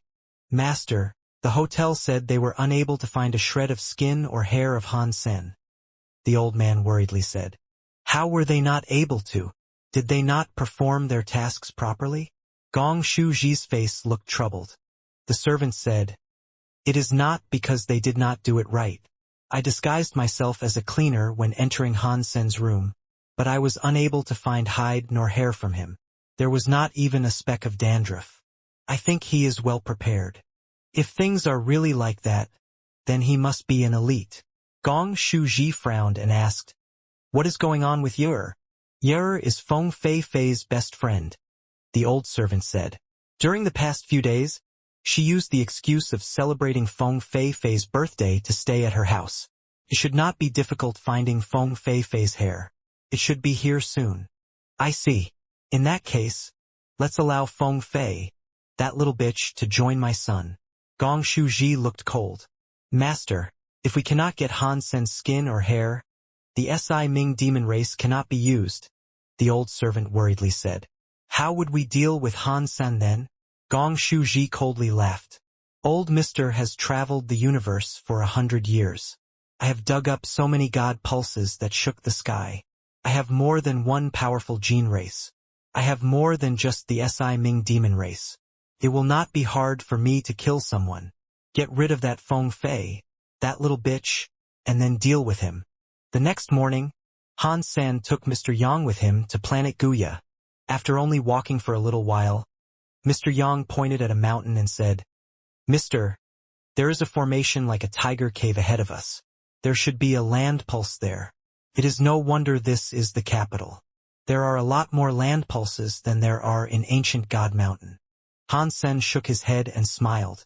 This time, I did not come for a land pulse. Mr. Yang was shocked. You did not come here for a land pulse? Is there something we need to talk about? Is that why you brought me here? Han Sen casually said. It is nothing big. I found a god temple in the mountains that does not have a leader, and there are god spirits. So I am taking you there to see if I can get you a god spirit blood pulse. Mr. Yang presented a wry smile. Thank you, mister.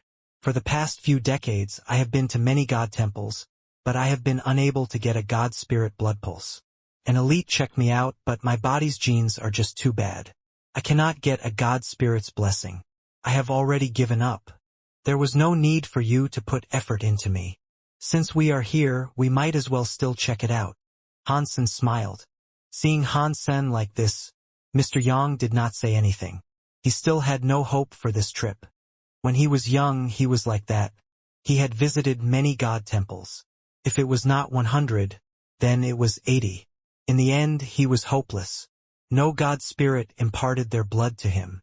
Han Sen used the secret path Feather Fairy had told him about. He went to Holy Light Mountain. No danger was encountered on their way.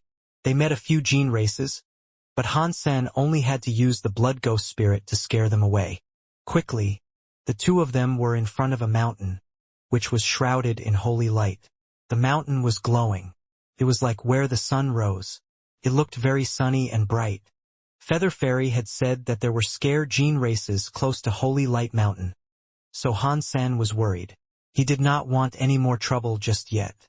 With Mr. Yang in tow, he sneakily climbed the mountain. Ever since he had encountered the big sky demon, Han Sen knew this world was a weird place. He was unable to get through everything alone. He needed to keep a low profile and try not to draw too much attention to himself. Mister, is this the legendary Holy Light River's Holy Light Mountain? Mr. Yang was shocked. He looked up across the mysterious mountain with trembling legs. I think it is just its name. Han Sen did not care. He continued hiking up the slopes of the mountain with Mr. Yang. Mr. Yang's heart was truly rattled. Mister, I have heard that Holy Light Mountain is home to a scary, ultimate gene race. It has loads of mysterious things about it. Even if top-class elites visit that area, they are sure to die. It's fine. I know a secret path that can safely lead us to the God Temple. Han Sen walked as he talked. A mysterious mist was draped over the mountain. One was not able to see anything. At about 15 feet away, all visibility was lost to the mist. It was still frightening to keep hearing beasts roar and thunder echo. Mr. Yang was in shock. He followed Han Sen, not daring to take one step away. The scene was very scary, but as Feather Fairy had said, they did not have a personal encounter with any of the dangers during their climb. Mr. Yang's body was old. He had not climbed for long before he was gasping. His forehead was like a rain cloud. He was profusely sweating. He could not climb for much longer. Han Sen had to hold his body and hike. It was unknown how high the mountain was. Even with Han Sen's speed, it took half a day to arrive at the peak. It was different from the land below. The peak was very warm and gentle. It was like a cloud and clearly visible. There was no wind, thunder, or dust to mar the area. It was a peaceful place. Atop the peak there was an old temple. It was made of green bricks and slate.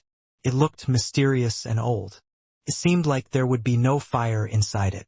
Mister, there is a God Temple there. Seeing the God Temple, Mr. Yang felt safer. Han Sen raised his head to look upon the grandeur of the temple's door. The words Feather Fairy God Temple were on it. The words looked like they had dust and belonged to a fairy. Go in. After you get a God Spirit blood pulse, we can return. After speaking, Han Sen went into the God Temple. Mr. Yang did not dare slow down. He ran toward the God Temple and said, Mister, I am going to beg now. I am afraid I am too useless. I do not want to waste your nice gesture. After that, Mr. Yang walked into the God Temple. He went in front of the God's altar. According to the gestures required, he hastily kneeled and prayed. He then dropped a speck of his blood onto the stove.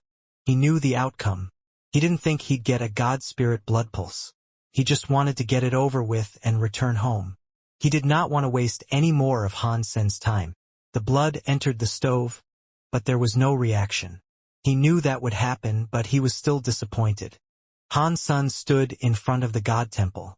Mr. Yang stood up and presented him with a wry smile. Mister, it looks like I wasted your nice intent of bringing me here. Han Sen frowned. He was there, but Feather Fairy wasn't treating him nicely.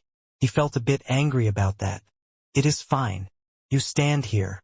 Han Sen just wanted Mr. Yang to get a God Spirit blood pulse. It was best he did not have to do anything, but he now had to walk up to the God altar. Pat. Han Sen slammed the God's altar. The stone on the altar was delivered the mark of a hand. The entire temple shook violently. Mr. Yang was scared. He waved his hands and yelled, Don't do that, mister. Don't do that.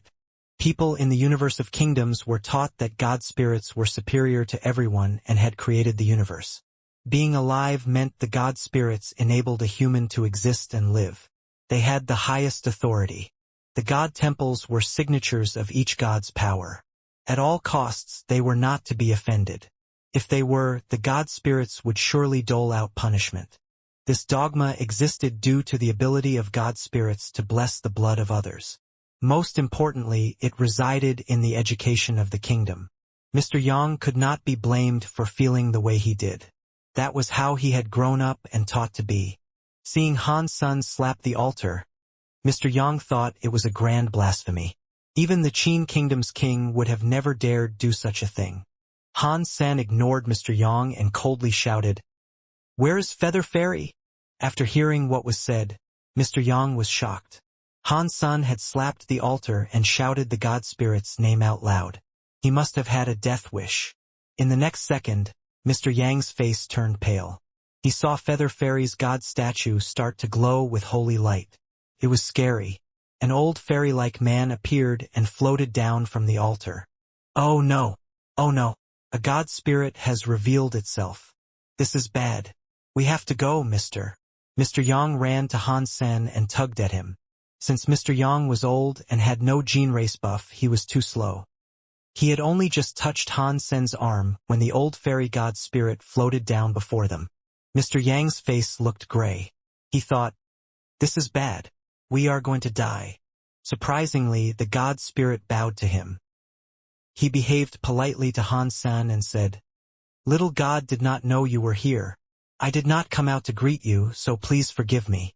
Mr. Yang's entire body appeared petrified. His eyes were open wide. He looked at Feather Fairy and Han Sen in awe. His brain was empty of thoughts. He could not compose one.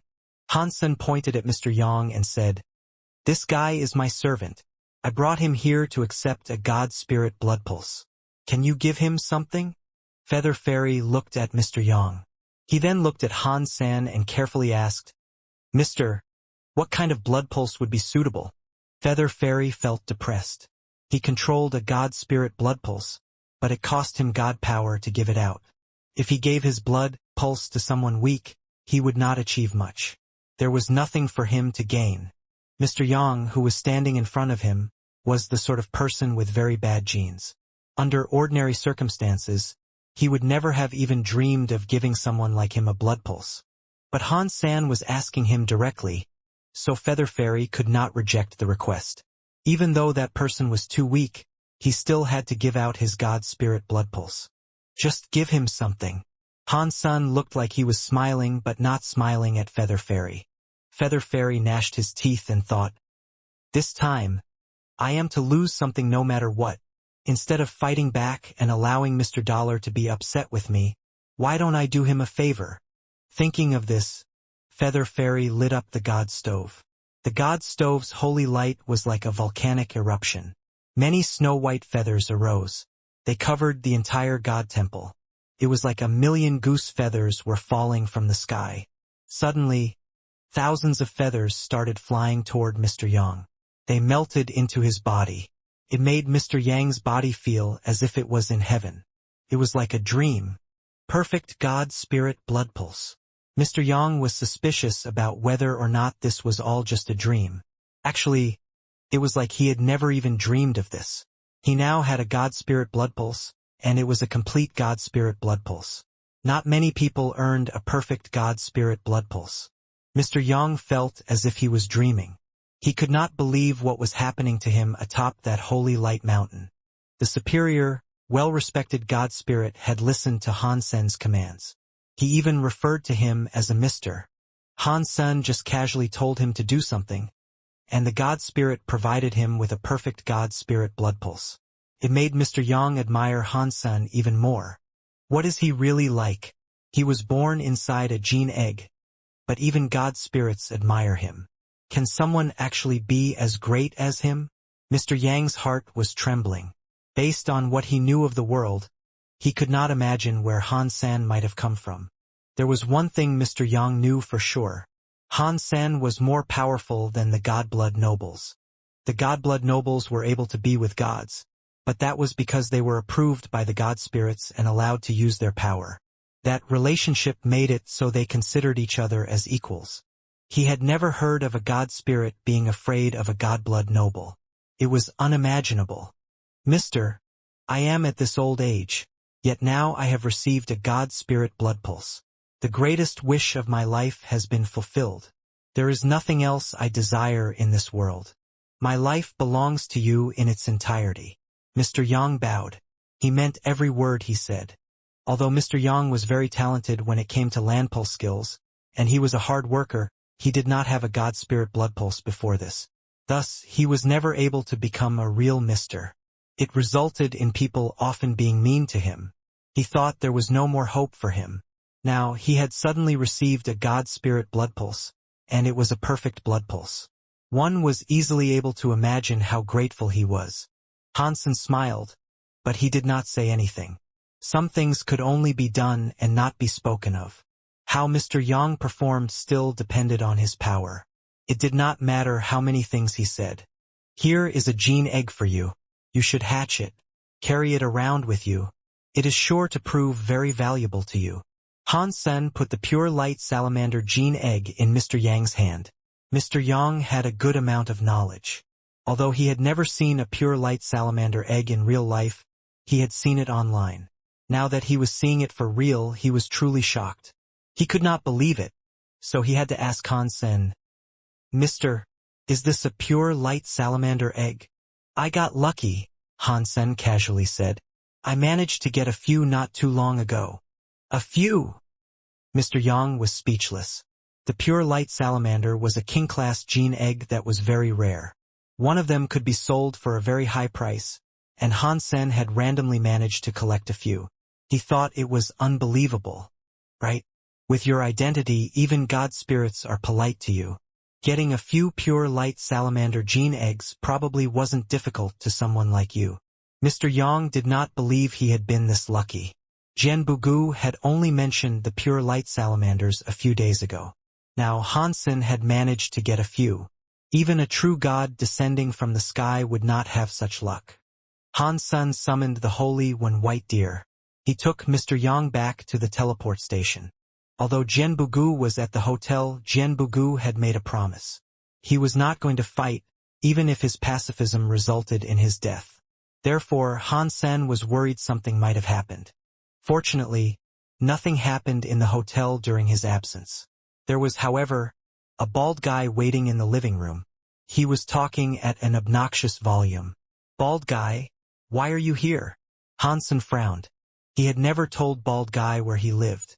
Bald Guy laughed. "Brother Han, this is the capital.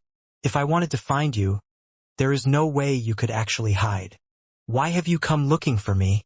Hansen did not want a connection with other people. To him, he was a foreigner of that world. He was different from Qin Xiu, who wanted to break the rules and bring Qin Wan'er back to life. Hansen had no such desire. He just wanted to go back to where he came from and do that alone. Therefore, there was no point in investing in something that didn't mean much to him. He didn't need to connect with various people. "Of course, and that is a good thing," Bald Guy said. He took out a sheet of paper. The way he waved it in front of Hansen was like he was showing off. "Do you know what this is?" "No, I don't." Hansen shook his head. "Have a guess." Bald Guy looked excited. "I am not guessing. If there is nothing important about your visit, you can leave. I am tired and require rest." Hansen really wanted to get rid of him. "Whatever. Let me tell you." Bald Guy pretended not to hear anything. With a cocky look, he waved the paper and said, "This is an invitation. It is an invitation to Feng Fei Fei's birthday party. You know Feng Fei Fei. She is one of the 3 most popular singers. She is very talented. She will be the queen singer one day. She is quite beautiful. One smile is enough to drive men wild. Even the superior people of the Qin kingdom aren't getting many invitations." After saying that, Bald Guy went next to Hansen's ear and whispered, "I am a good friend of Feng Fei Fei. Therefore, I was able to receive this invitation. You are my brother, so I am taking you to meet this pretty woman." "I am not interested." Hansen rejected him quickly. He had seen many pretty women in his life. To be fair, no human could be as pretty as Gu Qinqing. Feng Fei Fei was pretty, but she was not pretty enough to shock Han Senator Plus. He had seen Feng Fei Fei before, and she was nothing special. "No way," Bald Guy said. "How are you not interested in Feng Fei Fei? Are you?" He stared at Han Sen with a look of confusion. Han Sen's forehead developed black lines. What are you thinking? I just don't want to waste my time on a woman. What woman? Feng Fei is a woman that populates every man's dreams. Everyone knows that. Bald guy laughed and went on to say, plus, this time many powerful people are going to be there. I have heard many godblood nobles will be going too. Even if you are not interested in meeting Feng Fei, you should go and meet these people. Han Sen thought Bald Guy was right. He did not know much about the Qin Kingdom's elites, and he did not know anything about godblood nobles. It was probably best that he met them. Bald Guy sensed that Han Sen was relenting, so he immediately tried harder to convince him. He finally convinced Han Sen to attend Feng Fei's birthday party. While they were at the birthday party, Han Sen learned that the whole story about being a close friend was utter nonsense. They were in a big castle and there were 1,000 guests. Bald Guy was merely one of them, and he was only there to eat and drink. He did not get to see Feng Fei personally. Fortunately, Han Sen was not there for Feng Fei. He ate with Bald Guy, who introduced him to the people around. Do you see that guy who is acting all cocky? Bald Guy asked as he looked in the man's direction. That is one of the 4 big misters in Jade Wall City. He is Mr. God One. Han Sen looked over and saw a guy who was very handsome and elegant. He was like a sun surrounded by planets and girls. Seeing his attitude, one assumed he was very polite. He caught the attention of many people. There was no doubt he was frequently the center of attention. It was clear that he was not an ordinary person. Mr. God One? Why is that name so weird? Han Sen asked with confusion. God One is his title. His real name is Gong Xinjun. He has been quite famous since he was a child. He has always exceeded in all of his endeavors, and he has never been anything but first place. That is why his name is God One. With a look of disdain, Bald Guy said, God One thinks he is quite handsome. In reality, he is just a pussy. Only the women who don't know much about him ever take him seriously. In that case, I am sorry. Han Sen and Bald Guy were whispering when someone sat down next to them. It was Mr. God One. It was unknown when he had arrived next to them. I think this must be Mr. Han Sr., Mr. God One waved at Han Sen. How do you know my identity? Han Sen was confused. Mr. God One mysteriously laughed. Jade Wall City's inner circle is very small. It is hard to hide something as big as you. The true demon Mr. Gong Shujin was murdered. It is nearly impossible to not know that. It is quite the headline. I can only suppose it was your handiwork. Mr. God One, what are you implying? Han Sen coldly asked. His expression did not change. Mr. God One laughed. Mr. Han, do not misunderstand my intent. I mean you no harm. Although it is merely just a rumor, the Gongshu family has not revealed how Gong Shujin died. Besides, I see the fan that you are holding. I have seen Hua Nongyu before. Now, Hua Nongyu is missing too. That is why I made a funny implication. Bald Guy's expression changed, but Han Sen kept his cool. He looked at Mr. God One and replied, So what? Are you going to try and avenge Gong Shujin? Mr. God One shook his head. Mr. Han, you misunderstand me. Although Gong Shujin was one of the 4 misters like me, I had little connection to him. I do not care whether he is alive or dead. I merely approached you to confirm my guess. I also wanted to get to know the elite who was capable of killing Gong Shujin. One of the 4 misters wants to meet me, Han Sen lackadaisically said. Wow, I am so flattered.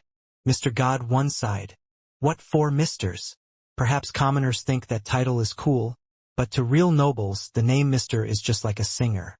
It is for people's entertainment, and that's it. The pleasure is all mine to be able to meet Mr. Han. It is merely a shame we met so late.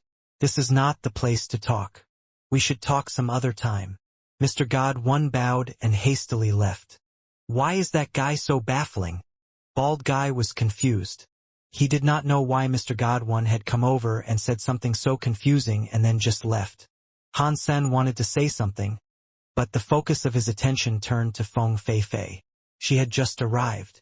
She looked vastly different from how she did when Han Sen had seen her in Night Cry Valley. Feng Fei now looked very radiant. She looked as if she had a holy light surrounding her.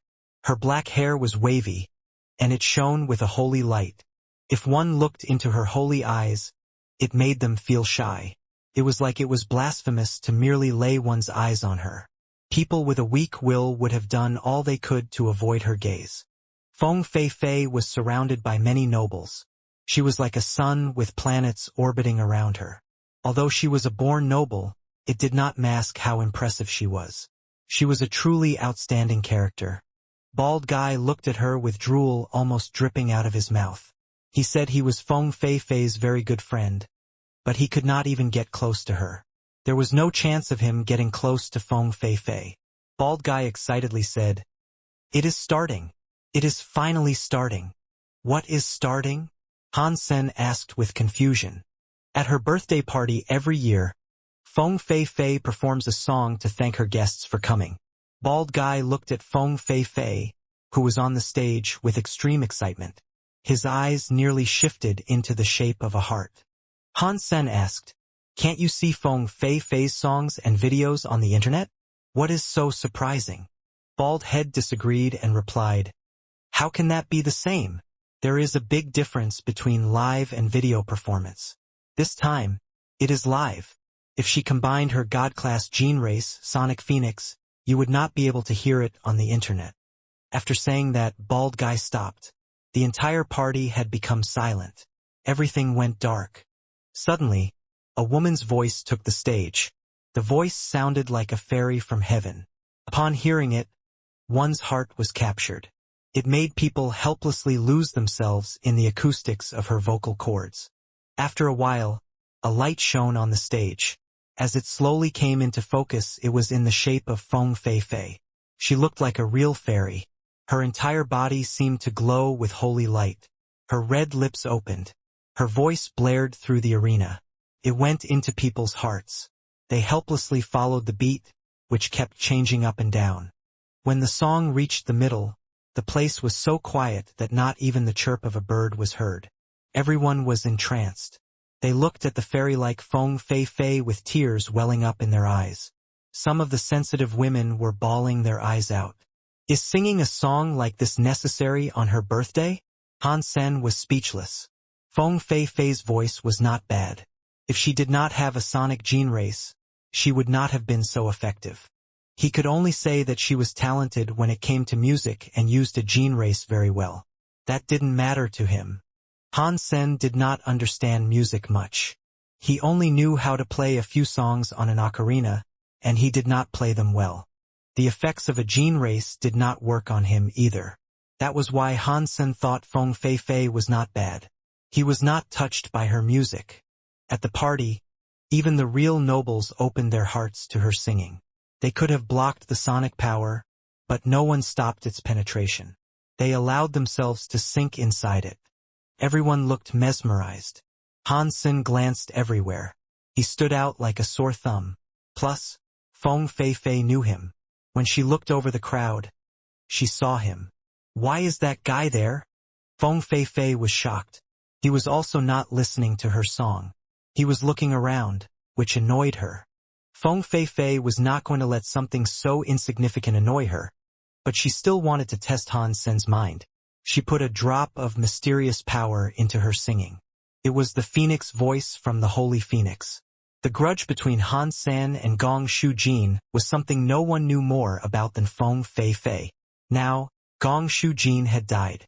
Although it was only a speculated rumor, Feng Fei was suspicious about Han Sen's involvement. She supposed it had something to do with Han Sen, but she did not want to believe it. Seeing Han Sen there, she decided she might as well use her voice to test his fortitude. She wanted to know if Han Sen was telling the truth and if he had the power to murder Gong Shujin. Feng Fei was very good with voice and sonic powers. She controlled them well. It was no wonder she was one of the 3 top singers of the Qin Kingdom. She put the phoenix sound power into her voice. As she did so, people believed she was starting to sound better than ever. Han Sen felt as if there was some scary sonic power suppressing him. It was like thunder exploding in his ear. It was like the sound of booming thunder that existed between the sky and the ground. Han Sen frowned. He looked around. Everyone was still enthusiastically enjoying the performance. They did not feel what he was feeling. He knew Feng Fei must have only been doing it to him. Hansen did not move. The sound was unbearable. It would have been utterly frightening to other people, but Hansen was able to completely ignore it. All he had to do was focus, and the sound became as quiet as a mosquito. He did not even need a gene race to fight it. When Feng Fei witnessed Hansen display no reaction, and he even had the audacity to wink at her, she was shocked. She really wanted to win. She increased the phoenix sound power. It was in her voice. It was like the sound of a phoenix on cloud 9. It started to break the sky. It was like it was going to draw Hansen into a vortex. Other people could not hear it at all. Even Bald Guy, who was next to Hansen, had no such feelings. He still looked drunk in the pleasure of hearing Feng Fei's voice. Hansen looked as if he did not feel anything either. Although he heard the sounds did not affect him in the least. Feng Fei saw Hansen smiling at her. For some reason, she felt as if the smile was extra spiteful. She powered up the phoenix sound power. So, no matter how far Feng Fei increased the phoenix sound power, Hansen shrugged it off as if he did not hear it. He just kept smiling at her, which made Feng Fei believe her phoenix sound power might have a problem. The song was almost over, but she was still unable to affect Hans Senator. It triggered Feng Fei's desire to win even more. When she sang the last sentence, Feng Fei used the Holy Phoenix and combined with her gene skill Phoenix's Cry Together. The sonic power of the Phoenix's Cry Together was able to break platinum. Although Feng Fei did not try her best, she could no longer hide her sonic powers. Even her voice started to sound weird. At this time, many true elites noticed Feng Fei's voice was a bit strange. They frowned. They looked at Hansen, who was getting attacked by the center point of that Phoenix's Cry Together part. Hansen behaved as if he could not hear the scary shockwaves. He let the sound wash over him and sat unaffected. He smiled at Feng Fei. Bald Guy, who was sitting next to him, now had to plant his hands on his ears. He looked as if he was in intense agony. He was sitting too close to Hansen, so he was suffering its effect. Fortunately, Feng Fei was one of the 3 top singers. A scary power like that was still something she was able to hide very well. The power was not strong enough to damage Bald Guy. By doing that, everyone's attention now turned to Han Senator. He and Bald Guy had suddenly become the focus of attention. Everyone held their hurting ears. They looked at Bald Guy, but the people that realized that the problem was Han Senator, he was behaving extremely chill. Feng Fei, the professional singer, was using Phoenix's Cry Together to deal with a person who was attending her birthday party. Everyone was interested in who this individual was. Mr. God 1 was looking at Han Sen thinking of something. He smiled. Feng Fei knew it was a bit too much this time, but she could still see that smile on his face. It was so annoyingly wretched that it made her feel awful. If I knew that, I would have tried my hardest with Phoenix's Cry Together on the final sentence of the song. Feng Fei thought. The power of Phoenix's Cry Together was incredibly strong. If she had tried her hardest, the entire arena would have been affected. At the end of the day, that wouldn't have been what she wanted. Happy birthday, Auntie. After Feng Fei sang the song, a pretty little girl approached the stage with a birthday cake in her hands. She walked in front of Feng Fei. When Han Sen saw the little girl, he was given a fright.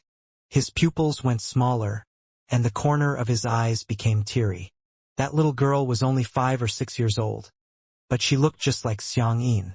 It was like a child version of Xiang Yin. Impossible! Does that mean Xiang Yin died and was reborn here? Han Sen looked at the little girl and felt his eyes become blurry. He thought about what he had been through with Xiang Yin and how nice she had treated him. He felt as if his heart had been cut. Although Han Sen could not confirm the little girl was the reborn Xiang Yin, he had not heard about her for many years. Thus, she probably had already been reborn. Plus, that little girl looked exactly like Xiang Yin. It was difficult for Han Sen not to think that way. Thank you, little Yin. Feng Fei stopped looking at Han Senator. She squatted down and smiled at the little girl. Her name is Little Yin? Han Sen was shocked. Han Sen's heart was like iron, but he got sad sometimes. The touching feeling Xiang Yin evoked was something he had never felt from others. While everyone was celebrating, Feng Fei Fei blew the candles out on the cake. It looked like she was everyone's focus. In Han Sen's eyes, the focus was only on the little girl.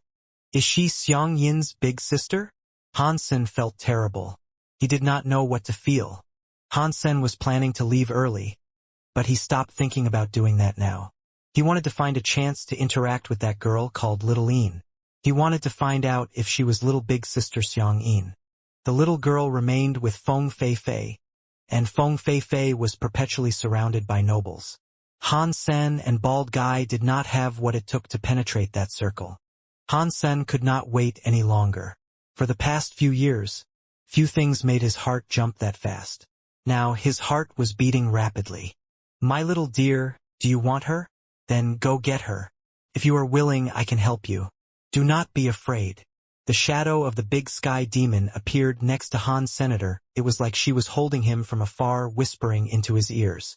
Han Sen ignored the big sky demon. Although he was very tempted by her offer, if the big sky demon wanted to encourage him to murder, it was not so easy. It seemed as if she could feel the object of Han Sen's gaze. The little girl, standing next to Feng Fei Fei, looked his way. She looked at Han Sen and the two shared a stare. The little girl appeared shocked. She looked confused. There was a sprinkle of confusion in her beautiful eyes. After a second, the little girl ran from the crowd. She ran toward Han Sen. Everyone's focus was still fixed on Feng Fei Fei. No one noticed the behavior of the little girl. She quickly raced over to Han Sen and checked him out. With confusion, she asked, "Big brother, have we met?" Han Sen's eyes turned very blurry. He was sure the little girl was Xiang Yin reborn. Xiang Yin was one of ancient devil's 8 generals. Han Sen saw her fly in the sanctuaries, and he made a promise that they would meet again. When Han Sen ascended to the next sanctuary, he was unable to find her. He did not expect she had been reborn instead. Han Sen looked at the little girl and replied, "No, my name is Han Senator. What is your name?" "Feng Fei Fei is my auntie. My name is Feng Yin. You can call me Little Yin." Feng Yin saw Han Sen and somehow thought he was very nice. She felt as if she wanted to get closer to him. "You can call me San Mu," Han Sen said. "San Mu, come over here. Let me show you something good." Han Sen was no stranger to Feng Yin's voice.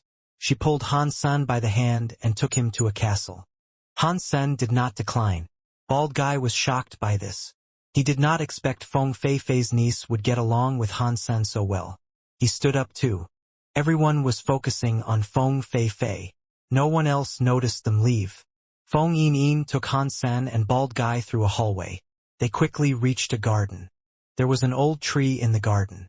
The tree had many bells on it. They were like flowers and they were like fruit. There were no leaves. When the wind blew, the tree sounded like a ringtone with rhythm. It was not too loud. It made people feel happy to hear it. Bald Guy was shocked. He pointed at the gently glowing old tree and asked, "Is that the legendary old bell god tree? Is it the legendary top-class sonic gene race?" Feng Yin laughed and nodded. "Yes, it is the old bell god tree, but it is an adult. Cannot be tamed. We moved it here to shower it with the old bell god sounds. That way we can get sonic powers." After that, Feng Yin pulled Han Sen to sit on the grass beneath the tree. She closed her eyes. "My auntie really loves this tree. She won't let anyone get close. But she loves me more than anything. Only I am allowed to come here. So please don't tell anyone that you came near here." "Of course." Han Sen patted his chest. "By the way, Senmu, where do you live? How can I find you?" Feng Yin asked Han Sen. "I have not been in the capital long. I have not yet found a stable place to live. This is my phone number. If you want to find me, you should call this number." Han Sen gave Feng Yin his phone number. "In that case, you can stay in my house," Feng Yin happily said. If someone else had said that, Han Sen would have rejected without thinking. But this was Feng Yin, so it was hard for him to refuse. In fact, he very much wanted to talk to Feng Yin more. Looking at her was more than enough. Bald guy looked at Hansen weirdly and thought, is this guy secretly a pedophile? A purple-clothed woman sneakily walked out of the party. She went to a corner of the castle where no one was nearby. She sat alone in the dark. The things you guys wanted are here, the purple-clothed woman said. She was like a thief handing something over to someone. What took you so long? The person in the dark accepted the item. The purple-clothed woman said, Feng Fei Fei is being careful. If it wasn't a bit messy in the celebration, I would not have been able to get it. Where is my stuff? In the dark, the man gave the purple-clothed woman a box. He then stood up and left. The purple-clothed woman saw the box and closed it. She carefully put it away. She felt excited and said, with this God-class sky voice 100 spirit bird egg, I, see to ya, will be better than Feng Fei Fei. With Feng Fei Fei's death, there will be a slot for a new singer. After the man in the dark left the castle, he went back to Gongshu Manor. The man was Gongshu Ji's old servant. Master, I have Feng Fei Fei's hair. The old servant took out a strand of hair. It was contained in a glass bottle. He carefully placed it down in front of Gongshu Ji. Very good. I have finally got it. Gongshu Ji picked up the hair. He looked murderous. The god spirit blood pulse mark was flickering on Gongshu Ji's forehead. A black shadow appeared in front of him. It was a bronze statue that was around the same height as the average human. It had hair and limbs, but it did not have a face. It looked vintage and weird. With this hair, I can activate the Si Ming demon race's power. She loves her birthday parties. So I want this little bitch to die in front of everyone. Gongshu Ji gnashed his teeth. He put the hair on the bronze statue's empty face. The bronze statue suddenly flickered with a weird, green light. It absorbed the hair. At the same time, the bronze statue changed. It started to display a face. If one looked closely, one would realize the face looked like Feng Fei Fei's. It was not just her face.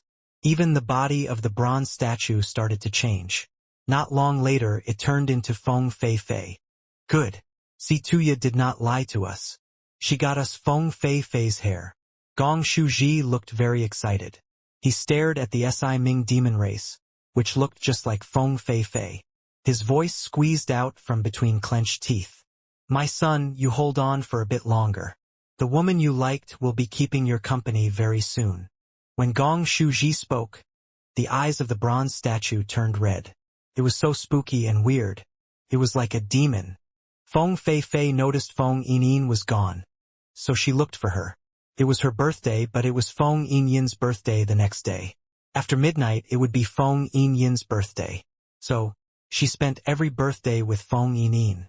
After 12, she would give Feng Yinyin her gift. It was already almost midnight, and Feng Yinyin was gone. Feng Fei Fei sent people to find her, but they were unable to locate her. So, she went looking for her herself. Feng Yinyin was in the backyard. Aside from here, there were another two people. One of them was Han Sen, who Feng Fei Fei really despised. Little Yin, why are you here? Feng Fei Fei walked in front of Feng Yinyin. She looked happy as she spoke. She had always loved Feng Yinyin. Now it was Feng Yinyin's birthday. She would not tell her off. Although Feng Yinyin had brought Han Sen and the other man with her, she did not show how upset she was. Feng Yinyin was going to answer, but Feng Fei Fei suddenly shocked her. She said, Little auntie, your nose is bleeding. Feng Fei Fei was surprised by that. She took out a cloth to wipe her nose. There was some blood smeared across the white towel. Maybe my nose is too dry? Feng Fei Fei did not think it was anything too strange. She wiped away the blood and took Feng Yinyin by the hand. Little Yin, let's go into the lobby. Your birthday starts very soon. I have a very special gift for you. After that, she looked at Han Sen and Bald Guy and said, You too. Come to the lobby. Help yourselves to the food and drinks. Little Yin, it is your birthday today. Han Sen only knew it was Feng Fei Fei's birthday. He did not know Feng Yinyin had a birthday celebration as well. After midnight, it is my birthday. San Mu. Go and celebrate my birthday.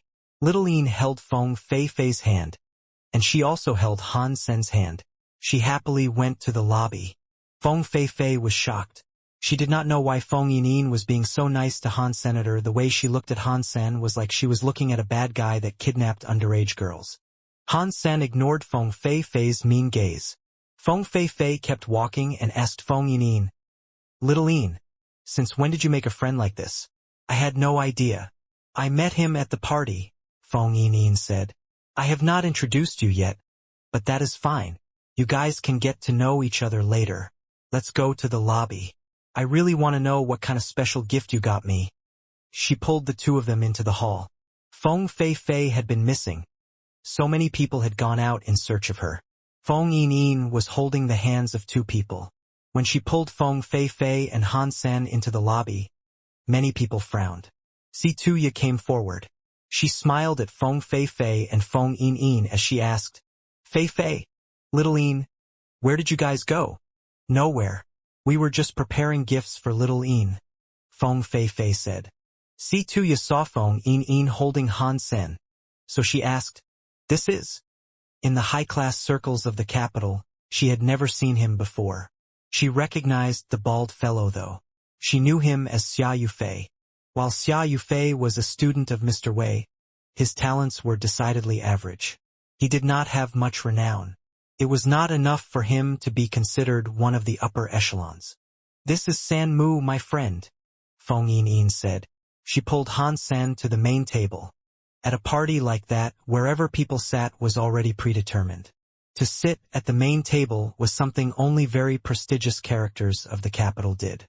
Now, Feng Yinyin had pulled Han Sen over to sit at the main table. He occupied a space right next to her. He sat beside Feng Feifei too. Many people thought it was really weird. Si Tuya looked at Feng Feifei with confusion. Feng Feifei performed a shrugging gesture and said, "Mr. Han is Little Yin's friend. Little Yin wanted him to celebrate with her." After hearing that, everybody knew Han Sen sitting there wasn't something that had been arranged by Feng Feifei. It was because Feng Yinyin did not know her manners and had brought a friend from the outside. They now understood the situation. Si Tuya looked at Han Senator. She smiled and said, "To be Little Yin's friend, you must be a very excellent person. I wonder, which family do you hail from?" "I was born on ancient Big God Mountain," Han Sen truthfully answered. That was where he had come from, in this universe at least. That counted as his birthplace. After hearing that, the expressions on the nobles' faces looked weird. Many people mockingly looked at him. For the people born into a higher class, it was known where their blood came from. If it was good, they would earn a town. Han Sen said he was from ancient Big God Mountain. It proved he was a villager that did not even own a town. An identity like that was only one level higher than a slave. Without a background of prestige, even having a god spirit blood pulse didn't do much. To be a town leader was the best they might one day achieve. Being a town leader meant nothing in that place. Whoever went there owned numerous towns. Si Tuya said, "I did not know Mr. Han came from someplace so far away. You must have big business in Jade Wall City." She looked at Han Sen as if she was smiling, but she was not smiling. She was not picking on Han Senator. He had said Feng Yinyin pulled him there, but he was Feng Feifei's guest. If she could embarrass him, it would embarrass Feng Feifei too. Si Tuya and Feng Feifei were singers. They were best friends. At least people thought they were best friends. Si Tuya was secretly very jealous of Feng Feifei. If she wasn't, she would not have helped Gong Shuji harm Feng Feifei. Because Si Tuya did a very good job in the service. Feng Feifei thought she was like a good sister. "It is not big business. I have an online shop in which I sell gene eggs," Han Sen honestly confessed. After saying that, Si Tuya and the other nobles looked at him with disdain. An online gene egg shop could be successful, but no matter how good it was nothing mainstream and thought highly of. It was even like that for the Lu Shi shop. The real gene egg shops that sold high-class stuff did not exist solely in cyberspace. "Mr. Han is the same as us," a young man said with a smile. He waved his fan as he spoke aloud. "I am not very good. The gene shop I opened is called Sky. I wonder what your shop is called, and what sort of gene eggs you sell." The way he spoke with Han Sen was not in cheer. It was like he was making fun of a dog or a cat. My online shop is called Shop, Hansen replied. It has not been open for long. It sells Viscount class and Earl class gene eggs. When everyone heard that, they laughed. The young man laughed very hard. It really is a small shop. You are not going to use a gene egg from your shop as a gift for Fong Yin, are you? That is what I was planning to do, yes. No one thought Hansen had the guts to pull out a cheap gift to present Feng Fei. But he did. I am really looking forward to seeing your gift, Situya said in jest. She realized the joke might have made her look bad. So she said nothing more. When everyone sat down, the people at the main table carried on with their discussions and ignored Han Senator. Only Feng Yin spoke to Han Sen. They did not all ignore Han Sen on purpose though. It was just because Han Sen was a villager that owned an online shop. Their circles couldn't really mesh well, so the well of conversations people from different circles could have was a bit dry. Therefore, no one spoke to Han Sen. After Han Sen told them his shop name, Feng Fei thought it sounded familiar. But she paid in no true mind and did not make the connection. Everyone was talking and laughing. The shadow of the big sky demon suddenly appeared next to Han Senator. She came from behind and held Han Sen's chest. She whispered into his ear, "My little lover, that pretty singer has been doomed by a gene race. She is dying. Do you want to let her die?" "Which one?" Han Sen whispered back at a volume only he could hear. He looked at the pure light salamander in his pocket. While the pure light salamander did react, it was to other gene races. It did not detect the big sky demon. Of course, it is Feng Fei. She is such a beautiful woman. Even I like her. Later, she will be bleeding all over her face. Her skin will fall off and she will die. What a shame. The big sky demon placed her lips right next to Han Sen's ear. She used a seductive tone to speak into Han Sen's ear. Han Sen looked at Feng Fei. Although he did not know much about gene races, he had learned a thing or two. He could not tell whether or not Feng Fei was doomed by a gene race, but he could tell Feng Fei was not well. Her face looked strangely red. Other people would have thought she had makeup on, such as some blush on the cheeks girls frequently used. Han Sen knew the red possessed an evil power.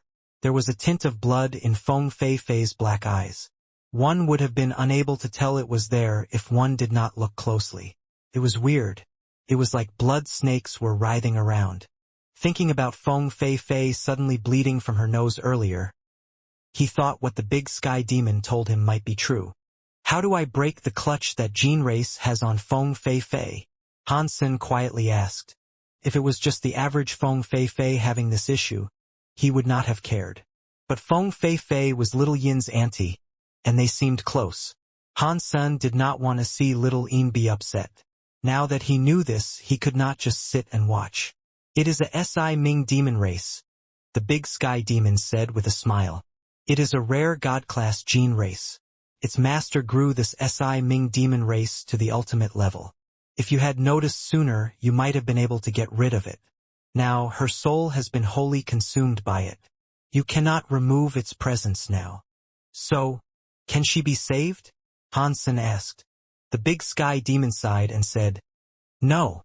If you really like her, I can try to save her. But it will be very hard. I will require your assistance." "How do I help you?" Hansen asked. "It is very simple," the big sky demon said. "Just use your blood to draw a spell, my love. Put the blood spell on her. Then you can remove the Si Ming demon race power." Hansen smiled. He did not believe a word Big Sky Demon was telling him. The Big Sky Demon wanted a blood spell to probably go against his own wishes. "My love, if you do not save her, she really will perish," the Big Sky Demon calmly said. "Look at her ears if you do not believe me." Hansen looked at Feng Fei's ear. Due to the fact he and Feng Fei were sitting next to Little Yin, he could see Feng Fei's left ear was extremely red. It was like she was drunk. It was a red that most people assumed wasn't a problem. When Han Sen looked closer, he saw her ear possess vibrant, strained veins that were spreading like a web. The Si Ming demon race was something too rare. Even many nobles had never heard of its existence. It was also the best part of the party. No one had noticed something had happened to Feng Feifei. They would have assumed she had become drunk with ease. Although Han Sen knew Feng Feifei had something wrong with her, he did not know much about gene races. He did not know how to erase the gene race power on Feng Feifei. Seeing Han Sen not do anything, the big sky demon sighed and said, "Little loser, you think too much. If you do not want to lose your blood, there is only one other way. You have got a blood ghost spirit gene race. That blood ghost spirit power can suppress the Si Ming demon race, but it can only suppress it. You cannot completely erase it. For that, you require a special skill." "What do I do?" Han Sen quietly asked. "Envie." The big sky demon was fast. She told Han Sen the method required. He had no idea what she was thinking. The party went on swimmingly. Once it was past midnight, the place flickered in the glow of fireworks. Everyone was celebrating Feng Yin's birthday. After the celebration, Feng Feifei put a box in front of Feng Yin. She nicely said, "Little Yin, this is a gift from your auntie. See if you like it." "Thank you, auntie." Feng Yin opened the box immediately. She did it every year, so she was used to it. When Feng Yin opened the box, she saw a gene egg inside it that was shining like a gem. There was even magical music coming out from the gene egg. Feng Yin only knew this was a gene egg. She did not know what sort of gene egg it was. Situya saw the gene egg and became extremely jealous. She maintained her calm and said, "Little Yin, your auntie is so nice to you. This is a very famous sonic gene race. It is an autumn cicada. Although autumn cicadas are a Marquise gene race, it is a very rare one. It is especially useful for singers.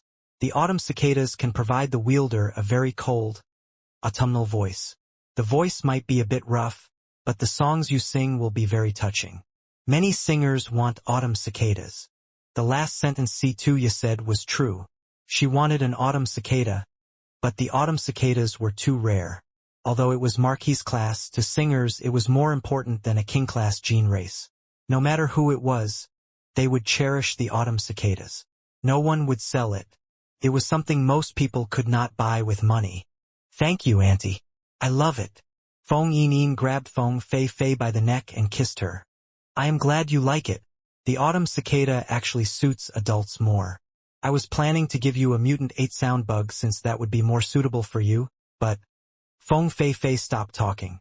She thought about the mutant 8-sound bug costing 10 million. It was not something she was able to purchase. The young man next to them said, "The 8-sound bugs are not hard to find, but the mutant 8-sound bug is a priceless treasure. It is rarer than an autumn cicada. It will be very hard to find. You already did well for finding an autumn cicada." Everyone said something similar. Feng Yin said she liked the autumn cicada too. "I wonder what Mr. Han will provide as a gene race," a woman said. "It cannot be a mutant 8-sound bug." She was making fun of him. That woman was supposed to be on the main table, but Feng Yin sat Han Sen in her seat and kicked her away. She felt humiliated. So she hated Han Senator. She could not help but mock him and make him look bad. Feng Yin patted Han Sen's hand and said, "You being here is enough of a gift for me." She did not want Han Sen to feel bad. Han Sen looked at Feng Yin apologetically. "Sorry. I did not know it was your birthday today." When everyone heard Han Sen say that, they thought the situation was even more hilarious. The woman laughed and asked, "Who doesn't know Feng Feifei celebrates her birthday alongside Feng Yin?" Han Sen ignored her. He pulled out a gene egg and presented it to Feng Yin. "It means I did not have the time to get a gift box. So, I will give it to you like this." "I like it." Feng Yin did not know it was a mutant 8-sound bug egg. She just didn't want Han Sen to feel bad. So she smiled at Han Sen and accepted it. That mutant 8-sound bug. Feng Feifei, who was next to them, was shocked. She had seen it many times online. She wanted to buy it for Feng Yin. She knew about the mutant 8-sound bug. When she saw Feng Yin holding it, she immediately recognized what it was. "Really? That is a mutant 8-sound bug egg." Everyone looked at Feng Yin's gene egg with a look of disbelief. They had not thought something like this would happen. After talking about the mutant 8-sound bug egg, Han Sen had handed one out immediately after. Fei, have you made a mistake in identifying it? Tuya did not know what a mutant 8-sound bug egg looked like. She looked at Feng Fei with suspicion. Feng Fei looked at Feng Yin's gene egg. Suddenly, she seemed to notice something and asked Han Sen. Mr. Han, did you say your online shop is called Shop? Yes, Han Sen said with a nod. After receiving the confirmation, Feng Fei started to look weird. Are you the owner of Shop? Does that mean it was your shop selling the mutant 8-sound bug egg? Yes, Han Sen said with a nod again. The singer, who was next to the table, said with shock. I remember now. It was Shop. No wonder it sounded so familiar. I saw it online too. It was a mutant 8-sound bug egg. It was being sold for 999,999,999 and not a cent less. I had a friend that I offered 3 million to, but I was declined. The owner is you, Mr. Han. After hearing her say that, everyone knew that this was the mutant 8-sound bug egg. Everyone started looking at Han Sen a bit weirdly. Tuya was a bit jealous now. She did not want to believe this was possible. She smiled at Feng Yin and said, such a rare gene race. Why doesn't Feng Yin hatch it now to let us all see it? Feng Yin looked at Han Senator. He nodded. Feng Yin agreed to do it. She activated her God Spirit blood pulse and hatched the mutant 8-sound bug egg. A beautiful silver 8-sound bug appeared in Feng Yin's hand. It was like a butterfly flying. Tuya was even more jealous. I tried my hardest to achieve all that I have today. I have suffered so much to get to where I am. But she receives these things so easily. Why? Tuya was incredibly jealous, but her smile managed to fake it. With the mutant 8-sound bug egg for a gift, all the other amazing gifts she received from others paled in comparison. Feng Fei was really suspicious about what Han Sen did. It was such a profound treasure, so she couldn't quite believe he had given it to Feng Yin. She did not know what he was trying to achieve. It was not like Han Sen was trying to befriend her by doing that. When Feng Fei wanted to buy the mutant 8-sound bug off Han Sen, he had not agreed. Furthermore, he had offended Gong Shu Jin by declining. Now he had merrily given Feng Yin the egg. He obviously wasn't doing it for Feng Fei. How did Yin even become his friend? Feng Fei wanted to ask that, but she did not want to ask it at the party. Now, many people were interested in Han Sen's shop. They asked what sort of rare gene eggs he sold. In the universe of kingdoms, humans relied on gene races too much. Everyone wanted a friend who could gather rare gene eggs. Han Sen's answers disappointed them. He said he only owned a small shop that sold low-class gene eggs.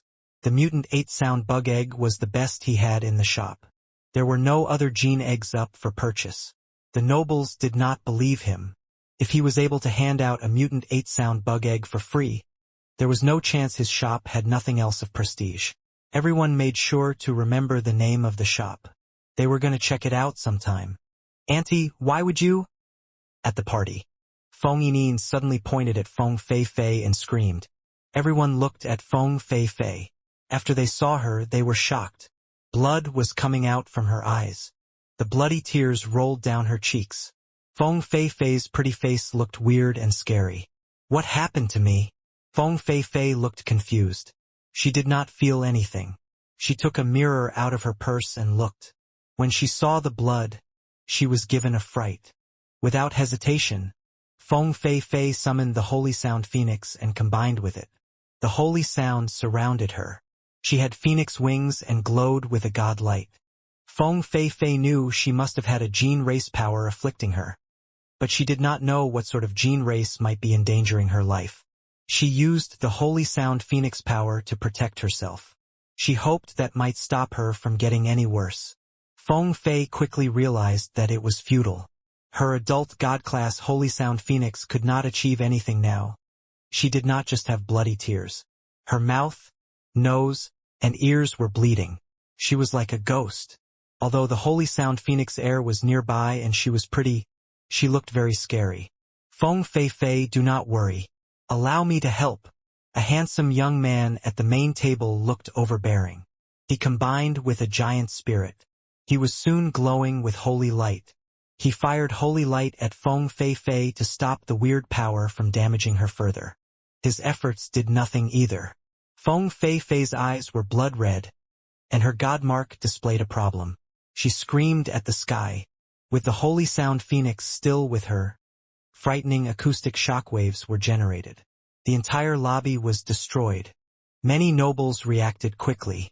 They combined with a gene race to block the shockwave, but many people were still shocked by the scream and bled. Hansen pulled Feng Yin behind him.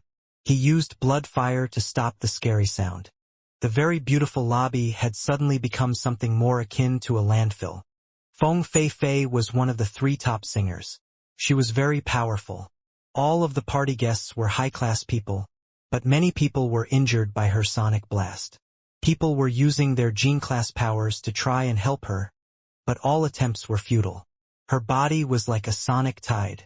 She had a phoenix's body to protect her, but that meant no other powers could come close. That was how powerful she was. Now, that power was able to kill people. The scary power made many elites unable to get close. So, she was not afraid of anything. Feng Fei did not attack anyone. After she screamed, she put out a hand imbued with holy light. She threw it at her face. If she stabbed herself, it would not be just her eyes ruined. Her entire face would be. "No, Auntie!" Feng Yin shouted. In tears, she started running toward Feng Fei. Hansen sighed. His body flashed behind Feng Fei. His arms were very strong. They were like a chain around her body. He pulled her arms so she could not bring harm to herself. Their bodies flashed. Hansen took Feng Fei to a room at the side of the hall and slammed the door closed behind him. He shouted at Feng Yin, who was still out there. "Little Yin, guard the door. Do not let anyone come inside." For some reason, Feng Yin trusted Hansen a lot. She adhered to his command and guarded the door, not allowing the other elites access to the room. Feng Fei's family members soon arrived. After Feng Yin stopped them, they helped guard the door as well. Inside the room, Hansen put Feng Fei down on a table. He used one hand to pin her down. He used the other hand to take off her clothes and reveal the red skin. There was a green shadow near her heart. It looked like a lotus flower and was releasing scary air. It was like a flower of death coming to bloom beneath her skin. Hansen's hand had blood air. He pressed the shadow. His nails broke her skin. He put the blood ghost spirit's power inside of her. When the blood ghost spirit power went into her blood, there were some sort of bronze wires visible within the shadow. They were like hairs. The bronze wires came out of the skin carrying blood. The pain that drilled into her heart made her scream aloud. "Little Yin, this Hansen guy is mysterious. How can he be in a room with your auntie all alone? Let us in." Situya was in a hurry. She was not worried about Feng Fei's safety. She was afraid Feng Fei might live. If Hansen stopped Gong Shuji's conspiracy, it might bode badly for her. She was in a rush to go inside. She wanted to destroy Hansen's plans. She did not want any accidents. Feng Fei had to die no matter what. HF Hansen did not want anyone to go inside. Perhaps the process of recovery could not be interrupted. If she went in, perhaps she could interrupt Feng Fei from being saved. "No, you guys can't go inside. San Mu is saving little auntie." Feng Yin stood in front of the door. She opened her arms, blocking the frame of the door. She did not allow anyone else to get close. "Little Yin, you do not know how evil people can be. Hansen came out of nowhere. Perhaps he is the one doing damage to your aunt. We should go and take a look. Otherwise, if he hurts your aunt, it will be too late." Situya saw Feng Yin was unbudging in her resolve, so she said, "If he is really saving someone, why can't he save her in front of us? There is something fishy going on here. We just want to take a look.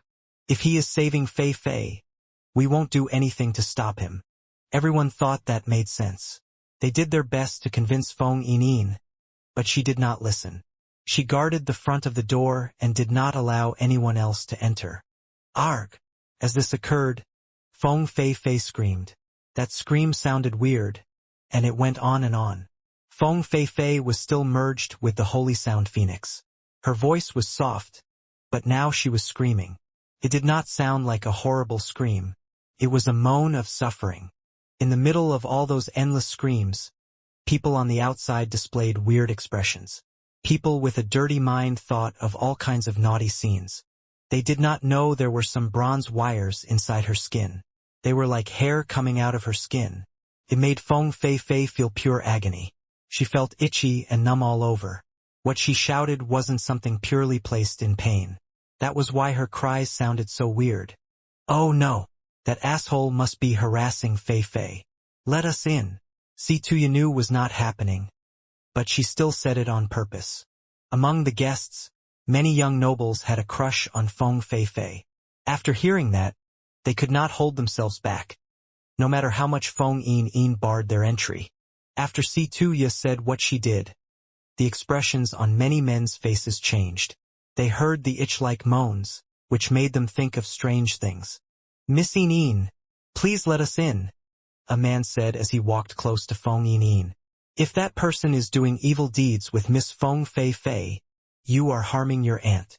The man was very high class. When Situya heard him say that, she was delighted. Sanmu won't hurt auntie, Feng Yin said with certainty. She was innocent, and she trusted Han's senator she would never doubt him. Little Yin does not know anything. We cannot just sit and wait while Feng Fei is brought harm. We should just rush in. Situya went toward the room. Feng Fei's family wanted to stop her, but Situya immediately said, Little Yin is too young to understand. I get that. But do none of you understand it, either? We just want what is best for Fei. If you guys are worried, we can all go in together. The family members were hesitant. Han-san was suspicious, and the screaming from the room was very weird. While the family members hesitated, Situya raced inside. She picked up Feng Yin, who was next to the door, and told the people, Let's all go inside. We cannot allow that scumbag to harm Fei. The nobleman echoed her desire, chanting, Let's go in. We cannot allow Feng Fei to be brought harm. If he is saving Feng Fei, perhaps we can be of aid. The family members wondered what Han-san was doing to her too. They did not know if they should interfere, but that noble was of a very high level. While they wondered, the noble, with a few other nobles, followed Situya to the door. Feng Yin was too young. She was picked up by Situya and unable to run. She shouted, Let me go! I will not let you guys go in. Uncle Lu, what are you doing? Hurry up and stop them. Be still, little Yin. We just want to be nice to your aunt. Situya put on a face, suggesting it was good for her. Her hands pushed the door. She pushed on the door, but it would not budge. It was locked. Situya coldly asked, If he did not have evil deeds in mind, why would he lock the door? After that, Situya gathered up power and tried to break the door down. This time, she used all her power to try and get inside. Pang! The room's door was blown open by Situya, but no one was able to see what was inside. All they saw was a strong, holy white shadow blocking the door. Pang! Pang! Situya could not see what that white shadow was. She felt darkness approach her. Suddenly, the shadow of two legs appeared and kicked her in the face. She went flying away. The white shadow also took Feng Yin from Situya's arms.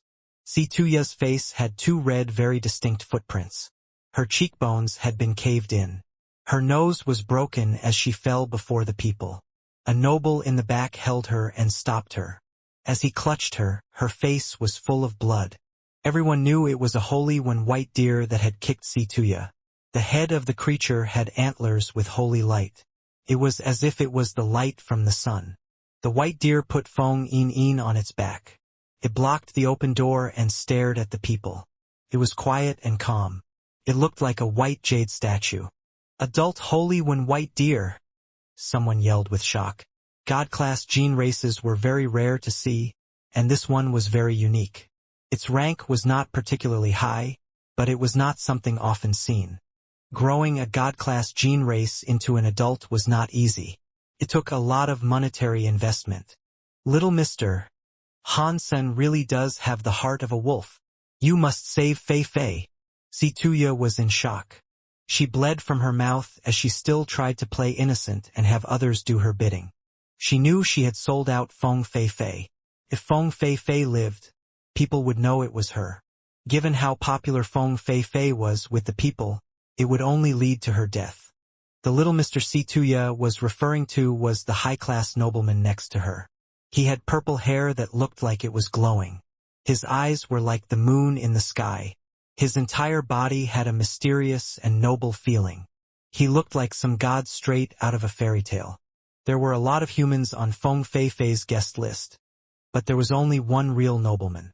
Situya was severely injured, but she still insisted on trying to trick this man. She believed he was the only one that could stop all this. His name was Do Tianyu. He was the son of a general. He was a real godblood noble. He had the protection of a god spirit. He was certainly stronger than the average human. Han Sen, even if you are saving people, you must let us see what has happened to Feng Fei Fei. Do that and assure us of her safety. Do Tianyu let Situya go. He went toward the holy one white deer. It was not certain what gene race he had combined with, but his body developed a mysterious aura that swirled around him. It almost looked solid. It turned into a holy light that flickered around him. His body grew bigger with every step he took. It made the power and holy one white deer look small before him. People knew this was just an illusion. Do Tianyu wasn't actually bigger. It was just because he was so strong that people made the mistake of thinking that. They felt jealous of him. Only the true godblood nobles who were blessed by god spirits could possess such a power. That was someone born with noble blood and loved by the gods. Even the adult holy one white deer was scared before him. If it was not for Han Sen's command, it would have probably run off by now. Every step Do Tianyu took, he shouted, "Go away!" The way he said it was not very harsh, but it seemed powerful. It was very overbearing and suppressive. The holy one white deer could not help but take a step back. His body trembled. Because of Han Sen's command, it did not run away. If things are like that, then you cannot blame me for what I will do, Do Tianyu coldly said. His fist carried a scary god light. He threw a punch toward the holy one white deer. Situya was watching from the back. Her face was injured, but she looked happy. She remembered that was the gene combined skill Jade Demon Punch. Do Tianyu had combined with the god-class gene race Jade Crystal Demon. Legends claimed that the punch was indestructible, but it had very soft power. One such punch was able to reduce a mountain into dust. Even so, the mountain would stay still. It would remain complete as if nothing happened. When the wind blew, the mountain would fall apart. It resulted in a sky full of dust. Even god-class gene races could not accept such a strike. To have been invited to the party, the people there had reputations. They recognized Do Tianyu's punch. Even if they did not recognize it, they all knew something about it. People thought it was a great shame. It was such a nice holy one white deer, but it was now going to be blown up. It was soon to be reduced to dust.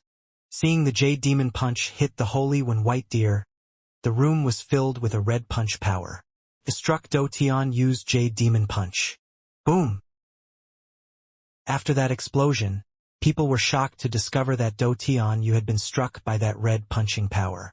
Do Tianyu's hair waved. His clothes were ruffled. His face had some weird red on it. He had not taken the advantage. How is that possible? He blocked Do Tianyu's Jade Demon Punch. So scary. Han Sen has a big problem. He blocked the Jade Demon Punch. Not many people in Jade Wall City can do such a thing. This red light is so weird. What kind of gene race power is that? Do Tianyu's eyes glowed. He stared at the holy one white deer that was blocking the doorframe. He coldly said, "The blood ghost spirit. You have the blood ghost spirit. Who are you?" After he said that, the lobby fell silent. Everyone in the Qin Kingdom knew about the blood ghost spirit. Emily used the blood ghost spirit, which was one out of 3 gene races, to assassinate the king of the Wei Kingdom to save the Qin Kingdom. It made him a savior. No way. He is just a villager. How could he have a blood ghost spirit gene race? Situya could not believe it. Do Tianyu coldly asked. If it was not blood ghost spirit, how could any other gene race cancel my jade demon punch in such a fashion? This must be the blood ghost spirit. Suddenly, the many high-class men in the lobby looked weird.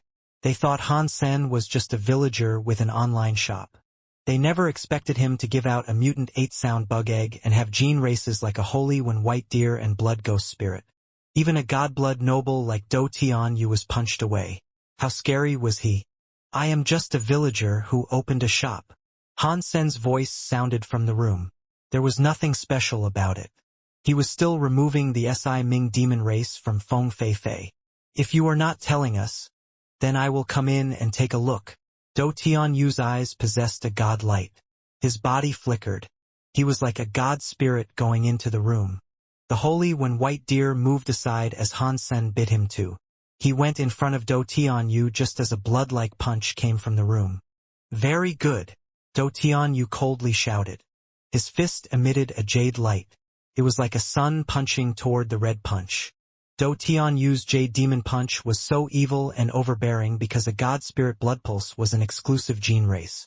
The power it was able to cast was more normal than an ordinary god-class gene race. No matter how overbearing and cruel he was blocked by the red punches. He could not get close to the room.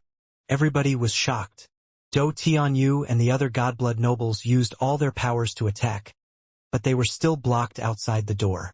They were unable to imagine how powerful Han Sen was. Interesting, Mr. God once said. He was standing far away, watching Do Tianyu and the red fists fighting. He was intrigued. Situya was shocked. The stronger Han Sen was, the higher the chance to erase the gene race power that was claiming Feng Fei Fei's life. To her, this was terrible news. In the room, Han Sen's purple dragon air and red power were combined into one. He waved one fist to block Do Tianyu outside the door. Another hand was inside the skin of Feng Fei Fei's chest. He was pulling out the copper wires from her chest. All of those copper wires were being pulled out one by one. The lotus shadow beneath the skin was becoming dim. Feng Fei Fei's red eyes grew dimmer. A bit of clarity returned to her mind. What is he doing? Feng Fei Fei started to wake up. Her body was surrounded by purple and red lights. Han Sen was like a demon god. She was extremely shocked. When she realized what was happening, she was even more shocked. A godblood noble. He is a godblood noble. Feng Fei Fei witnessed Han Sen reaching out a fist full of light, kept Do Tianyu at bay outside the door. He did not even look at the door. His eyes were observing her chest the entire time. Chest. When Feng Fei Fei thought of that, she blushed. She saw the bronze wires in front of her chest and knew he was trying to save her life. She felt shy and even more amazed. Han Sen used one hand to keep an elite like Do Tianyu at bay and outside the door. On top of that, he still had the power to fix the scary and weird power that was trying to claim her life. Despite all that, he was doing totally fine. He probably had even more power. That was scary and hard to imagine. Who is he? How did he become Little Yin's friend? Feng Fei Fei felt very conflicted. Her pretty eyes looked weird. Outside the door, Do Tianyu summoned a god spirit combination. He put his god spirit blood pulse to operate at max capacity. It made his entire body look like a reborn god spirit. He glowed with powerful god light. Every punch seemed as if it carried a power that could destroy the sky and earth. Even so, he was unable to enter the room. It shocked everyone. All they could do was stand back and watch. What is Han Sen? Who is he? How is he able to fight a godblood noble? Is he a godblood noble too? No way. I never heard of a godblood noble named Han before. If he is not a godblood noble, how else is he able to challenge Do Tianyu, who has combined with a god spirit? Whatever happened today has been way too weird. Han Sen is too mysterious. Feng Fei Fei's voice came from the room. Little mister, please stop. Han Sen is helping me with the wound. He means no harm. Please, everyone, wait outside. Wait until I am mostly healed, and I will thank everyone again. After hearing her voice, Feng Yin was very happy. Auntie, are you better? Littleine, do not worry. Han-sen is healing me. I should be fine soon. Feng Fei-Fei's voice came out from the room again. After she said that, everyone was even more shocked. Han-sen was fighting the Do Tianyu and healing Feng Fei-Fei at the same time. That was unbelievable. After hearing all of that, Do Tianyu frowned. His eyes burned with a god light, but he did not strike again. Mr. Han, you are very good. Today is not a good day to fight. Let's fight another day. Do Tianyu looked at the door, turned around, and departed. This fight made Han Sen's name become famous across Jade Wall City. It was not too far-reaching, but it did have many superior people feel slightly worried. Of course, that was because not many people witnessed all of this with their own two eyes. Whoever heard about this thought the rumors had been blown out of proportion and most of it had been made up. Even with a blood ghost spirit, he could not have healed Feng Fei-Fei and keep the godblood noble Do Tianyu at bay. But Han Sen had also given away a mutant 8-sound bug egg. He had a holy one white deer and a blood ghost spirit. People were very curious about the identity of that individual, and they made sure to peruse the stock in his store. They wanted to see what other gene races Han Sen's shop sold. The results disappointed them. Han Sen's shop had mutant 8-sound bugs for sale, but the prices were too high. They were not worth the money they were priced at. Aside from that, there were just some Viscount and Earl-class gene races. They were rare, but they were not really good stuff. Some strange people bought some rare gene eggs from the shop. In Gongshu Manor, Gongshu Ji was frozen. He saw the Si Ming demon race, which looked like Feng Fei-Fei, releasing black smoke. Suddenly, it no longer resembled Feng Fei-Fei. It looked like a faceless bronze statue. Gongshu Ji's body shook. He coughed out blood. Impossible. That is impossible. Who destroyed the Si Ming demon race power? Gongshu Ji's eyes were full of shock. Master, are you okay? The old servant picked up Gongshu Ji. I am fine. Go and get Si Tuya. Ask her what happened. Gongshu Ji pushed the servant away. He gave the order in a fit of rage. After he said that, Si Tuya, who had messy hair and a lot of blood on her face, rushed in. She asked, Mister, is your Si Ming demon race broken? What did that bitch Feng Fei-Fei do? Gongshu Ji madly asked. Si Tuya's face looked like soil. She knew Gongshu Ji's Si Ming demon race was broken. She told him about Han Sen being able to fight Do Tianyu while healing Feng Fei-Fei at the same time.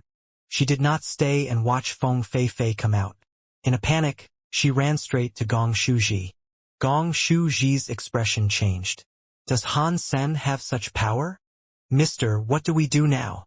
Si Tuya quickly asked. Feng Fei-Fei will not let this go. Gongshu Ji's face kept contorting. A while later he said, Do not worry. I have a way for them to be killed and not be brought back. What way is that? Si Tuya asked. Mr. Mu always wanted my Si Ming demon race and a few other gene races. I did not want to make the trade, but I have to do it this time. Gongshu Ji had a look of murder in his eyes as he said, My son is dead. It is pointless for me to hold onto these gene races. If Mr. Mu can help us, those two assholes will die. This Mr. Mu you speak of, is he the mister that guards Ice Snow God Temple? Si Tuya was shocked and happy. Gongshu Ji said gnashed his teeth and said, Yes. Regardless if he can beat Do Tianyu against Mr. Mu, he will die. Han Sen had just returned to the hotel when Mr. Yang excitedly said, Mr. All gone. The gene races we sell, aside from the mutant 8-sound bug, people bought them all. Han Sen understood what had happened. He had impressed everyone at the party, and the people in attendance were rich and famous. They probably visited his shop with curiosity. It was nothing out of the ordinary for them to want to buy a few things. Put the mutant 8-sound bug egg down. After everything has been sold out, we should close the store and wait until I bring back more gene eggs.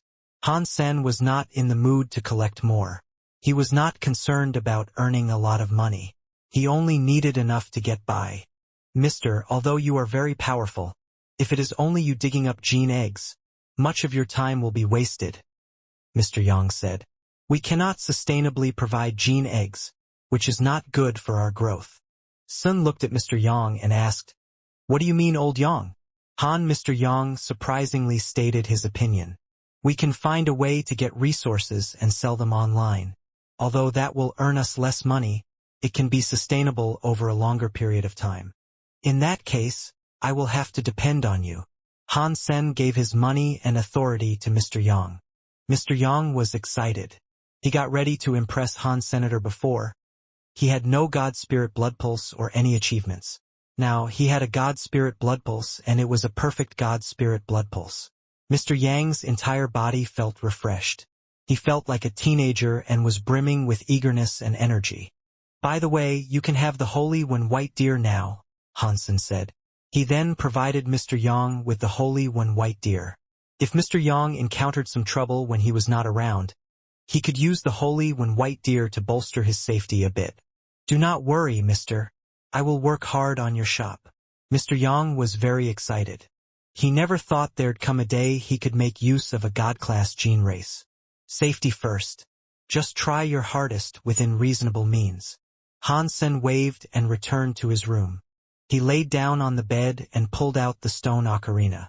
Han Sen sighed and said, When the Destiny's Tower was destroyed, the ocarina little big sister Xiang Yin gave me was lost.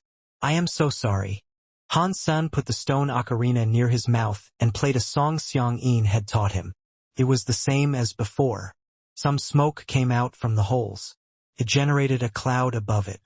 The sound of crackling electricity was in the cloud. It was also like a whisper. Han Sen had heard that sound many times. He had no idea what it meant. He was really missing Xiang Yin, so he did not have the time to analyze those sounds. He just closed his eyes and kept playing. The sounds of the ocarina were quiet and sounded thin.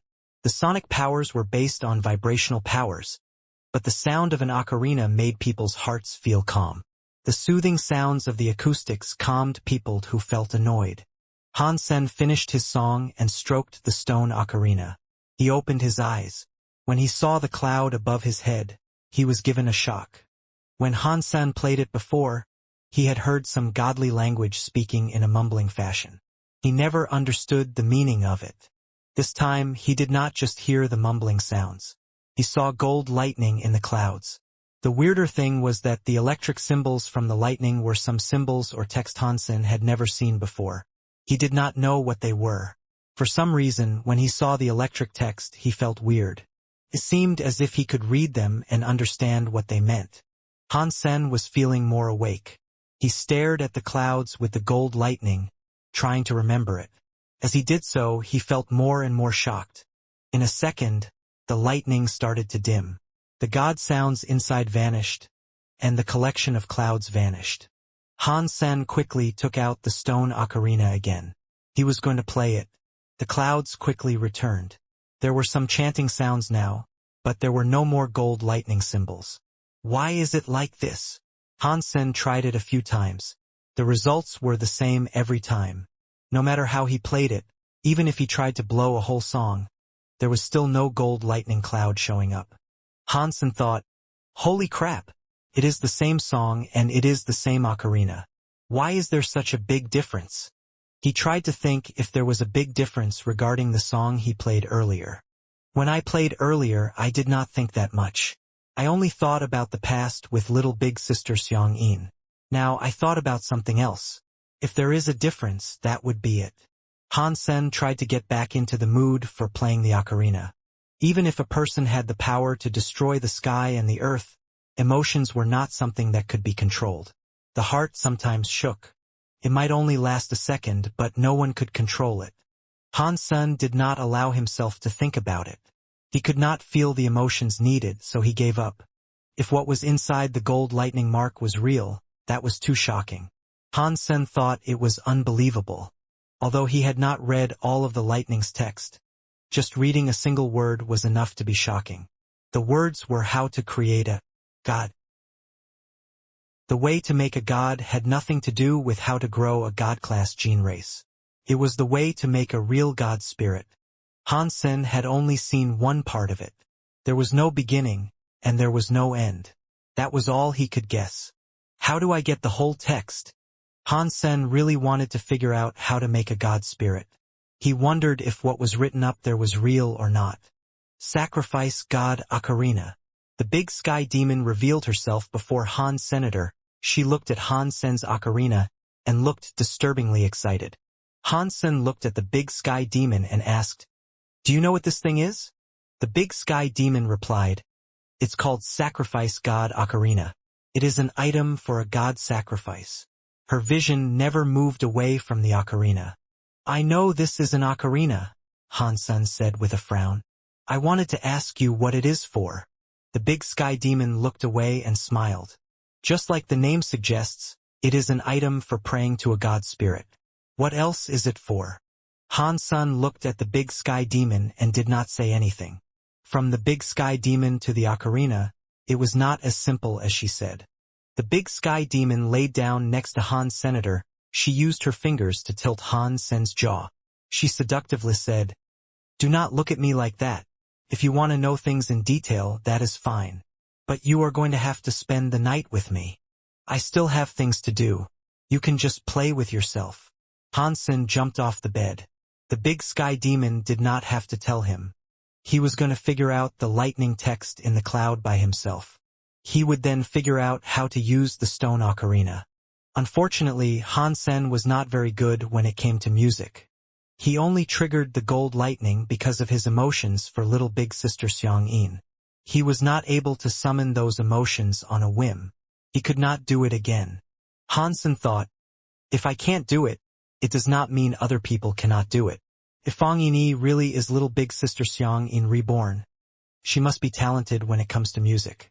Perhaps she can help me uncover the riddle behind this strange ocarina." He planned to ask Xiang-yin for help. Before Han Sen went to find Feng Yinyin, Feng Feifei had already brought her to where he lived.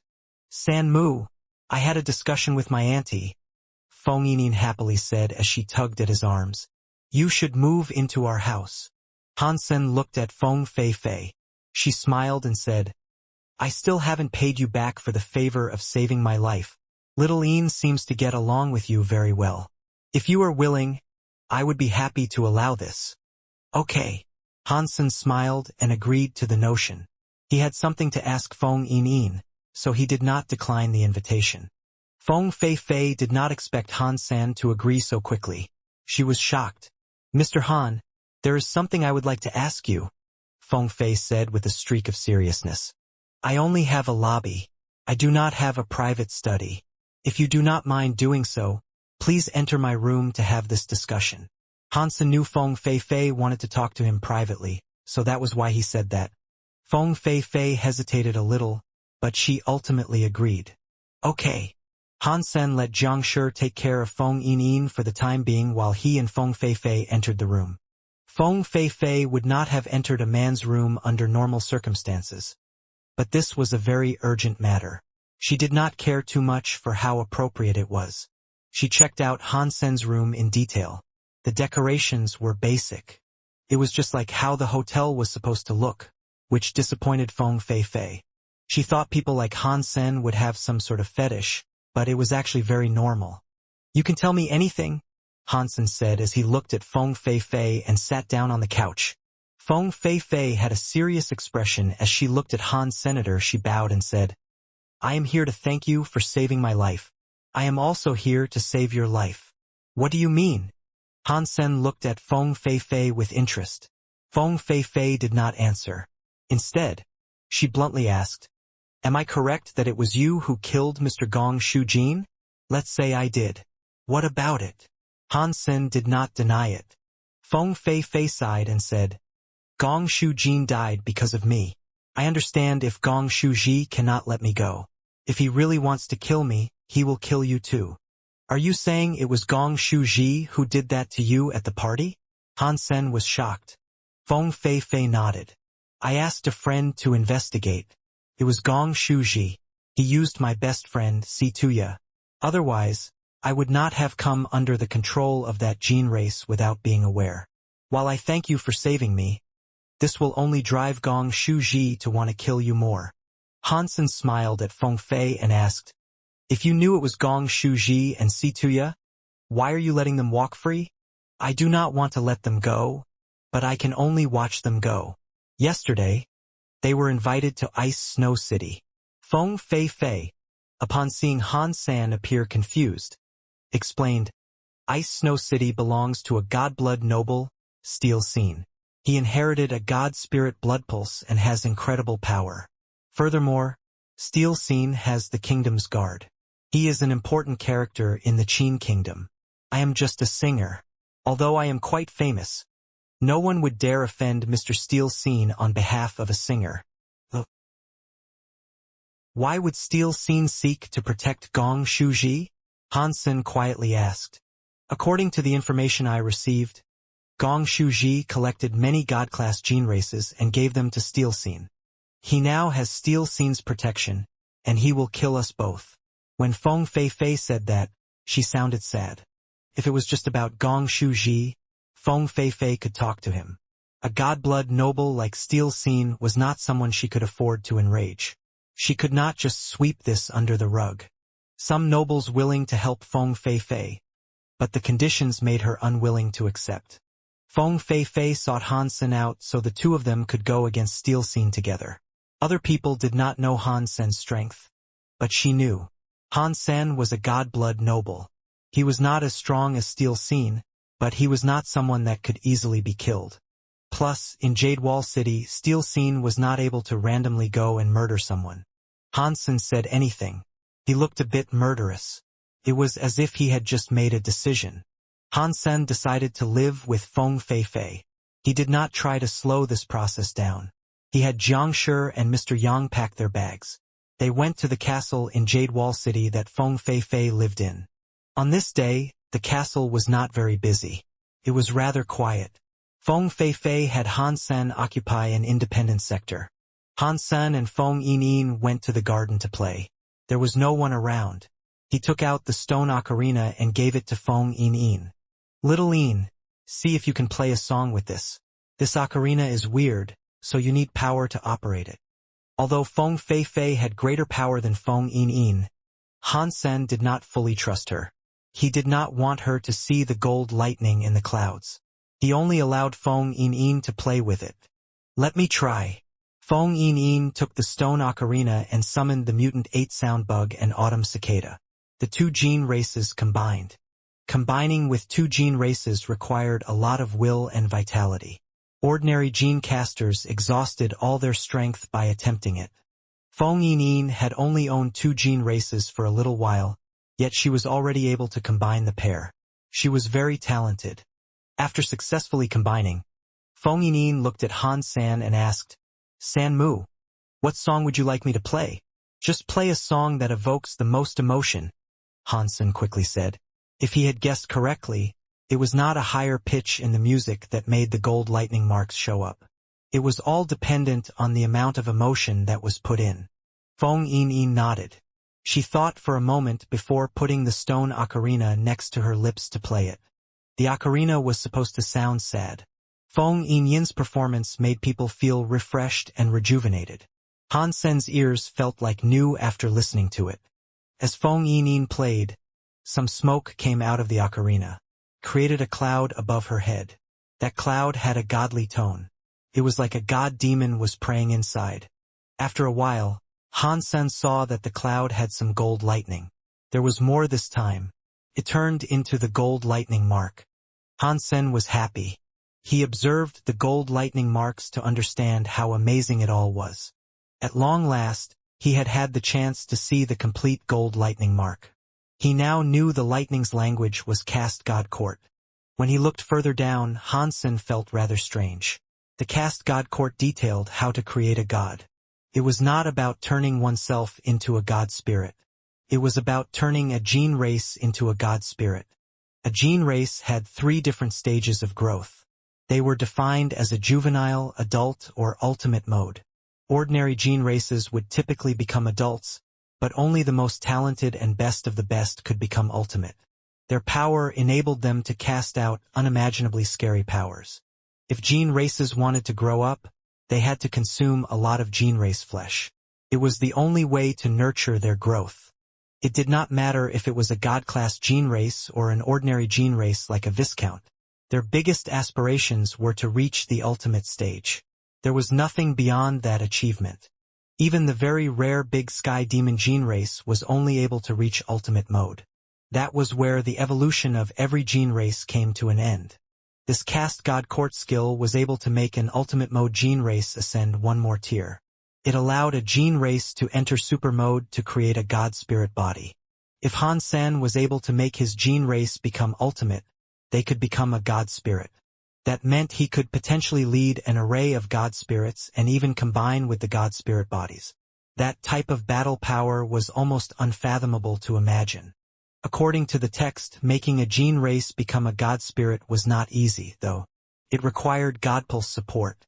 The so-called God Pulse was the Blood Dragon God Pulse Han Sen already had. It was a born universe life pulse god power. That meant it was a god spirit's original power. With a God Pulse element that matched the gene race was also necessary.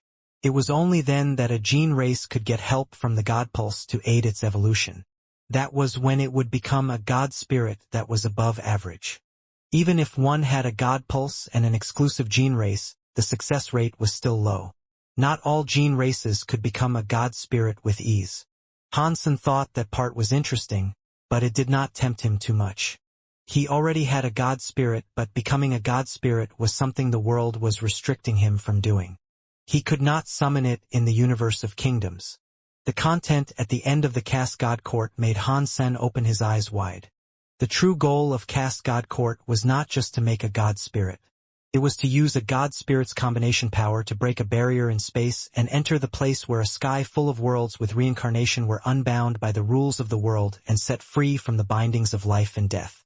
They were able to freely enter the reincarnation and sky full of worlds. If I can reach that level, I can just break the space barrier and return to the universe, Han Sen happily thought. The more he looked at the writing, the more Han Sen's face turned dire. According to what the text said, to reach that level, one had to forge a reboot-class god spirit and combine with it. The rest of the gold lightning marks revealed a few cases of higher success rates with gene race evolutions. There was 10 Direction Sky World God King and Sky Full of Big Lust Demon God. In short, 10 Direction Sky World God King was World King God. According to legend, it was one of the rare gene races Qin Shou had. The Sky Full of Big Lust Demon God, in short, was Big Sky Demon. It was the gene race with which he had established a strange connection. They all had a chance to become reboot-class demon spirits. They were very rare gene races. Even if they did not become god spirits, if they at least reached ultimate mode, their power was enough to fight god spirits. They were naturally very powerful. There were only 5 gene races like that in the Cast God Court. Han Sen hadn't heard of the other 3 before. There were also records about gene races being able to have a chance of reaching that level, but the gene races with a low potential had a lesser chance. Even the chances of World King God and Big Sky Demon succeeding was around 20 to 30%. The chances of other gene races were too low to imagine. I can't believe Big Sky Demon's rank is that high. It can be at the same level as Qin Shou's World God King. This greatly surprised Han Sen. He already knew Big Sky Demon was strong, but he did not suspect she was that strong. Han Sen wondered if the person stirring up a big storm in the Geno universe was World King God under Qin Shou's control. It might have even been Qin Shou himself. Otherwise, that was the only way Qin Shou's blood being blue could be explained. The blood of the humans in the universe of kingdoms was red, so Qin Shou's had to be the same. But World King God's blood was blue. Big Sky Demon takes the stone ocarina seriously. Does that mean she wants to use the Cast God Court to make a god spirit body? Han Sen wondered. After Feng Yining finished playing the song, she realized the clouds and lightning above her head. She was shocked and said, "San Mu, this stone ocarina is weird. Why does it summon flowers and lightning?" Han Sen pulled Feng Yining closer and said, "Little Yin, the stone ocarina and the flower lightning is our secret. Can you please not tell anyone about this?" "Not even Auntie?" Feng Yin asked. Han Sen seriously replied, "Yeah, nobody. Only you and I can know." "Okay, this will be a secret between you and me only." I will not tell anyone. Feng Yin reached out her finger and smiled. Let's make a pinky promise. Okay, pinky promise. Han Sen hooked his pinky finger with the finger Feng Yin was extending. Their fingers touched each other. After discovering Caste God Court, Han Sen had hope. Although he knew it would not be easy, there was a chance. The 5 gene races in the information provided were creatures Han Sen could not claim yet. With Big Sky Demon next to him, there was little he could do about it. He did not know where the real body of Big Sky Demon resided. Han Sen thought, although I do not have an ultimate gene race, a mutant god-class gene race's success rate for becoming a god spirit is just a bit lower than an ultimate gene race. I have the Blood Ghost Spirit and Gold Wing Peacock King.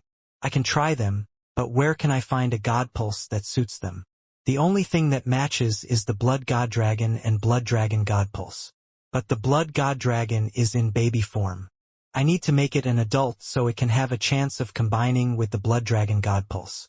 Making a god spirit body will not be that easy. Thinking of that, Han Sen looked into his sea of soul. He examined the Gold Wing Peacock King. It was still in egg mode. Its evolution had not finished. Feeding it myself is too slow. I do not have that much gene race meat to use.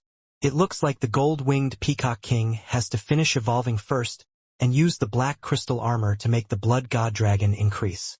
Han Sen made up his mind, but he had no idea when the gold-winged Peacock King would finish evolving. While Han Sen was thinking about that, he suddenly heard a noise outside. He stood up and looked out the window. He saw many people wearing uniforms surrounding Feng Fei-Fei's castle. Commander Lu, why are you here? What do you need? Feng Fei-Fei took along a butler to welcome him in. She stood opposite the King's Guards. The King's Guard was in charge of Jade Wall City's defenses. There were 14 squadrons of riders in their midst, and there were 14 commanders. The commanders were controlled by Steel Scene. Steel Scene had 2 other subordinates, and that composed the whole of the King's Guard. The 14 King's Guard squadrons were also referred to as the Kingdom's 14 Riders. Every leader was a very special character. The whole of the King's Guard was not entirely commanded by Steel Scene's decrees, but over half the commanders showed unyielding loyalty to him. This team was called the Thunder Lion Riders. They were in charge of the security in that area. The one known as Commander Lu Senji was one of Steel Scene's favorites. Now, he had brought the Thunder Lion Riders to Feng Fei-Fei's house. It did not look like a social call, so Feng Fei-Fei looked fairly glum. The Thunder Lion Riders have received a report there might be illicit items in the vicinity. We will need to search this area. So, please cooperate. Lu Senji was very strong. He was wearing scale armor, and he rode atop a male lion that wielded fire. He looked like some demon god from hell. He looked very scary. Feng Fei-Fei frowned and asked, "Illicit items? What illicit items?" "That is classified," Lu Senji coldly said. He waved his hands. "Go search, but show some care." Feng Fei-Fei frowned and said, "Hang on, Commander Lu. You cannot just barge into someone's residence like this. It is not appropriate." "What? Are you going to question the King's Guard?" Lu Shanji's face did not change. He looked cold. "Of course I will not." Feng Fei-Fei knew she should not commit a crime. Going against the King's Guard was practically the same as treason. That crime likely would have led to her death. "If you are not, then you should go away." Lu Shanji commanded his soldiers to raid the castle. Feng Fei-Fei was forced to call for her people to stand down and avoid initiating a conflict with the Thunder Lion Riders. Otherwise, even if she was not guilty, she would be found guilty. It would have meant she went against the national law that governed the whole of the Qin Kingdom. Feng Fei-Fei knew that Lu Shanji was not there for a social visit, but there was nothing she could do about it. She had a lot of fame. She was one of the top 3 singers, but singers were only famous. Her status did not put her above the law. Normally, the nobles respected her. The King's Guard would not have offended her for petty reasons. This was different. If Lu Shanji received the order from Steel Scene, nobody else's respect or authority would challenge it. Unless another big noble showed up, there was nothing she could. Last time, Feng Fei-Fei rejected the help of the nobles. It was unlikely that any other big nobles would want to stick their neck out for her now. Lu Shanji did not go search. He just sat on the male lion, parked at the entrance, and waited for his men to finish the search.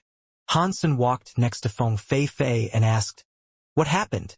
"Commander Lu said my house is harboring a forbidden item," Feng Fei said. Hansen looked at Feng Fei but did not speak. Feng Fei knew what he meant. She looked at Han San and asked, "How could I hide a forbidden item? I think Steel Scene is merely trying to rattle us." "I do not think he is only trying to annoy us," Hansen coldly said. Feng Fei wished to say something, but she suddenly heard a Thunder Lion Rider soldier kneel in front of Lu Sanji and say, "Reporting to the commander, we found lots of sacrifice copper in the basement." Feng Fei's face changed as she shouted, "Impossible! I will take a look to determine if this is true or not," Lu Sanji coldly said. He had his men cuff her. He then took her to the basement. Hansen followed Feng Fei. She quickly walked to the basement. She looked inside. Some copper products formed a brick shape. The copper looked a bit weird. It was not ordinary copper, that was for sure. It was not yellow copper or purple copper. It had some weird blue color. It looked like blue copper bricks. "Feng Fei, you have some cojones on you," Lu Sanji coldly shouted at Feng Fei. "You have been hiding sacrifice copper here. Do you know what crime you have committed?" "Someone set me up. The sacrifice copper is not mine." Feng Fei looked terrified. She stared at Lu Sanji. She did not know if it was Lu Sanji had planted it there and knew about this, or if she had a traitor in her midst. "There is nothing more you need to say. Take her to the King's Guards department first. I must examine this with greater care." Lu Sanji waved his hand and coldly shouted, "Someone get over here. Start packing this all up." Without waiting for Feng Fei, all her men summoned their gene races to go against the Thunder Lion Riders. They all looked ferocious.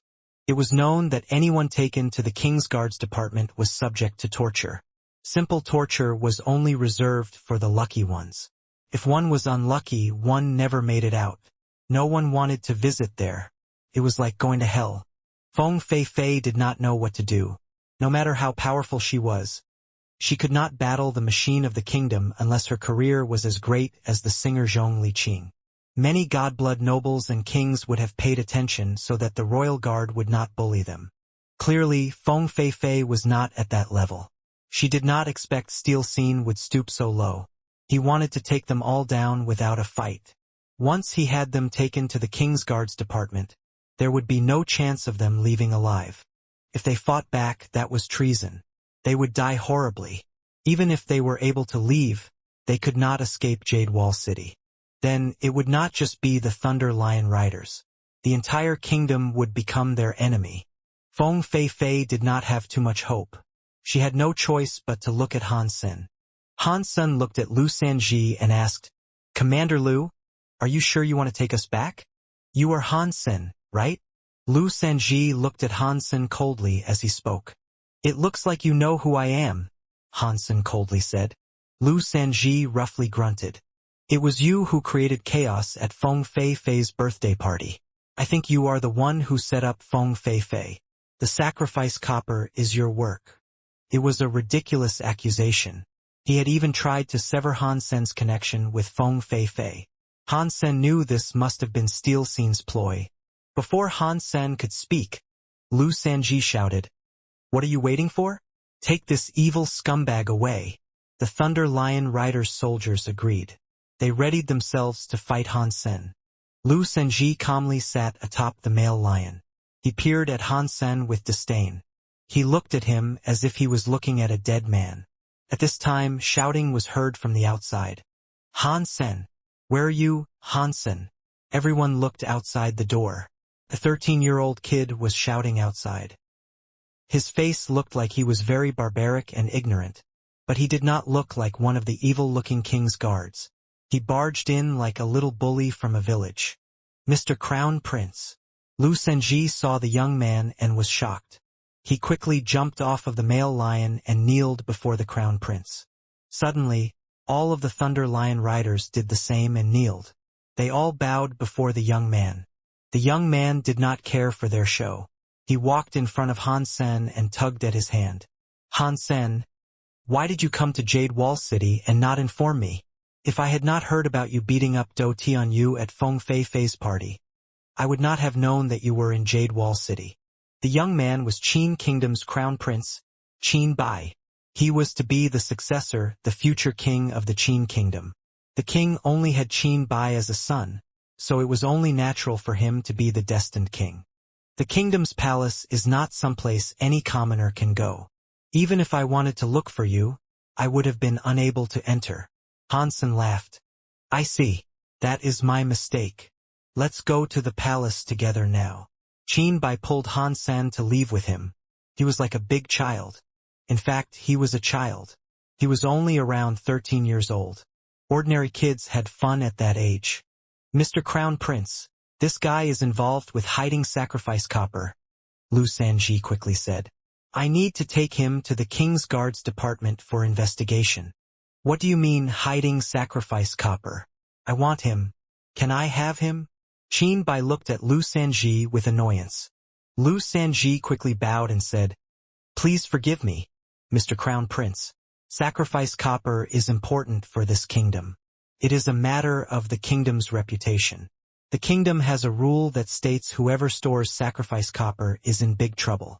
To hold more than 1 kilogram results in execution. There are at least 100 kilograms of sacrifice copper here. His entire family should be slain. Pat. Before Lu Sanji finished speaking, Qin Bai slapped him across the face. Lu Sanji could have dodged the strike, but he did not dare evade the prince. He didn't use any power to fight Qin Bai either. He accepted the slap. His face went red. 5 clearly defined fingerprints were on his cheeks. I am doing stuff. Do I need you to teach me? Qin Bai looked angry as he stared at him. He had an overbearing face that showed he was the boss. He was the poster child of a spoiled brat. The slap made Han Sen happy. Feng Fei Fei was happier too. She had not suspected that Han Sen had a relation with the Crown Prince, Qin Bai. Mr. Crown Prince, the kingdom has its laws, and the family has family rules. The sacrifice copper. Lu Sanji did not dare fight back. He kneeled in front of him, but he did not scurry away. He still wished to speak. Pat. Qin Bai slapped him a second time across his other cheek. This time he slapped him even harder. Lu Sanji's mouth was full of blood. Lu Sanji opened his mouth, still wishing to speak, but he could not get a word out before Qin Bai smacked him again. The things he wanted to say were forbidden by a slap and a face full of blood. Qin Bai madly shouted at Lu Sanji. This sacrifice copper was put in his house by me. Are you going to kill me too? Are you going to kill my entire family? Lu Sanji's face changed.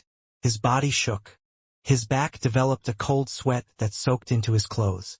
He knew the sacrifice copper did not belong to Han Sen or Feng Fei Fei, but he also knew it did not belong to Qin Bai. After Qin Bai said that, he did not say anything to the contrary. To kill the king's family was not some sort of crime that the king's guard leader could commit. Not even a general could commit a crime like that. I wouldn't dare, Lu Sanji said. I did not know the sacrifice copper belonged to the crown prince. Please forgive me. He swallowed the blood in his mouth and kowtowed before Qin Bai. He could not afford to commit a crime like that. If you knew you were wrong, then get lost. You are all useless. Qin Bai did not even look at Lu Sanji. He coldly grunted like a tyrant. Lu Sanji was furious. He thought he could capture Han Sen and Feng Fei Fei in one fell swoop. He thought he could take them back to the King's Guard Department. He was to return empty-handed. All he had managed to get was a swollen face. He could not take back the 100 kilograms of sacrifice copper either. Now Qin Bai was there and he took the sacrifice copper. There was no way he could take Han Senator. He bowed before Qin Bai and ferociously stared at Han Senator. He gathered his Thunder Lion Rider soldiers and left. Feng Fei Fei and the others were as much shocked as they were delighted. They thought they were going to be killed. Who would have known that the very famous and spoiled crown prince would swoop in out of nowhere to protect them all and beat up someone like Lu Senji in front of everyone? They thought it was amazing Han Sen knew why many people wanted to become king and why everyone wanted to become a tyrant. Being a tyrant or a bad king was better than being a good king. A spoiled crown prince like Qin Bai could do whatever he wanted. He was allowed to be as spoiled as he wanted to be. He could have all the goods and not care about how others felt. Still, what Qin Bai did there made Han Sen and the others very happy. He wouldn't mention anything about him being a loser. Han Sen, you are safe now. Please come back to the palace with me. You are here at a perfect time. You must avenge me. Qin Bai tugged at Han Sen with major excitement as he spoke. Mr. Crown Prince, what happened today is over. But this is not over, Han Sen said with a sigh. I am afraid I cannot come to the palace with you yet. What else do you need to do? I thought I sorted out the sacrifice copper issue for you. Lu Senji won't dare trouble you again. Qin Bai was surprised. Lu Senji is just a small character that does the bidding of others. The person that wants me dead is the King's Guard General, Steel Scene. Han Sen explained what happened to him. Gong Shuji should be dead by now. You should have killed him. Now he has run to Steel Scene, who is in Ice Snow City. This is very bad. Qin Bai looked troubled. Although he could do whatever he wanted to with his authority, it was not as if he was unafraid of things. There were still some things he feared. Aside from the emperor himself, there were a few people who frightened him. Qin Bai was scared of a few grand teachers. They were the only ones who dared to hit him, so he was afraid of them. Regarding Steel Scene, he had quite the position in the hierarchy of the Qin kingdom. Although he did not know much about things, he knew how scary that person was. He might not have feared him, but he would not treat Steel Scene the same way he treated Lu Senji. He thought about it. Qin Bai suddenly looked quite cocky. He said, "That is fine. You and Feng Fei can go to the palace with me. I do not think Steel Scene will try and get at you by going to the palace." Feng Fei and the others heard his words. She displayed a wry smile. A place like a palace was not somewhere a commoner could waltz in and out of. Even if Qin Bai wanted them to go there, they could not stay there for long. Otherwise, the other superiors eventually would have objected to their presence.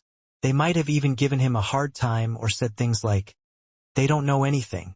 "Mr. Crown Prince, this has to be sorted out sooner or later," Han Sen said. "If you keep navigating around the issue, it only delays what is inevitable. I do not need to go to the palace, but can I ask you for a favor?"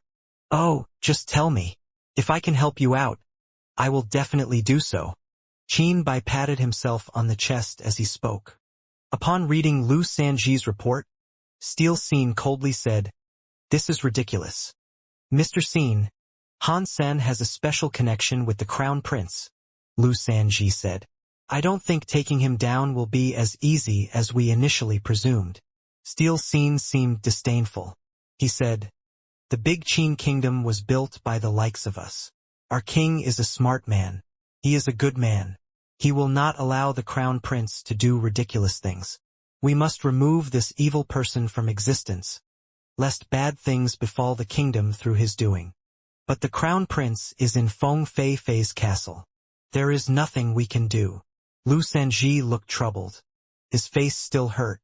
He did not dare go to the Feng family's household to try and capture them again. Steel Scene waved his hand. "There is no need to go. If we really want to kill him, we do not need to take him away. We can eliminate him from miles away." "What do you mean?" Lu Senji asked as he looked at Steel Scene with confusion. Steel Scene smiled. He randomly took out a gene race. This gene race was in the shape of a bronze old person. It was Gong Shuji's Si Ming demon race. That old guy, Gong Shuji, had a god-class Si Ming demon race. He got it from a mysterious land pulse. It is a fairly rare gene race, and it just so happens to match my god spirit blood pulse. I have looked for him many times to buy it, but he denied my request many times. This time he came to me. Now I have this exclusive Si Mind demon race. We can try to use it on Han Sr. I have heard the Si Mind demon race requires genes from the victim, Lu Sanji said. Han Sen must be on the defensive now. so I don't think obtaining his genes will be easy. Steel Scene looked at the Si Ming demon race with obsession in his eyes. That was because it was Gong Shuji using of it. He knows how to dig up land pulses, but he is rubbish when it comes to using gene races. The Si Ming demon race is such a powerful gene race, yet it was squandered by this pathetic inability to wield it correctly. If he was half decent, Feng Fei Fei would not be alive. Steel Scene reached out his hand to touch the Si Ming demon race. It was like he was touching the skin of a lover. He kept talking to himself, saying, "The power of a Si Ming demon race is not something simple. It is fortunate it matches my God Spirit blood pulse. I have turned it into an exclusive gene race. That way it is more powerful." Lu Sanji looked at the Si Ming demon race with curiosity. He had never seen one before. Having a proper look at it now, he saw that it was in the shape of a man without a face. When he looked closely, it was not just a simple bronze statue. The bronze man had some blood vessels. They were like red lines that were squiggled all over. "Do you see the red lines?" Steel Scene asked. That is what happens after the Si Ming demon race becomes an exclusive gene race. It has been improved by my Si blood pulse. Now, the Si Ming demon race does not require Han Sen's genes. We can kill him. He extended a finger on his right hand and cut it. He was going to use his own blood. The bronze man did not have eyes, a nose, or a mouth. He wrote down the words Han Sen on it. He wrote down the Han Sen's name with his own blood. The bronze man suddenly flickered with a strange blood light. The blood light looked contagious. The Si Ming demon race's bloodlines lit up. They were getting brighter and brighter. The Si Ming demon race kept changing within the weird blood light. It looked like its shape was morphing into that of Han Sen. Steel Scene looked cocky. He said, "The real power of the Si Ming demon race is like a fate power of sorts. The low-tier way to use it is to obtain the genes of the foe you wish to eliminate. You can get that from a strand of hair or a flake of dandruff. That is the lowest level of how this is used. The proper way to use it is not that hard. You just need the name of your foe. Then fate power will work. It will activate the Si Ming demon race. Of course, it needs to be the name the opponent always uses. Could be a nickname. The name is just a symbol of fate. If he uses that symbol very often, even if it is not the real name, it will be imbued with the power of fate. It will connect with him. The Si Ming demon race is so powerful," Lu Sanji happily said. "Han Sen is so going to die now." When the bloodlines twisted, the bronze person adopted Han Sen's face upon its own. Lu Sanji complimented it, saying, "That really is Han Sen's face. Mr. has a Si Ming demon race as an exclusive gene race. You will be improved. You will be more powerful than Sangong." Steel Scene laughed. His power cannot be destroyed by the Si Ming demon race. The Si Ming demon race is strong, but it does have a weakness. If the opponent is too strong or has a powerful God Spirit blood pulse to protect them, the power of the Si Ming demon race will not work. It will be consumed. Lu Sanji immediately looked worried. "I have heard Han Sen might be a godblood noble. Will he be immune to the power of the Si Ming demon race?" Steel Scene coldly laughed and said, "Even if he is a godblood noble, he will not be as good as my Ice Snow God's blood pulse. Plus, I have the Si blood pulse in land pulses. With these two blood pulse boons, even if he is a godblood noble, he will die."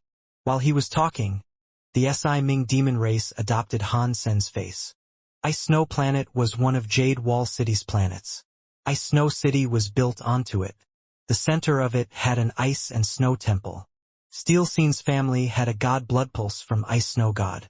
He was able to talk to and combine with Ice Snow God. It was not like any ordinary God Spirit blood pulse. Even a perfect God Spirit blood pulse was not as good as the Steel family's Ice Snow blood pulse. That blood pulse was inherited, which meant everyone from the Steel family was born with the Ice Snow God Spirit blood pulse. If they wished to combine with Ice Snow God, they had to do it in Ice Snow God Temple. There were many land pulses and gene races on Ice Snow Planet. The Steel family operated Ice Snow Planet, but they did not have businesses there. It was hard to get rich by depending on themselves. Regarding Steel Scene's family, there had been 3 generations. There had also been 3 generations of generals in the Kingsguard. With a career like that, Ice Snow Planet had become very rich. Han Sen was walking on Ice Snow City streets. He was going to the Steel Manor. He saw the 9-foot-tall metal door and a palace-like building beyond it. Han Sen had a cold smile on his face. He did not like trouble. He did not want to trouble others either. If trouble came knocking on his door, he made sure to end that trouble and ensure it never came back to haunt him. Steel Manor was built around Ice Snow God Temple. Han Sen stood in front of the gates and saw the icy-looking God Temple. "Let me go in. Let me see how strong God-blood nobles are here." Han Sen stepped forward. He was headed for the Steel Manor's doors. Han Sen was 300 feet away from the gate when the guard started shouting, "This is Steel Manor. Trespassing is not allowed. Mister, there is a person who calls himself Han Sen here. He is looking for you." Steel Scene was going to activate the Si Ming demon race's power. He wanted to kill Han Senator suddenly. Someone was out there making this report. What? Han Sen dared come to Ice Snow City. Lu Senji was furious. Steel Scene frowned and asked, "How many people did he bring?" "Just one," the guard replied. "Just one." Steel Scene was shocked. "Mister, that guy must have come prepared," Lu Senji quickly said. "What can he actually hope to achieve in my manor?" Steel Scene coldly asked. "I want to see what he hopes to do. Invite him into the lobby." Ice Snow City was his nest. Even top-class elites of the Qin Kingdom were always careful in that place. Now it was Han Sen and he was alone. Steel Scene's heart jumped. He put the Si Ming demon race, which had turned into Han Sen's face, into his god spirit mark. He had everything prepared. He just needed to activate it and kill Han Sen. But he did not have his genes. Using his own blood to kill someone did have its downsides. If there was a problem, using the opponent's genes to kill them did not do much harm to the caster. If he used his own blood to kill, and the skill was reversed, he would suffer big damage. After all, using blood to kill was like using Steel Scene's blood. Yet, Steel Scene was able to use his will to lock onto Han Senator it connected to him. Otherwise, it was just a name. Someone might have had the same name as Han Sen. Steel Scene and Lu Senji saw Gong Shuji and Si Tuya waiting outside. "Mr. Scene, Han Sen dared come to Steel Manor," Gong Shuji said while gnashing his teeth. "This will be a good chance to eliminate him. Please go and kill him. Avenge my son's death." "Of course. But before that, let's hear what he has to say." Steel Scene walked into the lobby. Gong Shuji did not dare deny or say anything rash to Steel Scene. So he said, "Mr. Scene, I will go with you. I want to watch him die." "Fine," Steel Scene coldly replied. Gong Shuji followed Steel Scene. Lu Senji was on the other side of him. With one on the left and one on the right, they walked into the lobby together. Si Tuya hesitated to go, but she still followed. Han Sen was admiring a painting on the wall. He saw Steel Scene arrive. He looked at the leader and asked, "Are you Steel Scene?" "Yes, I am Steel Scene." Steel Scene sat on the primary seat. His overbearingness accidentally showed up. He looked at Han Sen emotionlessly and asked, "Why have you sought me out?" He knew everything about Han Senator. He had watched the videotape Lu Senji had brought, which was about Han Sen.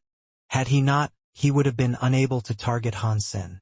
"I have come here to ask you to kill Gong Shuji and Si Tuya," Han Sen coldly said.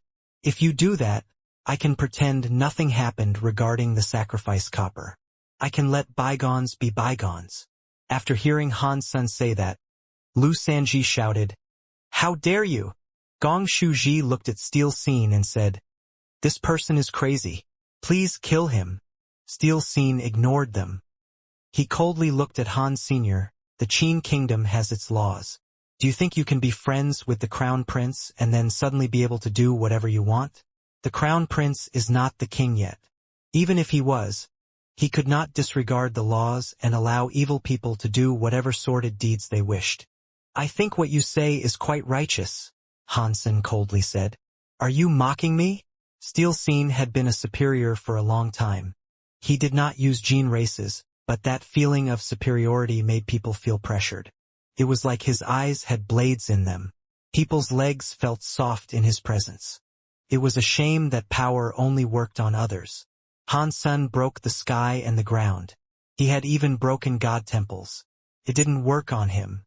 Han Sen ignored him and said, "I did not come here on behalf of the crown prince. I am here to reason with you. I am just going to ask you again. Are you going to kill Si Tuya and Gong Shuji, yes or no? What if I don't kill them?" Steel Scene's eyes were like that of a hawk. They peered at Han's senator even without looking mad. His emotions were very scary. "Mr. Scene, I do not want too much blood on my hands," Han Sen said with a sigh. Han Sen was being honest. He did not want to kill unless he had to. He preferred solving his problems with as little of a death toll as possible. He did not want to get his hands dirty. From the perspective of Steel Scene and the others, his words had made him seem very ignorant. Lu Senji and the others had already shouted. Steel Scene was very angry. He laughed and said, "Fine, fine, fine. I would like to see you covered in blood in my manner."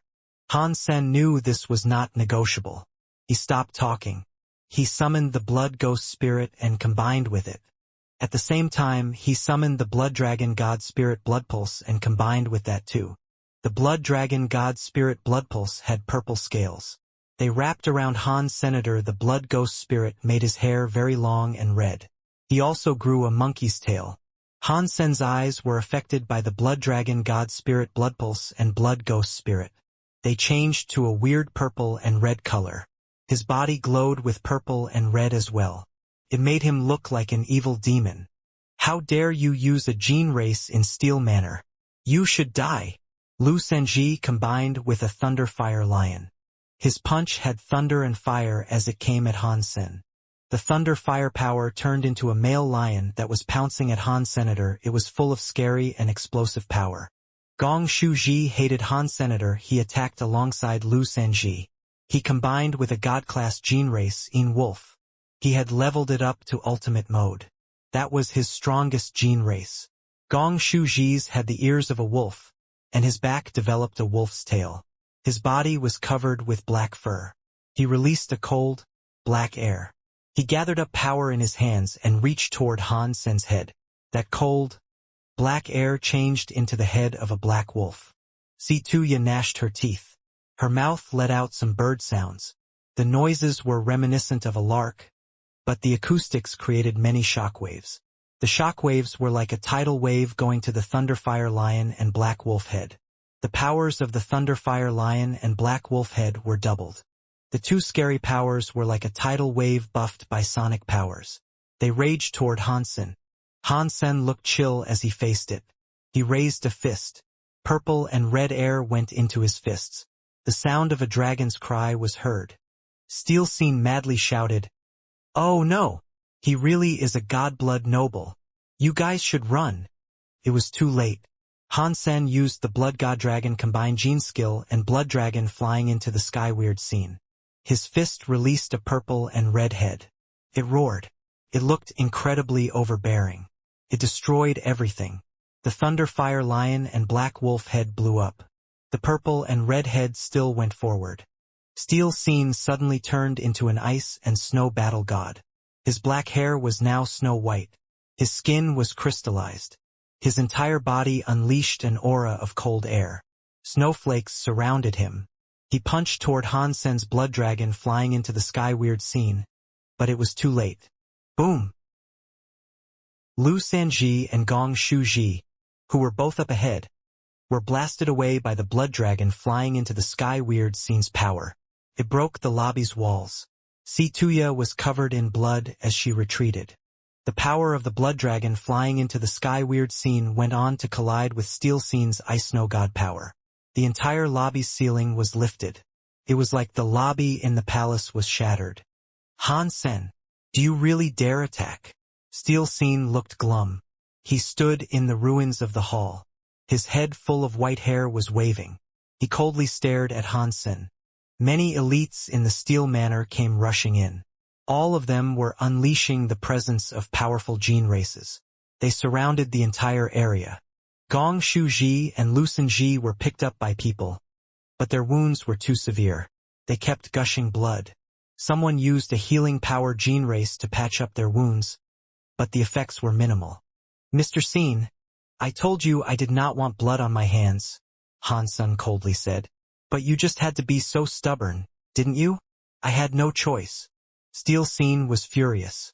He laughed and asked, do you really think you can do whatever you want just because you're a godblood noble? I was going to kill you and leave it at that as a gift for the crown prince. I guess I won't have to be so thoughtful now. After that, Steel Scene's heart skipped. The Si Ming demon race, which looked like Han Sen, appeared. Steel Scene's ice and snow body began to discharge a black mist. His hand touched the head of the Si Ming demon race. A scary black smoke covered the sky and went to the Si Ming demon race's body. Is that the gene race that harmed Feng Fei Fei? Han Sen looked at the Si Ming demon race. He saw the Si Ming demon race looked exactly like him, so he quickly recognized what it was. Han Sen, do you dare to make a scene in my ice snow city?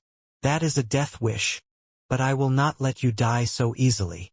Steel Scene coldly looked at Han Senator. The black smoke kept going to the Si Ming demon race. The Si Ming demon race suddenly bled all over. It was bad. It was like a ghost. It reached out its hand. Its 10 fingers were very sharp as they poked toward its face. The fingers went into its face, piercing through the eyes. The face had 10 bloody holes. The blood oozed out like a spring. I am going to make you skin yourself alive, Steel Scene evilly said.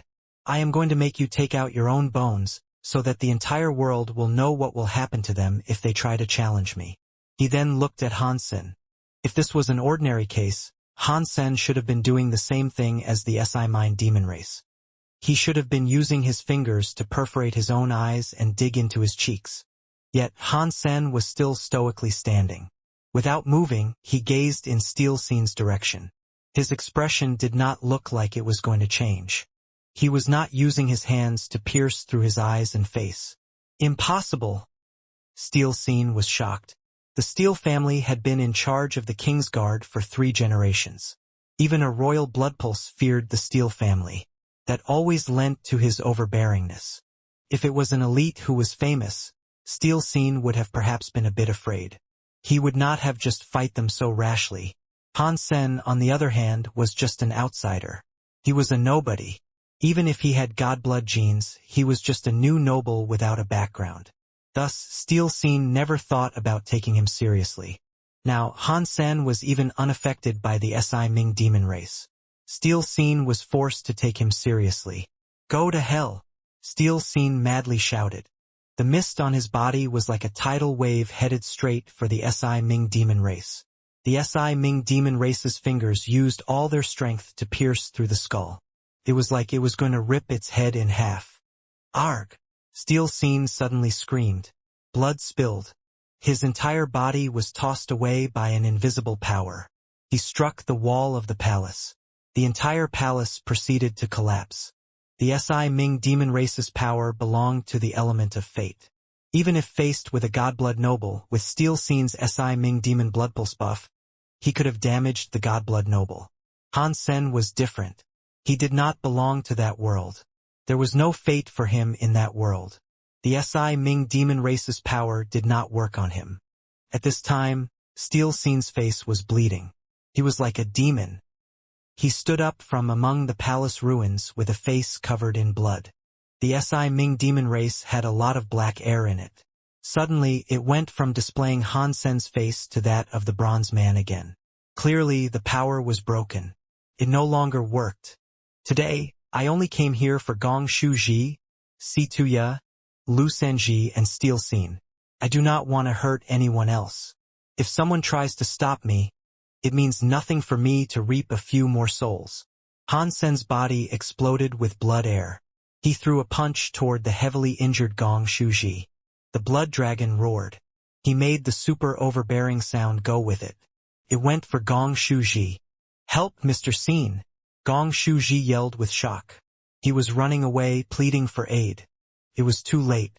The power of the blood dragon flying into the sky weird scene power arrived directly in front of him. Gong Shuji's only option was to use his power and try and block it. Boom! Gong Shuji's body, along with the Een Wolf combined with him, turned into a bloody mist. A few of the Steel Manor guards sought to help block the attack. They only ended up coughing up blood and flying away. It was unknown whether or not they were alive or dead. The absolute overbearing power shocked many of the Steel Manor's elites. That power was more than what people could imagine. Hansen did not stop there. He looked at Si Tuya and stared at the frightened woman. Her legs were soft as she retreated. No, please don't kill me. Hansen did not say anything. He used his blood dragon flying into the sky weird scene's evil overbearing power. He threw a punch at Si Tuya. This time, no one dared to help Si Tuya block that scary power. The Scene family and guards all fell back. Si Tuya was eaten by the power of the blood dragon flying into the sky weird scene. She also turned into a bloody mist. Han San wanted to kill Lu Sanji, but Steel Scene madly ran before him and yelled, "How dare you! Go kill him!" With Steel Scene's order, the guards and family members did not fall back. They gathered up power and went for Han Sen. Steel Scene summoned an exclusive Ice Snow God gene race, Snow Mountain God Ape. With the gene combined skill and Snow God Roar, he went for Han Sen's blood dragon flying into the sky weird scene. Boom! The blood was waving. It was extremely overbearing and destroyed everything. Steel Scene and the other Steel Manor elites fell back. They all looked terrible. The Blood Dragon God Spirit Blood Pulse power, combined with the exclusive Blood God Dragon gene race and Blood Ghost Spirit's power buff, made Han San stronger than ordinary people. Kill him. I said to go kill him. Steel Scene was very angry. He commanded the guards and family members to kill Han Senator. He then fell back and ran to the Ice Snow God Temple. He wanted to combine with Ice Snow God and kill the crazy Han Sen where he stood. He was not going to let him leave Steel Manor alive. Han Sen was not in a rush to chase after Steel Scene. He threw a punch toward Lu Sanji. Lu Sanji was already heavily injured. He was unable to block the strike. With all of the guards and workers there, Han Sen was still able to kill him with one strike via his blood dragon flying into the sky weird scene. The blood dragon flying into the sky weird scene was a very overbearing gene combined skill. The blood god dragon was still in juvenile mode, but it was still very strong. It was able to kill every opponent that stood in its way. If the blood god dragon reached ultimate mode, Han San could not fathom how scary of a creature it would become. Many guards and workers were terrified in Steel Manor. Ice Snow City was far away from Jade Wall City. Teleporters were required to go there. Jade Wall City was connected with that planet, and it was the base of operations for the Kingsguard. No one had ever dared to stir up trouble there before. Now someone was doing just that.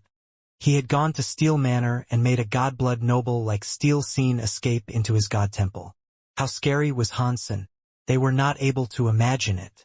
The guards and workers knew they were unable to fight, but they still went to tackle Han Senator. No one chose to run away. The Qin Kingdom was different from the other 6 kingdoms. Once upon a time, the Qin Kingdom had almost conquered the entire universe. When Qin Shou vanished, it became weaker and was almost destroyed by another kingdom. After that, the Big Qin Kingdom established a system of laws that the previous kingdom's era did not have. A reward and punishment system was put in place. It made the Qin Kingdom go from being bad to strong. In the River of Time, it was unknown how many kingdoms had risen and fallen, but the Qin Kingdom was still developing. It had become one of the 7 big kingdoms. Its law was one of its greatest accomplishments. The laws of the Qin Kingdom were far from perfect.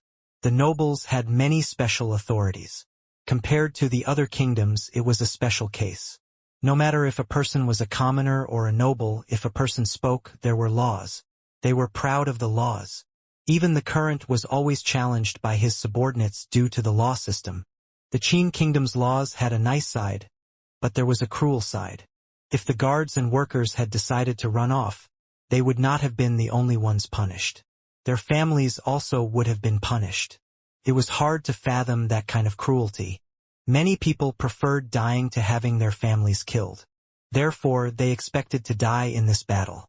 Han Sen understood that. He also did not want to have needless amounts of blood on his hands. After he killed Lu Senji, the big dragon on his fists roared. It blasted a path toward the Ice Snow God Temple. The 3,000 sets of steel armor could not block the blood dragon flying into the sky. Weird Scene's overbearing power. They tried blocking ahead of him, but it blasted a path through all of those guards and workers. No one was able to stand before him and prohibit his advance. Steel Scene had already escaped and retreated into Ice Snow God Temple. He wiped the blood from his face and donned a murderous look. The Steel family were all Godblood nobles, and 3 generations of that family had been in charge of protecting Jade Wall City. They were the generals of the King's Guard. Their authority was very high. They had never been humiliated like this before. Now, someone was coming after him and beating him. Steel Scene was very angry. He wanted to kill Han Senator after he went to the God Temple. He cut open his hand and let the blood drip onto the stone stove on the God altar. He kneeled before Ice Snow Goddess and prayed. He activated his Ice Snow God Spirit Blood Pulse. Ice Snow Goddess's statue was like a crystal made of jade or some fairy from a cold palace. White veils obscured her face. No one was able to clearly see her face. Only her eyes showed, which made people feel her holiness. People never dared to stare. It was like setting their eyes on her was blasphemy. Steel Scene's body had ice and snow air rising from it. It was like fire shooting into the sky. The god stove emitted an icy fire. That statue looked as if it was being summoned into existence. It reacted with Steel Scene and the god stove. It released scary ice and snow air. Invisible light slowly showed up on the god statue. It was like an ice snow goddess was emerging from a godly place. It had infinite power surging through it. The whole of the Ice Snow God Temple was frozen because of the power. Everything had a layer of ice. Even the air appeared to be frozen. Feeling that scary presence, Steel Scene was very happy. He raised his head and looked upon the god statue. The Ice Snow Goddess's light was clear. It was above the god stove. It was like it was looking down on everyone. Steel Scene quickly kowtowed before Ice Snow Goddess and implored, "Steel family's 9th generation's son Steel Scene, I beg for you to combine with me and defeat an enemy." Ice Snow Goddess had granted the Steel family a god spirit blood pulse. She was the guardian of the Steel family, as well as a partner to the Steel family. As a matter of fact, Ice Snow Goddess was more like the god that the Steel family prayed to. Aside from the 1st generation, when the Steel family's alpha was given approval by Ice Snow Goddess, other family members had to make a request if they wanted to combine with Ice Snow Goddess. They were not able to control it. According to the ancient contract, I grant you unlimited god power until the world ends, a cold, godly voice said. Ice Snow Goddess's light descended on Steel Scene. Ice Snow Goddess's god spirit body turned into ice light snow air. It went into Steel Scene's head. He accepted the invasion of scary power. He stood up and released a cold flame. Han Sen entered the Ice Snow God Temple. He saw Steel Scene had combined with Ice Snow Goddess. Steel Scene stood in front of the god altar. His head had an icy flame. A god spirit, which looked like ice light, had ascended. He wore icy armor. A crystal-looking snow crown was on his head. Steel Scene heard the sound of Han Sen entering. He turned around and looked at the door. When he saw Han Sen, he quickly became murderous. He stared at Han Sen and madly said, "You only have a god spirit blood pulse, yet you act so cocky. Today I will let you know who was chosen by a god. I will let you see the real person who was chosen by a god. The Qin Kingdom's laws will not be able to deal with you, and I cannot have you. You must live. You must live to watch me break your blood pulse and skin you alive." Steel Scene bit his teeth as he spoke. He was very angry. Throughout the Steel family's 9 generations, they had never been humiliated before. He could not accept that slander. If he did not rip Han Sen apart, the Steel family would be embarrassed. How could he stand before Jade Wall City like that? He was the leader of the King's Guard. If he could not protect his home, how was he supposed to protect Jade Wall City? Steel Scene was furious. but he felt Ice Snow Goddess's power on him deplete. It was strange. The ice armor and crown melted away. The Ice Snow Goddess, which had almost finished the combination process, quickly escaped his body. She floated above the altar. What is this? Steel Scene was shocked. He looked at the shadow of the Ice Snow Goddess upon the altar.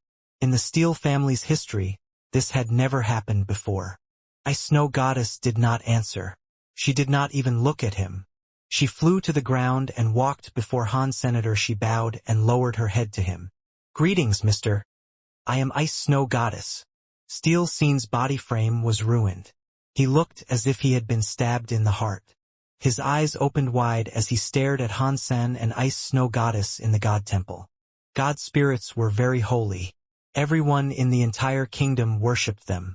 Even Ice Snow Goddess had a contract that treated the family as a partner.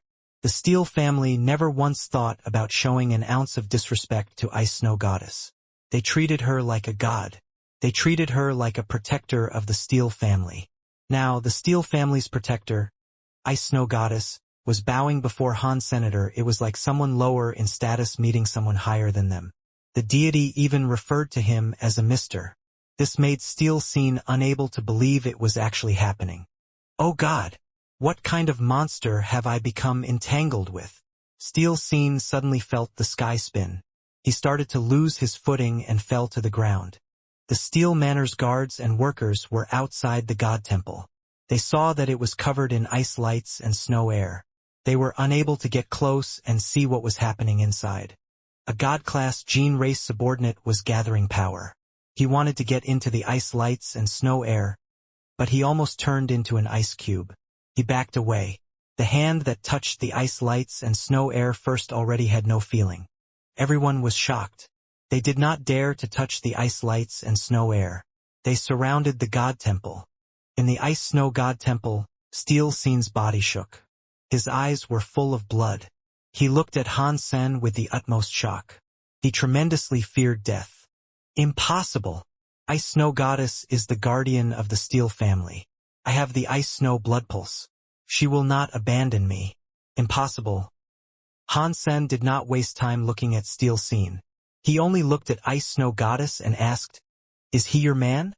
Ice Snow Goddess had not been there earlier, but she easily guessed what had been happening. She coldly said, "I had a contract with the ancestors of the Steel family, so the Steel family has my God Spirit blood pulse." Han Sen looked at Ice Snow Goddess as he said, "This man wants to kill me. If he is yours, what will you do?" Steel Scene was frightened. He screamed, "You are the guardian of the Steel family. You must save me." In the universe of kingdoms, humans used the powers of God spirits and gene races to get by. They did not really care about the power of their own bodies. Although Steel Scene was at a very high level and he had a lot of fame, he was still afraid of death. He was superior to many others. He had many wives and he was tremendously rich. He was not ready to die. Ice Snow Goddess's words sent Steel Scene into an endless hell.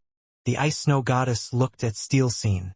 She sighed and said, "You have offended a person not even God would dare offend. How could I hope to save you?" Steel Scene suddenly felt as if he was inside an ice cave. The blood drained from his face. After all, he was a person who had held a high position for a long time. He was a general who led an army. Now he was utterly hopeless. He decided to use all the power he had. Steel Scene suddenly noticed his Ice Snow God Spirit blood pulse was gone. Obviously, Ice Snow Goddess had disabled the God Spirit blood pulse power she had once given him. It had been taken away. Steel Scene felt very sad, but he still looked murderous. Although he had no Ice Snow God Spirit power, he had the Si Ming Demon blood pulse from a land pulse. Although it was not a complete God Spirit blood pulse, it was still stronger than the God Spirit blood pulses that were usually given out by temples. Now, Steel Scene only wanted to live. He cast his Si God Spirit blood pulse at max capacity. Black air surrounded him. He was like an evil ghost headed outside of the Ice Snow God Temple. His heart was filled with hatred, but he did not dare fight against Han Senator. He was too scary. Even God spirits avoided inciting his ire. He would not dare to fight him again. Steel Scene only wanted to escape the Ice Snow God Temple and run to Jade Wall City. That seemed the only way he would be allowed to keep his life. Before Steel Scene escaped the Ice Snow God Temple, he heard Ice Snow Goddess say, "Mister, for little God's sake, keep his body whole." In Ice Snow City, the King's Guard had people rush over to the temple. They had brought Steel family members to the Ice Snow God Temple. Seeing the Ice Snow God Temple was covered by ice lights and snow air, the general of the Phoenix Guard, Lu Xianxian, looked at Steel Scene's cousin, Steel Ingtang, and asked, "Mr. Ingtang, what happened here?" Steel Ingtang hoped Steel Scene died inside the Ice Snow God Temple, so he could take over the Steel family and become its new leader. But he pretended to be angry and said, "An assassin invaded the Steel Manor in the hopes of slaying my cousin. Now they are trapped inside Ice Snow God Temple. I do not know what is going on inside." Lu Xianxian and the other generals all swapped looks of concern. They were shocked. In daylight, someone had tried to assassinate a general of the Qin Kingdom. That was far too bold. The Ice Snow God Temple was covered by an Ice Snow God power. They could not enter the place. Lu Xianxian had to question them about the situation and offer words of comfort, such as, "Mr. Scene has an Ice Snow God spirit blood pulse. When he entered the God Temple, he probably combined with Ice Snow Goddess. It does not matter how strong that assassin is. It is unlikely he will be able to hurt him. Don't panic. Protect the God Temple and do now allow the assassin to escape." After that, Lu Xianxian asked, "Do you know who the assassin is?" Lu Xianxian did not expect anyone to answer. If there was an assassin, revealing himself would not have been a very smart move. "It is Han Sen," an old servant madly said. "It is the one who lives with Feng Fei Fei. He killed Mr. Scene, Gong Shuji, Si Tuya, and General Lu." Lu Xianxian and the others were shocked. When they heard the answer, they donned strange expressions. No one expected someone would go to Steel Manor and kill without remorse. They knew Han Sen's name. Lu Senji was hit in the face by the Crown Prince because of him. He had been made into a joke in Jade Wall City. How could they have not known about him? They could have thought about all of this until their brains short-circuited. But they never would have imagined that Han Sen had the audacity to go to Steel Manor and kill Lu Senji and Gong Shuji. Lu Xianxian was about to ask something when he suddenly saw the ice lights and snow air around Ice Snow God Temple shift. It returned to crystal and jade. Everyone around instinctively peered into the Ice Snow God Temple. Their hearts went dim. They were all shocked. Steel Scene was kneeling before Ice Snow God Temple. He was bleeding. His body was red like a cooked shrimp. He had no more life force.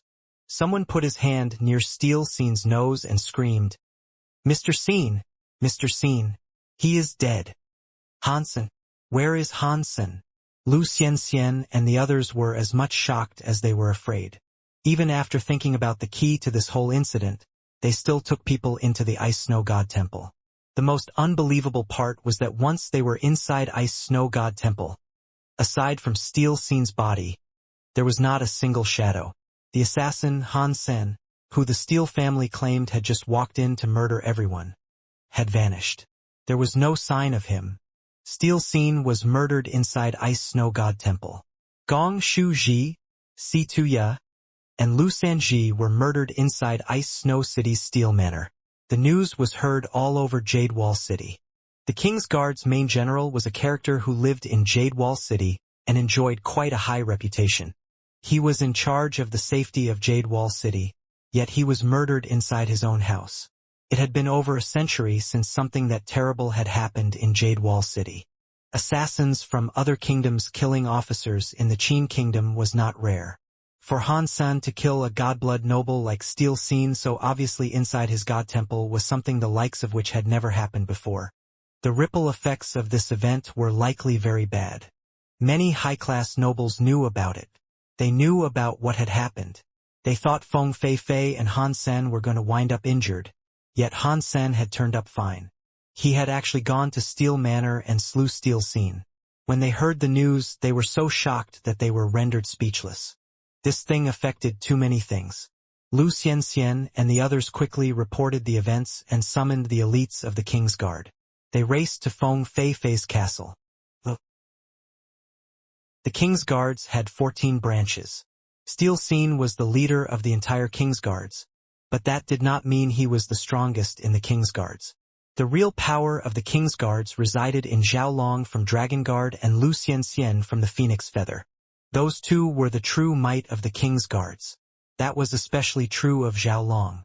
He was considered the best among the king's guards.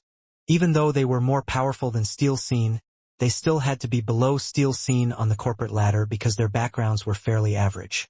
They had no choice but to be subordinated. The Dragon Guard and Wind Feather Guard were in charge of the two areas closest to the palace. The power of those two regiments was greater than the rest of the 14 teams. Now Steel Scene had been murdered. The 14 teams were on the move. Zhao Long and Lu Xianxian were leading the army to Feng Feifei's castle. In the beginning, they did not have much hope. It was unlikely for someone to commit such a big crime and return to an obvious place. When they reached Feng Feifei's castle, they were shocked to learn Han Sen was inside Feng Feifei's castle. He acted as if nothing had happened. He was just relaxing and playing chess with Crown Prince Qin Bai. Han Sen, your method of playing chess is very interesting. We must play again. Zhao Long and Lu Xianxian came before Han. Senator Crown Prince Qin Bai was happily speaking to Han Sen. Mr. Crown Prince. Zhao Long and Lu Xianxian and all the other soldiers bowed before Qin Bai. Zhao Long said, Han Sen invaded the Steel Manor. He murdered the main general of the King's Guard, Steel Scene, and the leader of the Thunder Lion Riders, Lu Sanji, as well as Gong Shuji and Si Tuya. I am going to arrest him and have him judged. Qin Bai looked at Han Sen with shock. He then looked at Zhao Long. Really? When did that happen? Zhao Long answered, half an hour ago. Qin Bai shook his head. You guys must have made a mistake. Han Sen has been playing chess with me all day. He did not leave for 1 minute. How could he have murdered someone? The expressions of Zhao Long and the other people with him changed. If that had been spoken by someone else, they would not have cared about it. They would have even arrested the person who had said such a thing. But this was the crown prince of the Qin kingdom. It was Qin Bai who had said it, and he was the only child of the Qin kingdom. They were unable to do anything. Mr. Crown Prince, are you sure you were with him all day? Did he not leave your sight at all? Zhao Long asked with a frown. Of course. He has been playing chess with me, Qin Bai said in a hurried voice. He did not leave my sight. I think someone might have wanted to disguise himself as Han Sen to commit the act. You should go and take a deeper look. Do not allow the real assassin to remain lurking out there. Otherwise, Steel Scene will have died for nothing. He obviously wanted all those people to hurry up and leave. Zhao Long did not believe the words of the famous and spoiled crown prince. But his identity was too noble. He had to bite his tongue and just say, Mr. Crown Prince, thousands of guards and their family members witnessed Han Sen murder people. If this was really a setup, he has to come and help us with the investigation. If it is a setup, we can prove his innocence. Qin Bai pointed at Zhao Long and the others while he shouted, Asshole! Are all you people in the King's Guard rubbish? Are you all idiots?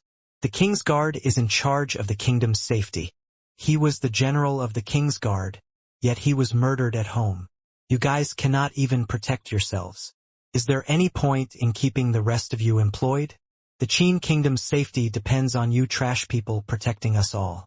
I am afraid if someone invaded the palace and cut off my head and my father's head, you guys would have no clue what happened. My apologies. Zhao Long and the others kneeled to make their apology. The main general of the King's Guard had been murdered. That was a humiliation the King's Guard had never had to endure. Get lost! Qin Bai madly shouted. I told you I was with Han Sen the entire time. He cannot be the murderer. Hurry up and find the real murderer. You useless people. Zhao Long and the others looked worried. They knew they could not take Han Sen away.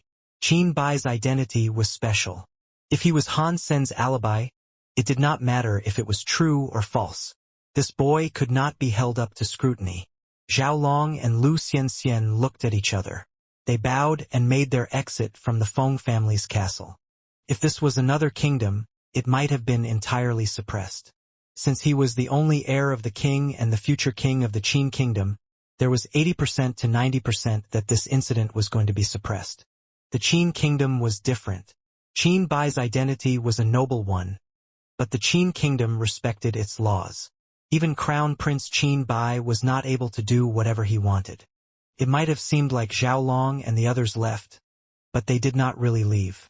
They kept some of the king's guards there to protect the castle. They surrounded the entire castle and reported what happened. They waited for a response from their supervisors. Before they decided anything, they were not going to allow Han Sen to leave their sights. The news quickly spread across the kingdom. Many of the government officials thought Qin Bai was a terrible and spoiled crown prince. They believed he was going to be a bad king. If this had happened in another kingdom, the situation would have been different. No matter how many mistakes a royal made, it was not something the officers could talk about. Insulting them was not tolerated. The Qin kingdom was very unique. Although everyone knew the Qin kingdom's laws were very twisted and unfair, Qin kingdom's officers were the people who took the law seriously and dared to speak up. Even if the king did something against the law, the government officers yelled at him for being a bad king. The king and the older officials would only listen and gnash their teeth. They still had to compliment the bravery of the officers. Otherwise, it would have gone against what everyone wanted. They did not want tyranny and bad kings. The Qin kingdom's officers were proud of that. Because the current king was so forgiving and kind, this criticism of the royals was very popular. The Qin kingdom was obsessed with order, and it was crazy about its law system. This twisted law system created the Qin kingdom but also restricted it. Steel Scene being murdered was a hot topic. Qin Bai had angered many officers. The officers who thought they were very righteous even delivered suicide notes that stated if the king did not kill Han San, they would kill themselves in court. Of course, it meant what it meant, but it was not written down like quite that. King Jingzhen's office desk was stacked with letters from the officers. Even if he did not open them, he was aware that the content included more badmouthing of the prince and requests to take a deeper look into the case involving Steel Scene's death. He knew the content would be very intense. It was like if he did not kill Han Sen, he would be a bad king. It was like they were saying if Han Sen was not dead, he would become a tyrannical villain governing the government. "My king, Mr. Crown Prince, is not coming to the palace," a eunuch reported. King Jingzhen looked surprised. He knew what his son's personality was like. No matter how headstrong he was, he still listened to his father. Qin Bai always listened to his commands. This time, Qin Bai had rejected his summons. This was something that had never happened before. "Mr. Crown Prince said." The eunuch behaved quite awkwardly. "Just tell it to me straight," King Jingzhen said. The eunuch said, "The Crown Prince said if he cannot maintain his friend's innocence, there is no point in him being a crown prince. He said he would prefer not to be one." "Nonsense!" King Jingzhen shouted. In his heart, he had a growing interest in the enigmatic Han Sen. He understood Qin Bai. He was just a kid who was never able to think for himself. His heart did not have any boundaries. Since there were no boundaries, it meant he didn't have a bottom line. He sometimes acted stubbornly. If it involved something that made him feel as if he was dealing with something much bigger than himself, he knew when to retreat. This time, Qin Bai had disobeyed him over Han Sen and said some very bold words.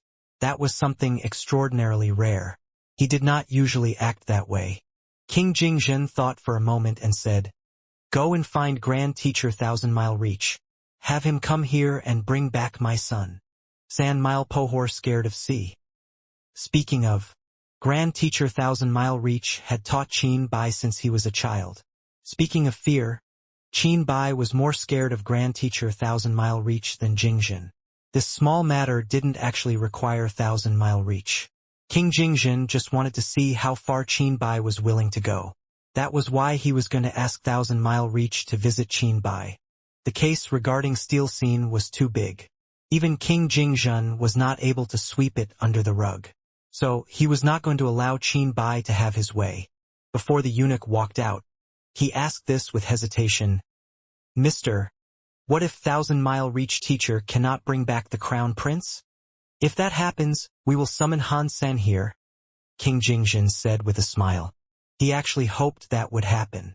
Having standards was a sign of someone growing up. That meant, in his heart, he had already established his own rules. Even if the rules were wrong, it still meant his son was growing up. Jingjin knew Qin Bai did not know what boundaries and rules were. At least, in front of Thousand Mile Reach, what Qin Bai stood for might not be so stubbornly upheld. Thousand Mile Reach was a very serious grand teacher who was very noble. King Jingjun requested him to be a teacher for Qin Bai, but Qin Bai was naughty and a bit of a simpleton. Not even the best teacher had the skills to make him a better person. Qin Bai was always hit by Thousand Mile Reach. It had happened since he was a child. God knew how many times Thousand Mile Reach had smacked him. One time Qin Bai made a big mistake. Thousand Mile Reach struck him 30 times with a ruler. Qin Bai's hands were so swollen that he could not even eat. While Han Sen was playing chess, Qin Bai and saw Thousand Mile Reach come in. He was so shocked that he jumped. "Grand teacher, why are you here?" Qin Bai quickly stood up. His body was a bit stiff as he bowed before Thousand Mile Reach. His face twitched. He lowered his head, not daring to look at Thousand Mile Reach. He was like a schoolchild who had done something wrong. Thousand Mile Reach looked at Han Senator. His personality was very serious. After hearing about it, he didn't like what Han Sen had done. He saw Han Sen just sitting there as if he did not care about anything. He thought even less of him. Although Thousand Mile Reach did not like Han Sen, he did not say anything to him about it. He was not one of the king's guards, and he was not there to observe. He did not capture anyone. He was only there for Qin Bai. "Mr. Crown Prince, you have skipped your homework for 2 days. To be successful, you must work harder. Do not just spend your time playing around. To be successful, you must put in the effort. You will not be successful if you keep on messing around. You will one day become the king of the Qin kingdom. That is not something you should throw away, and you should not be this ridiculous. Why don't you just come back with me?" Thousand Mile Reach grabbed Qin Bai's hand, ready to depart the Feng family's castle. Qin Bai looked stiff. He looked at Han Sen as if he was asking for help. He did not want to leave, but he was scared of Thousand Mile Reach. He could not fight back. Han Sen smiled at Qin Bai. He did not try to stop his departure. It would have been great if Qin Bai could stay, but if he was taken, that was fine by him. Although Han Sen asked for Qin Bai's help, he did not put everything on Qin Bai. He was a spoiled and stupid child. Han Sen had other things planned. It didn't matter to him if Qin Bai was taken. Qin Bai was pulled away by Thousand Mile Reach. He kept looking back at Han Senator. He wanted Han Sen to say something, but Han Sen did not say anything. He only smiled at him. For some reason, Qin Bai saw Han Sen smile and felt uncomfortable. He did not know where the courage came from, but he stood there and refused to leave. Thousand Mile Reach pulled Qin Bai very slightly. Qin Bai stopped. Thousand Mile Reach also stopped. He looked at Qin Bai and asked, "Mr. Crown Prince, what is it?" Thousand Mile Reach looked at Qin Bai, who had lowered his head. His face looked green and then white. He gnashed his teeth and said, "Teacher, I promised Han Sen I would stay with him. You always taught me that men need to keep their promises and only bad people break them. What a king says is very important. I do not want to be the bad guy who never keeps his promises." Qin Bai's words were not spoken with confidence. He lowered his head and did not even look at Thousand Mile Reach, but his teacher looked surprised. Qin Bai had always been afraid of him. Now he had mustered the courage to say that to him. This was something that had never happened before. Thousand Mile Reach saw Qin Bai was scared, but he did not want to leave. He looked at Han Sen. He could not force Qin Bai to leave. If he needed to use force, the king would not have asked him there. Thousand Mile Reach nodded and let go of Qin Bai. He walked over to Han Sen, who was still at the chess table. He knew that Qin Bai alone would not have mustered such courage. Whoever gave him the courage had to have been the other young man. If he was able to persuade Han Sen, Qin Bai's courage would vanish. Then he could be taken away. Thousand Mile Reach knew Han Sen was not an ordinary person. After all, he had been able to kill Steel Scene in Ice Snow God Temple. There was no doubt that Han Sen was a godblood noble, and his blood pulse and gene race was stronger than steel scene. What did that matter? The Grand Teacher of the Qin Kingdom was the strongest elite around. He was far greater than steel scene. He would not have been allowed to be the king's teacher had that not been the case. Thousand Mile Reach always wanted to be a king's teacher like Jian Bugu. He wanted to raise the king to become a great king. He had achieved so much for the kingdom. Thus far, Thousand Mile Reach had been stuck teaching Qin Bai. He had not achieved much out of his efforts. As for potential awards, he had earned even less. Back in the day, Jian Bugu had taught King Jingjin. Compared to Wu Wei Dao Palace, one could say he had the name of a teacher but did not achieve much.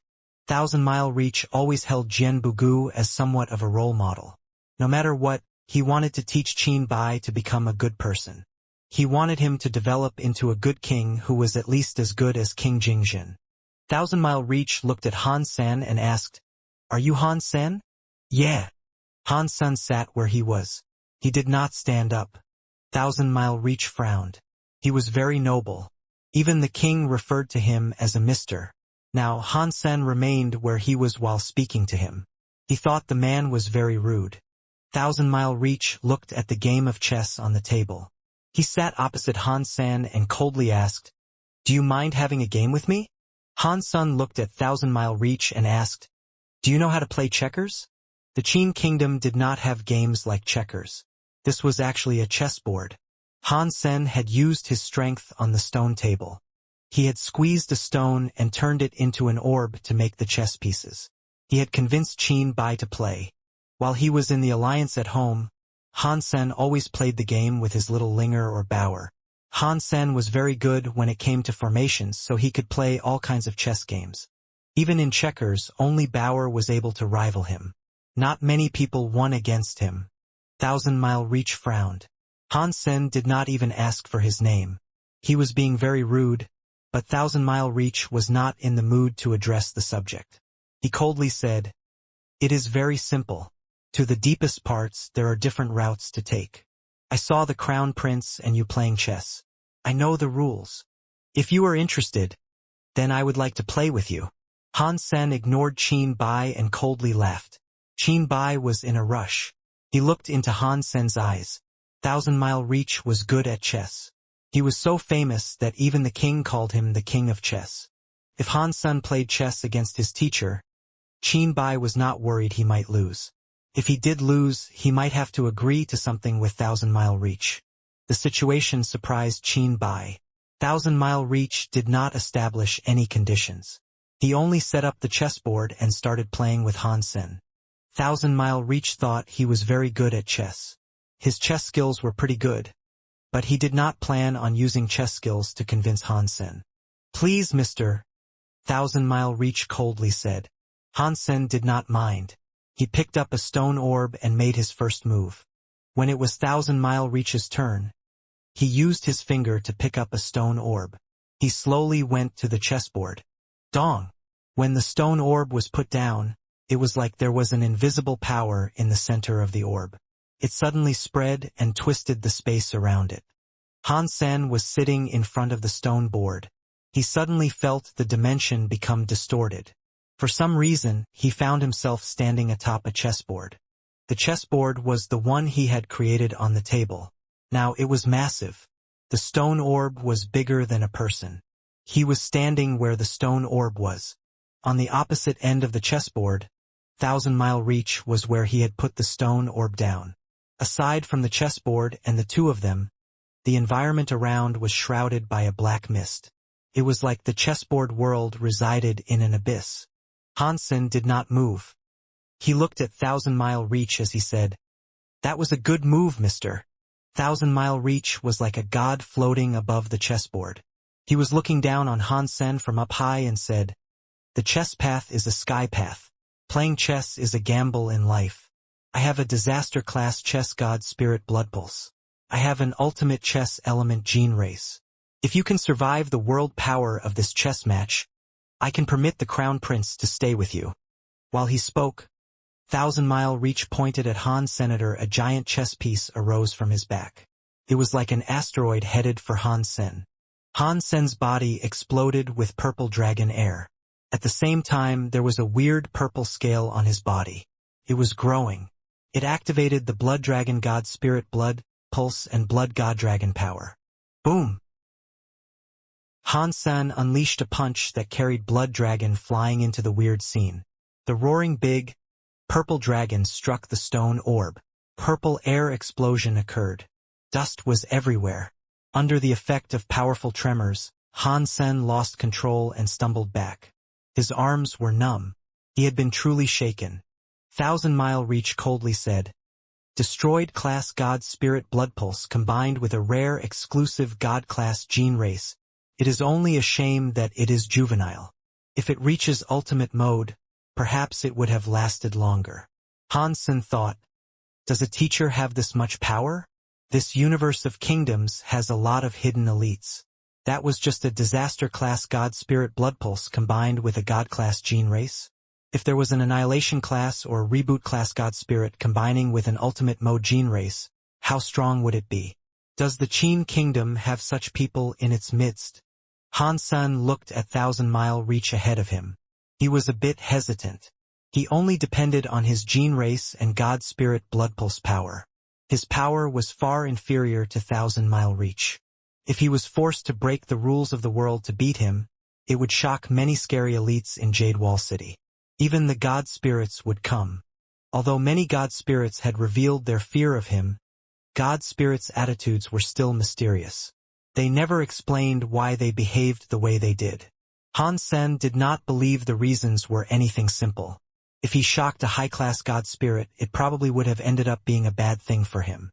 Plus, breaking the rules of the world always cost him too much strength. He could never really last long in such a battle. He might not have been able to fight against the attacks of all the elites in the Qin Kingdom. If I cannot win by force, I must rely on my intelligence. Han-sen looked at Thousand Mile Reach. He looked serious. You still won't concede. When Thousand Mile Reach said that with his godly voice, he raised his hands. Every stone orb chess piece arose from the stone board. They looked like giant bombs hovering in the air. They used all kinds of strange flighting paths to strike Han-sen. The stone orb was like a sky full of stars. Thousand Mile Reach used a mysterious way to reach Han's senator through the stars and chess pieces. He blocked every possible way for Han-sen to evade. Han-sen squinted his eyes. He wanted to get up and go past the star tracks and appear before Thousand Mile Reach. No matter how strong Thousand Mile Reach was, he was not as strong as Han's senator if he was able to get in front of him. Han-sen could beat him up. In this world, when faced with Han-sen, humans were like sorcerers while he was a fighter. No matter how Han-sen's body was suppressed by the world, his strength remained. Even if it was a small skirmish, it would not have been difficult for him to beat Thousand Mile Reach. Unfortunately, Han-sen had only just gathered up power. He moved but immediately froze. He looked at the stone orb that was flying down. He seemed to realize something. Because he was restrained by the rules of the world, his powers of sense were weak in the universe of kingdoms. Aside from ordinary vision and hearing, his sense powers were not strong. According to theory, when Han-sen used body power, he felt a strong suppression from the rules of the world. It was like walking up a waterfall. This time, he gathered up power to move and did not feel such a restriction. The chess world is not really a space world. It is just a mental world. Han-sen now understood it. This was a psychological hallucination. It was a world that did not truly exist. His body was still sitting near the chessboard playing chess with Thousand Mile Reach. His real body wasn't inside this world. This kind of mental world power is weird. As for competing one's mental powers with mine, even a god spirit wouldn't be able to fight me. Han-sen felt a huge relief. If there was a power in that world that Han-sen could still use, aside from his body, it was the mind he used to practice. He did not bother using it. With the power of attacks in the mental world, putting him inside a mental world was like placing a sheep in the mouth of a tiger. If Han-sen discovered that, it would not work to defeat him. The stone orb, which looked like starlight, fell. Han-sen stood where he was without dodging. He just calmly watched it. Thousand Mile Reach saw Han-sen's lips display a smile. For some reason, his heart jumped. There was some unsettling feel growing in his heart. No way. He has been pulled into my chess world. I am the god here. I can control everything. Thousand Mile Reach was deep in thought. Seeing the stone orb was going to land on him, Han Sen coldly said, "The sky and the earth are like chess. I am a chess piece, but so what? If there is no chess piece, then there can be no chess match. Without me, there is no sky and earth. I am the sky and the earth. The sky and the earth are me." His words sounded very crazy. Thousand Mile Reach coldly grunted and wished to say something. He suddenly saw the stone orb uncontrollably stop. It was like stars were spinning around Han Sen. Thousand Mile Reach was shocked. He quickly used gene race powers for his chess world. He wanted to take back control of the chess world's power. He was frightened to learn that under the chess god's buff, the chess world's mental power was unable to move Han Sen's will. How is that possible? Is his willpower stronger than a disaster-class god spirit? Thousand Mile Reach looked at Han Sen with shock. He could not believe this was happening. In the sky and on the ground, I am the best.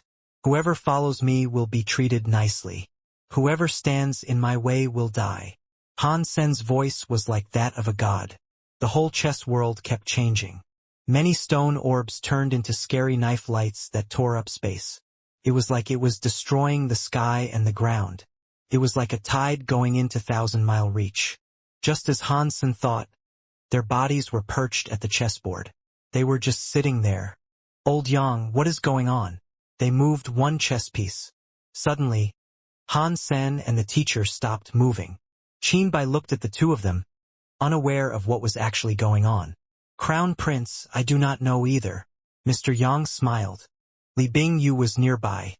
She looked at Qin Bai's back. She struggled with indecision.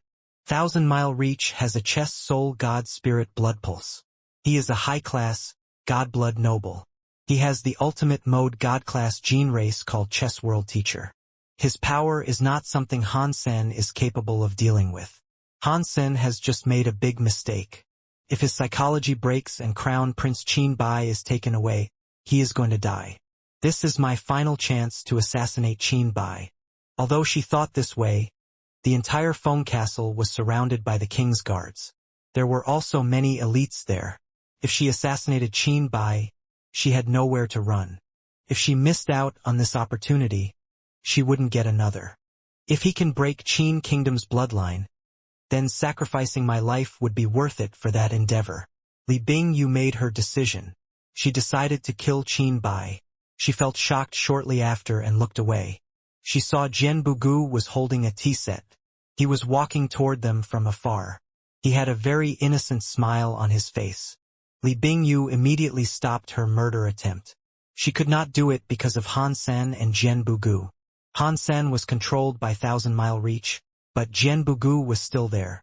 Although Jian Bugu made the promise not to use power, he used to be the Qin Kingdom's king teacher. He was King Jingzhen's teacher. Li Bingyu did not think he would just sit and watch the only extension of the Qin Kingdom's bloodline be murdered. "Even if I do not fight now, I will not have another chance." While Li Bingyu was still hesitating, the chessboard displayed movement. Li Bingyu looked over there. She saw Thousand Mile Reach sitting there holding a chess piece. He suddenly coughed up a mouthful of blood that dyed the chessboard red. He collapsed onto the floor. Thousand Mile Reach laid on the floor with a pale face. His white beard was colored red due to the blood. He opened his eyes in shock and looked at Han Sen. The people watching were shocked. They wondered why Thousand Mile Reach had become like that after only moving one chess piece. "Teacher, you never played checkers before. It is normal for you not to know how to play it. You do not need to rush this." Qin Bai quickly went to hold Thousand Mile Reach. He comforted him, but he was very happy. Inside he thought, Han Sen is very powerful. He made the teacher end up like this. With Han Sen by my side, he will never bully me again. Qin Bai picked up Thousand Mile Reach. He pointed at Han Sen and wished to say something, but he suddenly saw another person next to Han Senator. He was holding a tea set. "Mister, the tea is done." Jian Bugu put the tea set down in front of Han Sen. When Thousand Mile Reach saw Jian Bugu's face, he was given a shock. His eyes almost popped out of their sockets. It was like he had seen a ghost. He shook off Qin Bai's arm, went forward, and bowed. Teacher Jian, why are you here? Mister, you have mistaken me with someone else. I am only Mr. Han's servant. I am not a teacher. Jian Bugu placed a teacup in front of Thousand Mile Reach. He told him to enjoy it and left. Thousand Mile Reach was very shocked. He almost forgot the way out while leaving Foam Castle. That man had to be Jian Bugu. It has to be Teacher Jian, but how could he? Thousand Mile Reach was very confused. He could not understand why Grand Teacher Jian Bugu would call himself Han Sen's servant. That was far too shocking. That was Jian Bugu. He was one of the very few elites in the Qin Kingdom. Not even the likes of the almighty Wu Dao Palace were able to overcome him. They had all been kicked out by him. They were not even able to start up religion in the Qin Kingdom. Full of suspicious emotions, Thousand Mile Reach returned to the palace and went straight to speak with King Jingzhen. Thousand Mile Reach said with a smile, "My king, I am useless. I was unable to bring Mr. Crown Prince back." "Oh? Is my son really being that stubborn this time?" King Jingzhen was truly surprised. "Mr. Crown Prince is very stubborn," Thousand Mile Reach replied. Han San did not ask anything. Yet he did insist on staying in the Foam Castle. King Jingzhen nodded. He looked at Thousand Mile Reach and felt strange. "Teacher, you do not seem to be looking so good." "My king, I used the chess world to deal with Han Sen, but I was the one who ended up being hurt by him," Thousand Mile Reach said with a bitter look. "I believe he must have a very special God Spirit blood pulse. It might be an Annihilation class God Spirit blood pulse that features mental powers." From what he knew, the ability to survive his chess world and use strong enough psychological powers to take over and control the chess world meant the man had to have had a stronger God Spirit blood pulse. There was no other explanation. Annihilation class God Spirit blood pulse? King Jingzhen frowned. In the whole universe of kingdoms, they had only found 12 Annihilation class God temples. King Qin was the strongest. One country had 4 Annihilation class God temples, which was why the Qin kingdom was once so powerful. The other 6 big kingdoms usually only had 1 or 2 Annihilation class God temples. The strongest one only had 3 Annihilation class God temples. The Qin kingdom had 4 Annihilation class God temples, 2 of which were controlled by the royals. The other 2 were under the command of other nobles who were not from the Qin kingdom. After their country was destroyed, they came to the Qin kingdom and became pillars of it. In fact, after the Qin kingdom established its law system, many elites flocked to the Qin kingdom. Naturally, that led to a strengthening of the Qin kingdom. That was why the Qin kingdom maintained its law system and the king and officers kept talking about it. Aside from the 12 Annihilation class God temples, it was not like there weren't other ways to get an Annihilation class God Spirit blood pulse. Within some Super God Spirit blood pulse, there were original God Spirit blood pulse and weird scenes. If one was lucky enough to find one could get an Annihilation class God Spirit blood pulse. Those God Spirit blood pulse were considered wild. Because there weren't any God temples, there were no God Spirits combined buffs. Thus, wild God Spirit blood pulse were usually weaker than the average God Spirit blood pulse. No matter how weak they were, Annihilation God Spirit blood pulse were frightening regardless of where they came from. They made King Jingzhen take such a thing very seriously. King Jingzhen frowned and said, "This Han San has an Annihilation God Spirit blood pulse, and is that close with the Crown Prince. Is there some kind of trick or conspiracy at play here?" Thousand Mile Reach looked weird as he said, "My king, I do not know if there is a problem with Han San, but I saw Jian Bugu by his side." "What? Are you talking about my teacher?" King Jingzhen stood up with his eyes wide open. To King Jingzhen, Jian Bugu was not just a teacher. It was like the relationship between Thousand Mile Reach and Qin Bai. Jian Bugu watched King Jingzhen grow up. He was not just an officer. They were more like father and son. Deep inside King Jingzhen's heart, Jian Bugu was a very special person whom he had relied on. It was not something people easily understood. Jian Bugu was different from Thousand Mile Reach. He was not a harsh teacher, but he had shaped King Jingzhen into becoming a good king.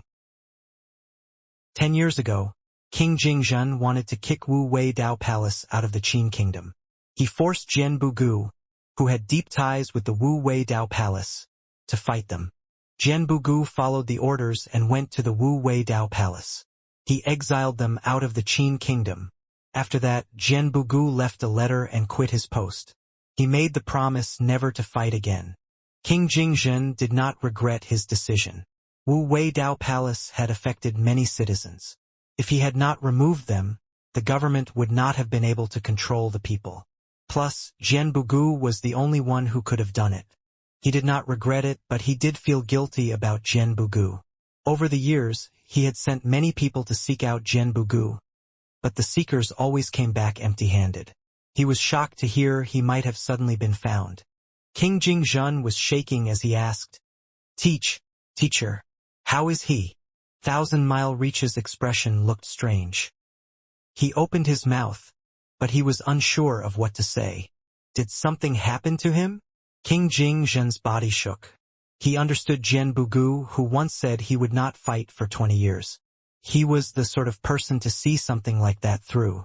Even if it cost him his life, he would not fight. He had been worrying about that prospect. He was the one who sent Jian Bugu to fight strong enemies like the Wu Wei Dao Palace, and Jian Bugu lost the protection of the Qin kingdom without the ability to defend himself. It was hard to imagine the consequences of something like this. He was worried Jian Bugu was dead. No. You misunderstand. Teacher Jian is fine. He is not injured, but... Thousand Mile Reach hesitated. He could not say it. Mr. Thousand Mile, stop hesitating. What is the matter? King Jingzhen now knew Jian Bugu was alive. While he was relieved to hear that, he still wanted to learn more about his condition. Thousand Mile Reach gnashed his teeth and said, Jian Bugu told me Han Sen was his master. What? King Jingzhen was shocked, which turned into anger. He chomped down on his teeth hard as he shouted, "Goddamn that Han Sen! How dare he humiliate my teacher! I am going to kill everyone he knows. Please don't be mad." Thousand Mile Reach quickly implored. Teacher Jian is very strong. If he was not willing to, not even a sky full of spirits could make him kneel. I do not think Teacher Jian was forced. He was really polite to Han Senator. I think there has to be a good reason for it. King Jingzhen was not a tyrant. After thinking about it for a bit, his anger faded. Teacher Jian was next to Han Sen when I saw him today, Thousand Mile Reach said. I think he is going to protect Han Senator. If you kill Han Sen, it might destroy Teacher Jian's plan. King Jingzhen nodded. If the teacher is next to Han Sen and that guy has a problem, the teacher would do something. If the teacher does not mind him and does not stop my son from getting close with him, I guess Han Sen is an okay individual. After pausing a moment, King Jingzhen presented a wry smile. The trouble Han Sen has stirred up makes this a difficult situation to navigate. The whole of the Big Qin kingdom wanted Han Sen dead. But who would have figured Han Sen would not end up arrested? He was holed up in the Feng family's castle surrounded by the king's guards. 1. Although the king had extended comfort to the Steel family, the king did not talk about Han Sen being responsible for the killing of Steel Scene. The officers on the case only said they were investigating it. Seeing this entire thing was coming to an end, the officers, who were so proud of their law system, could no longer sit back and watch. All of them wrote letters asking King Jingzhen to right the wrongs and not allow criminals to get off scot-free. Otherwise, the kingdom was to become bad, and chaos would claim everything. There were even officers outside the palace kowtowing. They were shouting various slogans about arresting criminals and upholding the practice of law. It was like if they did not kill Han Sen, the entire kingdom would fall apart. The letters were like snowflakes piling up on King Jingzhen's table. Usually, he did not receive that many letters. King Jingzhen had to take a step back. This time, inside the palace, there was not much movement. Only the officers who were on the case were given an answer a few days later. After the investigation, other people were deemed responsible for the murder of Steel Scene. It was revealed that Han Sen was set up. The officers in the government had many sources. Everybody knew that no one had investigated the case properly. Han Sen was not questioned the entire time he was inside the Feng castle. How was the case over so soon? The entirety of Jade Wall City was reeling in shock. Overnight, Han Sen had become the biggest villain in the kingdom. Crown Prince Qin Bai had become the most ridiculous and dumbest crown prince in history. It was unknown who incited all of this. Many nobles were gathering at Feng Castle to protest. There were even some nobles swearing outside the palace, saying the Qin kingdom had an absurdly incompetent crown prince. Something like this had never happened before in the Qin kingdom, and the matters were becoming worse. Not even King Jingzhen knew what to do about the nobles and officers. The twisted laws of the Qin kingdom were unique. They were what brought the Qin kingdom from being on the brink of collapse to a glorious nation again. They also made the Qin kingdom's glory unable to reach a higher zenith. The nobles of the Qin kingdom were very influential. They fought against royalty. Even King Jingzhen was not able to do whatever he wanted. He was significantly restricted with what he could do. The royals had 2 annihilation-class god temples. The nobles also did. The royals had elites, but the nobles had even more. There were many times when King Jingzhen had to concede. It created a strange balance inside the Qin kingdom's government. This time, King Jingzhen was not going to concede. No matter how much the officers sent letters or how many loyal officers cried and threatened to kill themselves, King Jingzhen did not say anything. He said the case was over, and that was that. The nobles and officers did not give up. With grand fury, they were still against the decision. Han Sen did not care. He just hid inside the Feng Castle, eating and drinking.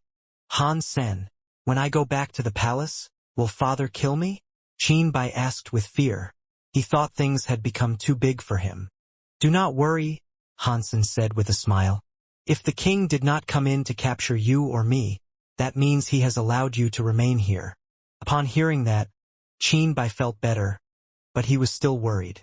The Qin kingdom's nobles were the most powerful in the 7 kingdoms. They were willing to fight against the royals. Qin Bai knew about that.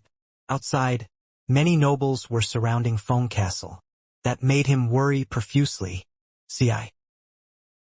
It was only now Han Sen learned that the Qin kingdom's nobles had such power. Not even the royals were able to clamp down on them. This time he had killed Steel Scene and triggered the nobles and their benefits. He had started a conflict between the nobles and royals. From the results, the royals could not take on everything. Seeing Jian Bugu, whose eyes were like jade, focus on working, Han Sen really wanted to fight him. He wanted to see how strong the world's strongest elite truly was. It was a shame Jian Bugu said he would never fight again. He would not fight back, even if it cost him his life. Han Sen was not going to force him. Han Sen thought the nobles were going to keep annoying them. After 2 days, the nobles were all gone. Are they really that impatient? They should not be. Han Sen thought their absence was weird. With the time he had spent in the Qin kingdom, he knew the people should not have backed off so easily. Feng Fei had other people go to figure it out. The gold crystal system had an infinite light. It covered the whole system, turning it into a rainbow sun. Everyone knew this was the weird scene of a super god spurt blood pulse showing up. The nobles did not have time to keep annoying Han's senator. They all ran to the gold crystal system to dig up a gene egg. According to the Qin kingdom's first Mr. Wei, who was Bald Guy's master, that god spirit blood pulse had a weird scene that shocked the world. That place probably had a high-class god spirit blood pulse. It made the nobles go crazy. If there was an annihilation-class god spirit blood pulse and they had possessed it, then they would go into the skies with one step. Even if they could not get an annihilation-class god spirit blood pulse, this was a super god spirit blood pulse. There were many gene eggs, so there would eventually be a god-class gene race. I have never seen such a super god spirit blood pulse before. Let's go and take a look. Han Sen knew the nobles and officers would not let him go so easily. But he did not want to be trapped with the Feng family and do nothing. He wanted to explore. After witnessing the power of Thousand Mile Reach, he thought getting a powerful god spirit blood pulse or gene race would be a good thing. It would help him achieve all the things he had wanted to do. After all, breaking the rules cost too much trouble. Cost him too much trouble, especially since he couldn't break them for long. Since the nobles had already fallen back, Han Sen sent Qin Bai back. He did not want Qin Bai to follow him around. If something happened, he could not go back to Jade Wall City. Mr. Yang and Jian Shi, the mother and the daughter, had to run the online shop. They could not go with Han Sen either. Jian Bugu, who was unable to fight, had to remain. Han Sen was ready to go alone, but Li Bingyu insisted on going with him. Han Sen did not reject her offer. Han Sen did not know much about the universe of kingdoms, so having someone knowledgeable along would be helpful. He used a quantum teleporter to enter the gold crystal system's heavy soil area. They saw a giant rainbow sun in the sky. The system around was clear. It was like it was right above their heads. Han Sen knew it wasn't a real sun. It was a giant system, but the light was too bright. That was why it looked like a sun. An ink-eye beast. Selling an ink-eye beast. On the streets, many people were selling gene races. Ink-eye beasts were the best-selling ones at the moment. Han Sen asked around as to why that was. He was told the gold crystal system was too shiny. Continued exposure to the light led to damaged eyesight. If people had ink-eye beasts, their eyes could be shielded from the harmful effects of the light. Also, in the light they were able to see further than normal. Whichever noble went to dig gene eggs in the gold crystal system typically possessed a gene race like that. If they did not have one, they'd fork over the money to purchase one. Otherwise, if they entered the god crystal system, they could be rendered blind. The ink-eye beast was only a barren gene race, but it cost 10,000 for each one. It was more expensive than the average Viscount gene race. Han Sen's eyes were stronger than god-class gene races, so he did not need the aid of an ink-eye beast. He looked at Li Bingyu and asked, "Ghost kill? Do you require an ink-eye beast?" Li Bingyu shook her head and said, "I have a gene race with a similar function. I do not need a gene race of such a low level. If you need one, it is best not to buy an ink-eye beast. That gene race is too low of a level. Its abilities are poor. It can enable you to go into the early zones. If you want to do deeper into the God Spirit Blood Pulse, the ink-eye beast is not going to be able to shield your eyes from the powerful light. You are going to have to combine with something." Han Sen nodded. He prepared to go to the gold crystal system when he heard someone call out his name. "Han Sen, wait for me." A big, bald man was in the crowd ahead, standing out like a sore thumb. He was running toward Han Sen, waving at him. "Bald guy, why are you here?" Han Sen asked. Bald guy looked cocky as he said, "I am a student of Mr. Wei, and there is a word of a magnificent God Spirit Blood Pulse being here. How could I not come?" Li Bingyu was surprised by that. She looked at the man's bald head as she asked, "Mr. Wei is here?" Bald head nodded. "Master and a few other brothers are here too. We are going to conduct a large operation. We are going to find ourselves a God-class gene egg. How about you accompany us?" Han Sen did not answer. Not too far away, he heard another person talking strangely. "Brother bald guy, don't say that. This guy is loved by the crown prince. He is very noble. We do not have what it takes to be by his side." A dozen people walked forward. At the center of the crew was an elder with a white beard. The man who was speaking was a middle-aged man clad in armor. The set of armor was beautiful. It was not something cheap. "Third brother, how could you say such a thing?" Bald guy looked glum. The middle-aged man smiled. "Brother bald guy, did you not hear what I said? In that case, I will say it clearly. It is fine that you want to buddy up with evil, but do not bring harm to the reputation of your teacher. It might be fine if you want to be with him, but don't drag us all down with you. I do not want people talking behind my back." Bald guy was incredibly angry. He wished to say something, but the white-bearded elder said, "That is enough, Yufei. Stop messing around. Time is of the essence. We need to find the land pulse. We do not have time to waste around here." Bald guy looked upset. He gnashed his teeth and said, "Do whatever you want. I am going with Han Sr." The white-haired elder frowned. He wanted to say something, but the third brother said, "Big brother, just ignore him. He is not that good. It does not change a thing if we go with or without him. He loves to be with people in high places. So why should we stand in the way of his petty dreams of becoming famous?" The white-bearded elder shook his head. Yufei, you know where we are going to go. Just come back later. It is fine, big brother, Bald Guy replied. You do not have to wait. Just tell my teacher I will be going to Gold Crystal System with my friend. In that case, I wish you luck, the middle-aged man said in a mocking tone of voice. I hope you can find the God-class gene egg. Brother 3, stop it. The white-bearded elder stopped the middle-aged man and led him away. After they walked away, Bald Guy laughed. Hansen with me, Bald Guy here, you do not need to worry. I promise I will find you something. I can believe that. Hansen had no hope that Bald Guy could find him a gene egg.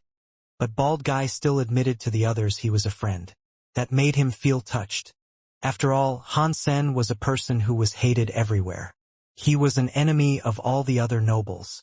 Claiming he was a friend of his would undoubtedly damage his own reputation. It might even have put him in danger. The three of them hit the road. Bald Head was telling Hansen that the God Spirit blood pulse there was unusual. Because the magnet fields had changed, Gold Crystal System had a super God Spirit blood pulse. According to Mr. Wei's calculations, the God Spirit blood pulse there would have a destroyed class God Spirit blood pulse and some God class gene eggs up for grabs. Bald Guy laughed. I do not have a level high enough to find where the blood pulse generates, but it will not be hard to find where the God class gene egg is. You guys should just follow me. Because the magnetic fields were very strong, all kinds of tools in the Gold Crystal System were broken. Airships were unable to fly into there. Bald Guy summoned a big dragon-like gene race.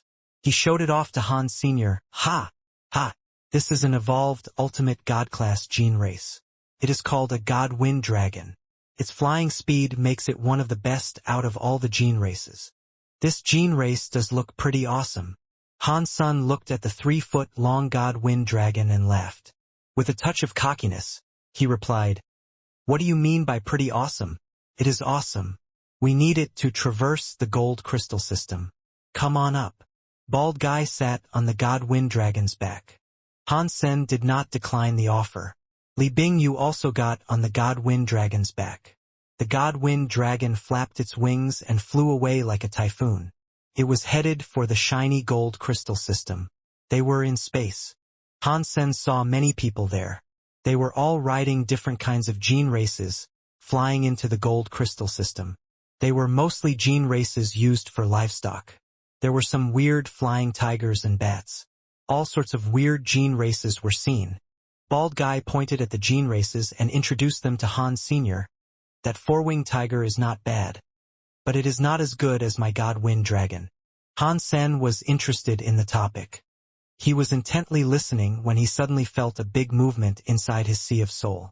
After it swallowed the black crystal armor, the gold wing peacock hadn't been able to be used because it was evolving. Now, that evolution process had finished. The gold light, which looked like an egg, had a crack. Some shiny sort of gold light leaked out. When the light cracks were bigger, the gold light grew brighter. In the end, it was like a golden sun shining in his Sea of Soul. Suddenly, the light went dim. As that happened, Han Sen saw that the gold wing peacock had finished evolving. His golden feathers looked dreamy. His body glowed with a god light. It was like a god bird straight out of mythology.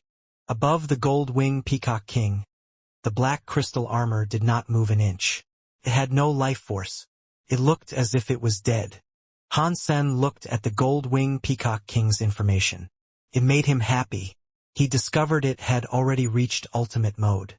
Gold wing peacock king. Mutant god class gene race, ultimate mode. Skills. Gold god ring, peacock king eye, sky full of feathers. After examining the details of the gold wing peacock king, Han Sen was even happier. That gold wing peacock king had 3 gene skills. It had top-notch talents. Ordinary juvenile gene races only had 1 gene skill. There was a chance of some having none. If there weren't any gene skills, they had to wait until they were adults before receiving their gene skills. Each time they leveled up, there was a chance of gene skills being awoken inside a gene race. Still, that chance wasn't very high. Ultimate mode gene races could have 3 skills at the most. Even if ordinary gene races did reach ultimate mode, they rarely possessed 3 gene skills. Having two was already quite phenomenal. Most of them only had one gene skill. Some gene races did not even have a single gene skill. The gold-winged peacock king had three. It was definitely the best of the best. If Han Sen wanted to sell it, the price could be a few times or a dozen times more than the same species at the same level of gene race with only one skill. This was especially true with gene races with three skills. If a gene race was rare and the gene skill was useful, it would go for the highest price. Han Sen had only seen a juvenile gene skill gold god wing. After combining, he was given golden wings. After he activated it, there was a break space flying power available, and the gold wings had a scary destructive power. The wings behaved like blades that could cut through anything. As for the Peacock King Eye and Sky full of feathers, they were the awakened gene skills. Han Sen did not know what they did. They were getting close to gold crystal system. The light was getting extremely bright. Li Bingyu and Bald Guy combined with gene races to block it. Han Sen did not need to combine with a gene race, but he still wanted to try. He attempted combining with his gold-winged Peacock King. A blurry, gold, glassy god light shone on Han Senator the peacock wings, which were made of gold, appeared. Han Sen's eyes had a shiny god light in them. It was like they were swirling with gold. They looked weirdly pretty. His long gold hair was wavy like a waterfall. Every strand of hair was like crystal. It was like there was a glassy god light spinning inside it. After combining with it, Han Sen was affected by the gold-winged Peacock King's genes and presence. His face and body seemed to become longer. He looked rather pretty but somewhat like an evil king. Bald Guy looked at Han Sen with shock. After a while, he swallowed his saliva and asked, Han Sen, what is that gene race you have? Where did you get it from? Do you still have it? Li Bingyu looked at Han Senator. She had a strange expression. After combining with the gold-winged Peacock King, Han Sen looked far too pretty and handsome. He looked more handsome than an evil god. His entire body had an evil, pretty aura that was quite attractive. The gold-winged Peacock King, Han Sen replied. Oh, I dug it up. I do not know if there is another of the same type of gene race. That is a shame. Your gene race looks really awesome after combining with it. If I, Bald Guy, had a gene race like that, perhaps my dreams would come true. Maybe I could have God Thousand Lotus. Bald Guy looked at Han Sen with excitement. He then asked, is your gene race up for sale? If you sell it, the price is of no object. I will squander all of my savings and buy it from you. Han Sen had heard the God Thousand Lotus name before. With Feng Fei Fei it was the same. She was one of the three big singers in the Qin Kingdom. Bald Guy obviously had a crush on her. He always talked about her, but she had no interest in him. I am not selling it. It was not easy for Han Sen to get his hands on that ultimate mode gene race. Han Sen wanted to use it. He wasn't ready to pawn it off just yet.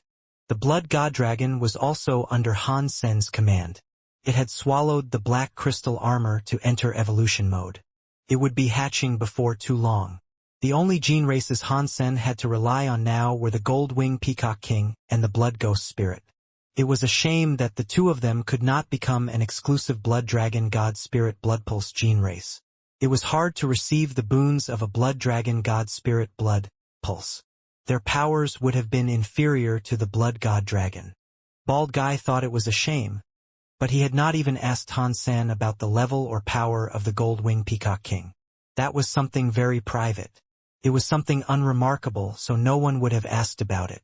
After getting close to the gold crystal system, they were able to see that it was not a big sun. It was a system made of many lights. Most planets did not glow. Only planets like a sun glowed. Most other planets only reflected the light. Now, all the gold crystal system's planets were glowing with a scary light. The ordinary rocks and trees on the planets shone like treasures. Even the man-made buildings and machines glowed in the incandescent radiance. The entire world looked as if it had been carved out of precious gemstones. It was incredibly holy. Bald Guy pointed at the god Wind Dragon and commanded it to fly to a planet the humans lived on. When he saw what was glowing behind the buildings, his face changed. He said, This God spirit blood pulse is too shocking. Even some spiritless items that are man-made have been touched by the scent of the God spirit blood pulse. It is far scarier than I imagined. Perhaps there is a rare gene race being born. A rare gene race, huh? Han Sen's heart jumped. During the past 2 days, he had not seen the big sky demon. He didn't know if she was still following him around or not. Because the planet was close to the edge of the gold crystal system, many human nobles were able to travel there. They saw many people digging all around and across the place. Bald Guy looked at them with much disdain. He steered the God Wind Dragon deeper into the gold crystal system. He said, "They don't know anything about God spirit blood pulses. They are here to dig gene eggs. They will not be able to dig up a thing. This God spirit blood pulse is very scary. But not just anywhere will have a gene egg." Han Sen asked, "Where might there be a gene egg?" Bald Guy seriously said, "In this place, the God spirit blood pulse has a lot of light. Usually, light and heat are elements that mesh well together. Although the light in this place is weird, the temperature has not changed. Judging from the light that is around this place, and if I have guessed it correctly, this God spirit blood pulse is in the light abyss formation." "Are you saying that the Qin kingdom had a light abyss God spirit blood pulse 20 years ago?" Li Bingyu suddenly said. Bald Guy nodded with excitement. "Yes, this place is very similar to the light abyss the Qin kingdom had. This light abyss has an annihilation class wild God spirit blood pulse. Created the Qin kingdom. A general there, named Tian Shan, shocked the world. The formation here is similar to that light abyss. Perhaps it will have an annihilation class wild God spirit blood pulse. You've been talking a lot, but you have yet to tell us where we can dig up the gene egg." Han Sen did not understand anything about the light abyss, and he had never heard of Tian Shan. He just wanted to know where he could find a gene egg. Bald Guy laughed.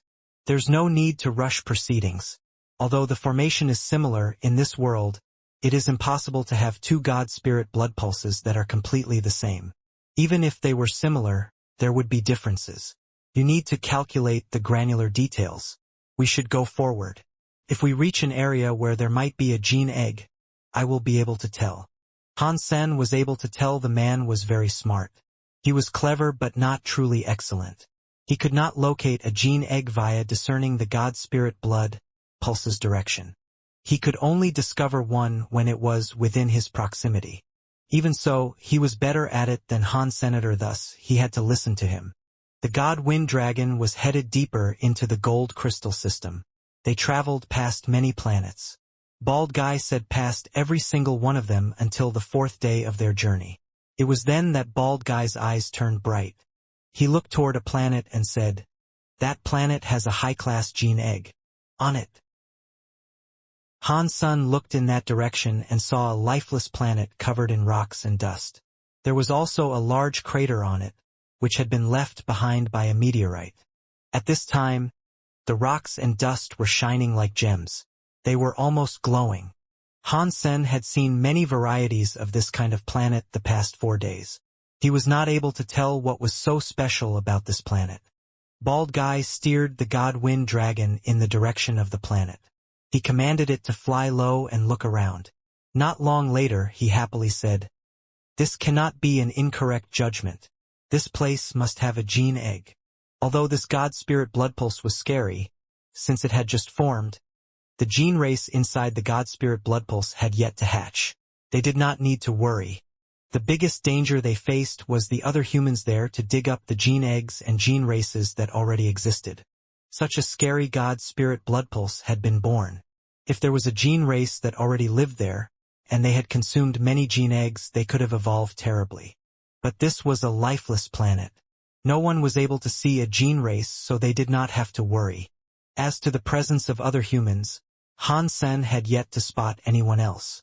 After the 3 of them came to a halt, they started digging in the area Bald Guy marked. After digging under a stone for 3 feet, they saw a white light gene egg. It was the size of a basketball. It was like a snow-white jade. Bald Guy happily grabbed the gene egg. After looking at it, he determined that he could not identify what sort of gene egg it was. "Although I do not know which species this is, Judging from its look and presence, it's not a low-class gene race. It should be at least a Marquise-class gene race. We should keep digging. This land pulse should contain more than one gene egg. After saying that, Bald Guy put the gene eggs aside to keep digging. Just as Bald Guy had said, they found 4 gene eggs from the land pulse. They all looked to be the same kind. Bald Guy kept 2 from the haul. Han Sen and Li Bingyu each received 1. The 3 of them remained on the planet searching for land pulses and digging gene eggs. It really was a super god spirit blood pulse. There were many land pulses and gene eggs. It only took them half a day to find 4 land pulses. They dug up a dozen gene eggs. Unfortunately, they were only Marquise and Duke class. Although their levels were not too low, and they were likely worth quite a bit, they were of no use to Han Sen. In the meantime, many humans riding gene races flew through the skies. Most of them left when laying eyes on the God Wind Dragon. The God Wind Dragon's ultimate body was quite intimidating. It made Bald Guy's cockiness increase. Han Sen and Li Bingyu followed Bald Guy. They all managed to dig up a trove of gene eggs.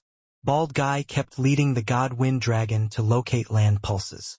After finding a land pulse, he gave it to Han Sen and Li Bingyu and continued the search. The 3 of them worked together quite well. Han Sen did not think there was a problem, but Li Bingyu felt scorned. This Bald Guy is very good at bluffing, but his God Spirit blood pulse knowledge is fairly average. The gold crystal system really is a place like a light abyss, but the gold crystal system itself is made of 7 planets. It has a 7-star fighting formation which affects the light abyss formation. It will become a ghost star light formation. Once in that formation, there are only 7 real places that can yield a God-class gene egg. This planet is not one of 7 planets with 7 stars. Li Bingyu was quite knowledgeable about land pulses. She also had deeply investigated God Spirit blood pulse skills. Although she was not as great as Mr. Wei, she was better than Bald Guy, who had only learned half of what she knew. How do I lure Han Sen to the real 7 planets? Li Bingyu followed Han Senator. Her primary purpose was not for digging up a gene egg. She wanted to know how strong Han Sen's power truly was. Although everyone claimed he murdered Steel Scene in the Ice Snow God Temple, it was seemingly just a legend. No one had actually witnessed what Han Sen was really like. Bald Guy seemed hurried as he rode the God Wind Dragon to where Han Sen was. He shouted at Han Sen, who was in the middle of digging, "Old Han, stop digging. You should come here. I found something good. I have almost finished here," Han Sen said while he kept digging. "I can go there later." Bald Guy jumped down and pulled Han Sen with him. He dragged him out of the hole and said, "What are you digging for?" "I found a land pulse that can shock the sky. It might have a God-class gene egg. Let's forget about this one. We can come back later." After that, Bald Guy pulled Han Sen onto the God Wind Dragon. He invited Li Bingyu along for the ride. They flew toward a mountain that had high and low spots. Li Bingyu thought, "I'll be damned if they can find a God-class gene egg here." The God Wind Dragon flew to the upper part of the small stone mountain. Bald Guy looked at the stone mountain's position and said, "Look at what is over there." Han Sen and Li Bingyu went toward where Bald Guy pointed. They saw the little stone mountain had an old tree at its center. Han Sen did not know any land pulse skills, and he could not feel the presence of the old tree, but he knew that the old tree must have been very special. This was a planet without life, so this was not just any old tree. Even bacteria were unable to live there, so how could an old tree be growing? Han Sen had a closer look. The old tree had a lot of fruit on it. The branches bloomed with pink flowers. It was like a plum tree. The entire gold crystal system was affected by the God Spirit blood pulse's weird light. But the old tree did not shine. It was like an ordinary tree. It was full of flowers. Although it looked very average, it was strange for this ordinary plum tree to be where it was. Han Sen looked at Bald Guy and asked, "What is this land pulse's plum tree weird scene?" Bald Guy touched his big, bald head. He looked rather embarrassed as he said, "Although I cannot tell what this weird scene is, I am pretty sure it is an amazing one." Han Sen looked disdainfully at him. Bald Guy wasn't really making much sense. Although he had never learned Godpulse skills, he could tell there was something odd going on there. Li Bingyu was shocked. Via her observational talents, she knew the planet was not one of the key god pulses of the gold crystal system. It should not have been able to produce a powerful weird scene. But that plum tree was far too strange. It was hard for people to imagine. Do not think about it too much. Let's just dig it out of the ground. There must be some good stuff here. Perhaps we will even find a god spirit blood pulse. After saying that, Bald Guy started to dig. He did not plan on scoping out any other land pulses. Han Sen and Li Bingyu helped out. On the mountain, the terrain was rocky everywhere. Below the plum tree, there was only soil. It was much easier to dig there. Han Sen only dug a little bit. The soil was harder than steel. It was loose, but it was still difficult to dig up a lot of soil at once. Han Sen put a sprinkle of the soil into his hands to examine it. He discovered that the soil had white dots on it. They were metallic. They looked like metal from a mine. They eventually dug 9 feet deep when they found something hard. They brushed away the soil around it. They found a root that looked like a sea dragon. The root was as black as ink. It was as if there were scales on it. It looked extremely weird. Upon closer inspection, one thought it looked like a dried snake. The three of them kept digging around the root. Bald Guy kept digging and said, "Be careful. I am unfamiliar with the situation here. Do not dig too deep. It will not be good if you end up digging into an evil spirit spring." More and more roots were dug up. Han Sen and the others noticed there were more roots than there were branches on the plum tree. The roots were like many dragons all tangled up into each other. They were all over the place. They covered an area of at least 30 feet. They were much wider than the tree branches too. Han Sen and the others had to widen their region of digging. They ended up digging 90 feet away before reaching the end of the roots. They followed the roots and kept digging down. Lots of tree roots were layered on top of each other like a lattice fence outside a house. Bald Guy was hastily digging into it. He used his shovel to dig into a tree root that was only the size of a finger, but he did not even leave a white scrape on it. "It's a very hard tree root." Bald Guy was shocked. His body combined with a very powerful king-class gene race. The shovel was very unique as well. Despite trying like that, no marks were left on the tree's roots. Han Sen's curiosity had been completely snagged. As he kept digging, he said, "This plum tree is so weird. Whatever is down there must be unique. We should keep digging." The three of them were digging for half the day before they reached a depth of about 90 feet. One of the plum tree's 3 roots was visible. From what they saw, the big beard of roots looked slightly like a ball. It covered the entire area and did not allow the wind to affect. Bald Guy put down his shovel and wiped the sweat from his brow as he said, "Stop digging. I do not think there is anything down further. The good stuff is inside the roots of the tree." The metal, ore-like soil was too hard to dig. Although he had the power to combine with a gene race, it was still very tiring for him to dig for so long. Han Sen and Li Bingyu agreed with Bald Guy's assessment. They had dug a hole that was 90 feet deep. If the gene egg was deep inside, some weird scene should have been playing by now. Nothing of the sort was going on. There was an 80 to 90% chance that nothing more would happen if they went deeper. If there was something good to retrieve, it had to be lurking within the roots. The plum tree's roots did not grow normally. They crossed each other to form a wall. It was as if they were all protecting something. Bald Guy used his shovel to dig around. He could not leave a mark on the roots, so he looked to Han Sen. "Old Han, are you able to break any of these roots to see what lies inside?"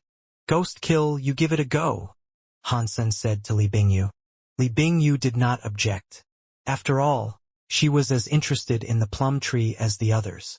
Her body generated a flame and cat ears. Her back sprouted a cat tail. Her fingernails extended like 5 lethal blades. They were burning with flames. "I have an adult god-class fire god claw cat," Li Bingyu said. "Its fire element is very effective against creatures that are a wood element. Perhaps it will work." She then put her claws into the tree roots. Her nails displayed some fire blades. She slashed the tree roots. Sparks flew everywhere. But the tree roots weren't cut off. They also did not burn. Li Bingyu's hands shook. The flames on the nails were shaking. It looked like she had been shaken a lot. It's very hard. Li Bingyu frowned. She really wanted to summon her strongest gene race to test it, but that would expose who she truly was. So she denied that thought. Han Sen used his hands to touch where Li Bingyu slashed. 3 light marks had been created on the surface, but they were still quite difficult to make out. The fire god Claw Cat's power was effective, but not by much. Without hesitation, Han Sen spread his giant, gold peacock wings. The gold god light wings flickered. It made the gold wings become a set of extremely sharp blades. Catcha! Cracking sounds penetrated their ears. Bald Guy was very happy. He looked at the tree roots. He saw a dozen roots had been cut half a foot, but they were not completely severed yet. Han Sen was shocked. Li Bingyu and Bald Guy might not have known, but he did. Along with his power, the mutant ultimate mode god-class gene race could only cut half a foot deep. The tree roots were scarily strong, but if he was able to damage the tree roots, it was only a matter of time before he cut his way deeper. Han Sen kept using the gold god wings. The peacock's wings continuously flashed. The gold light was flashing everywhere as he kept slicing the tree's roots. After a few times of doing that, many of the tree roots had been cut off. It revealed the shadow on the inside. Looking in from the hole he had made, the tree roots were wrapped around ice.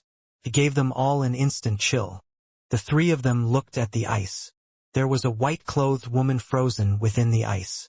The white-clothed woman sat inside the ice without moving. She did not look dead. It looked more like she was asleep.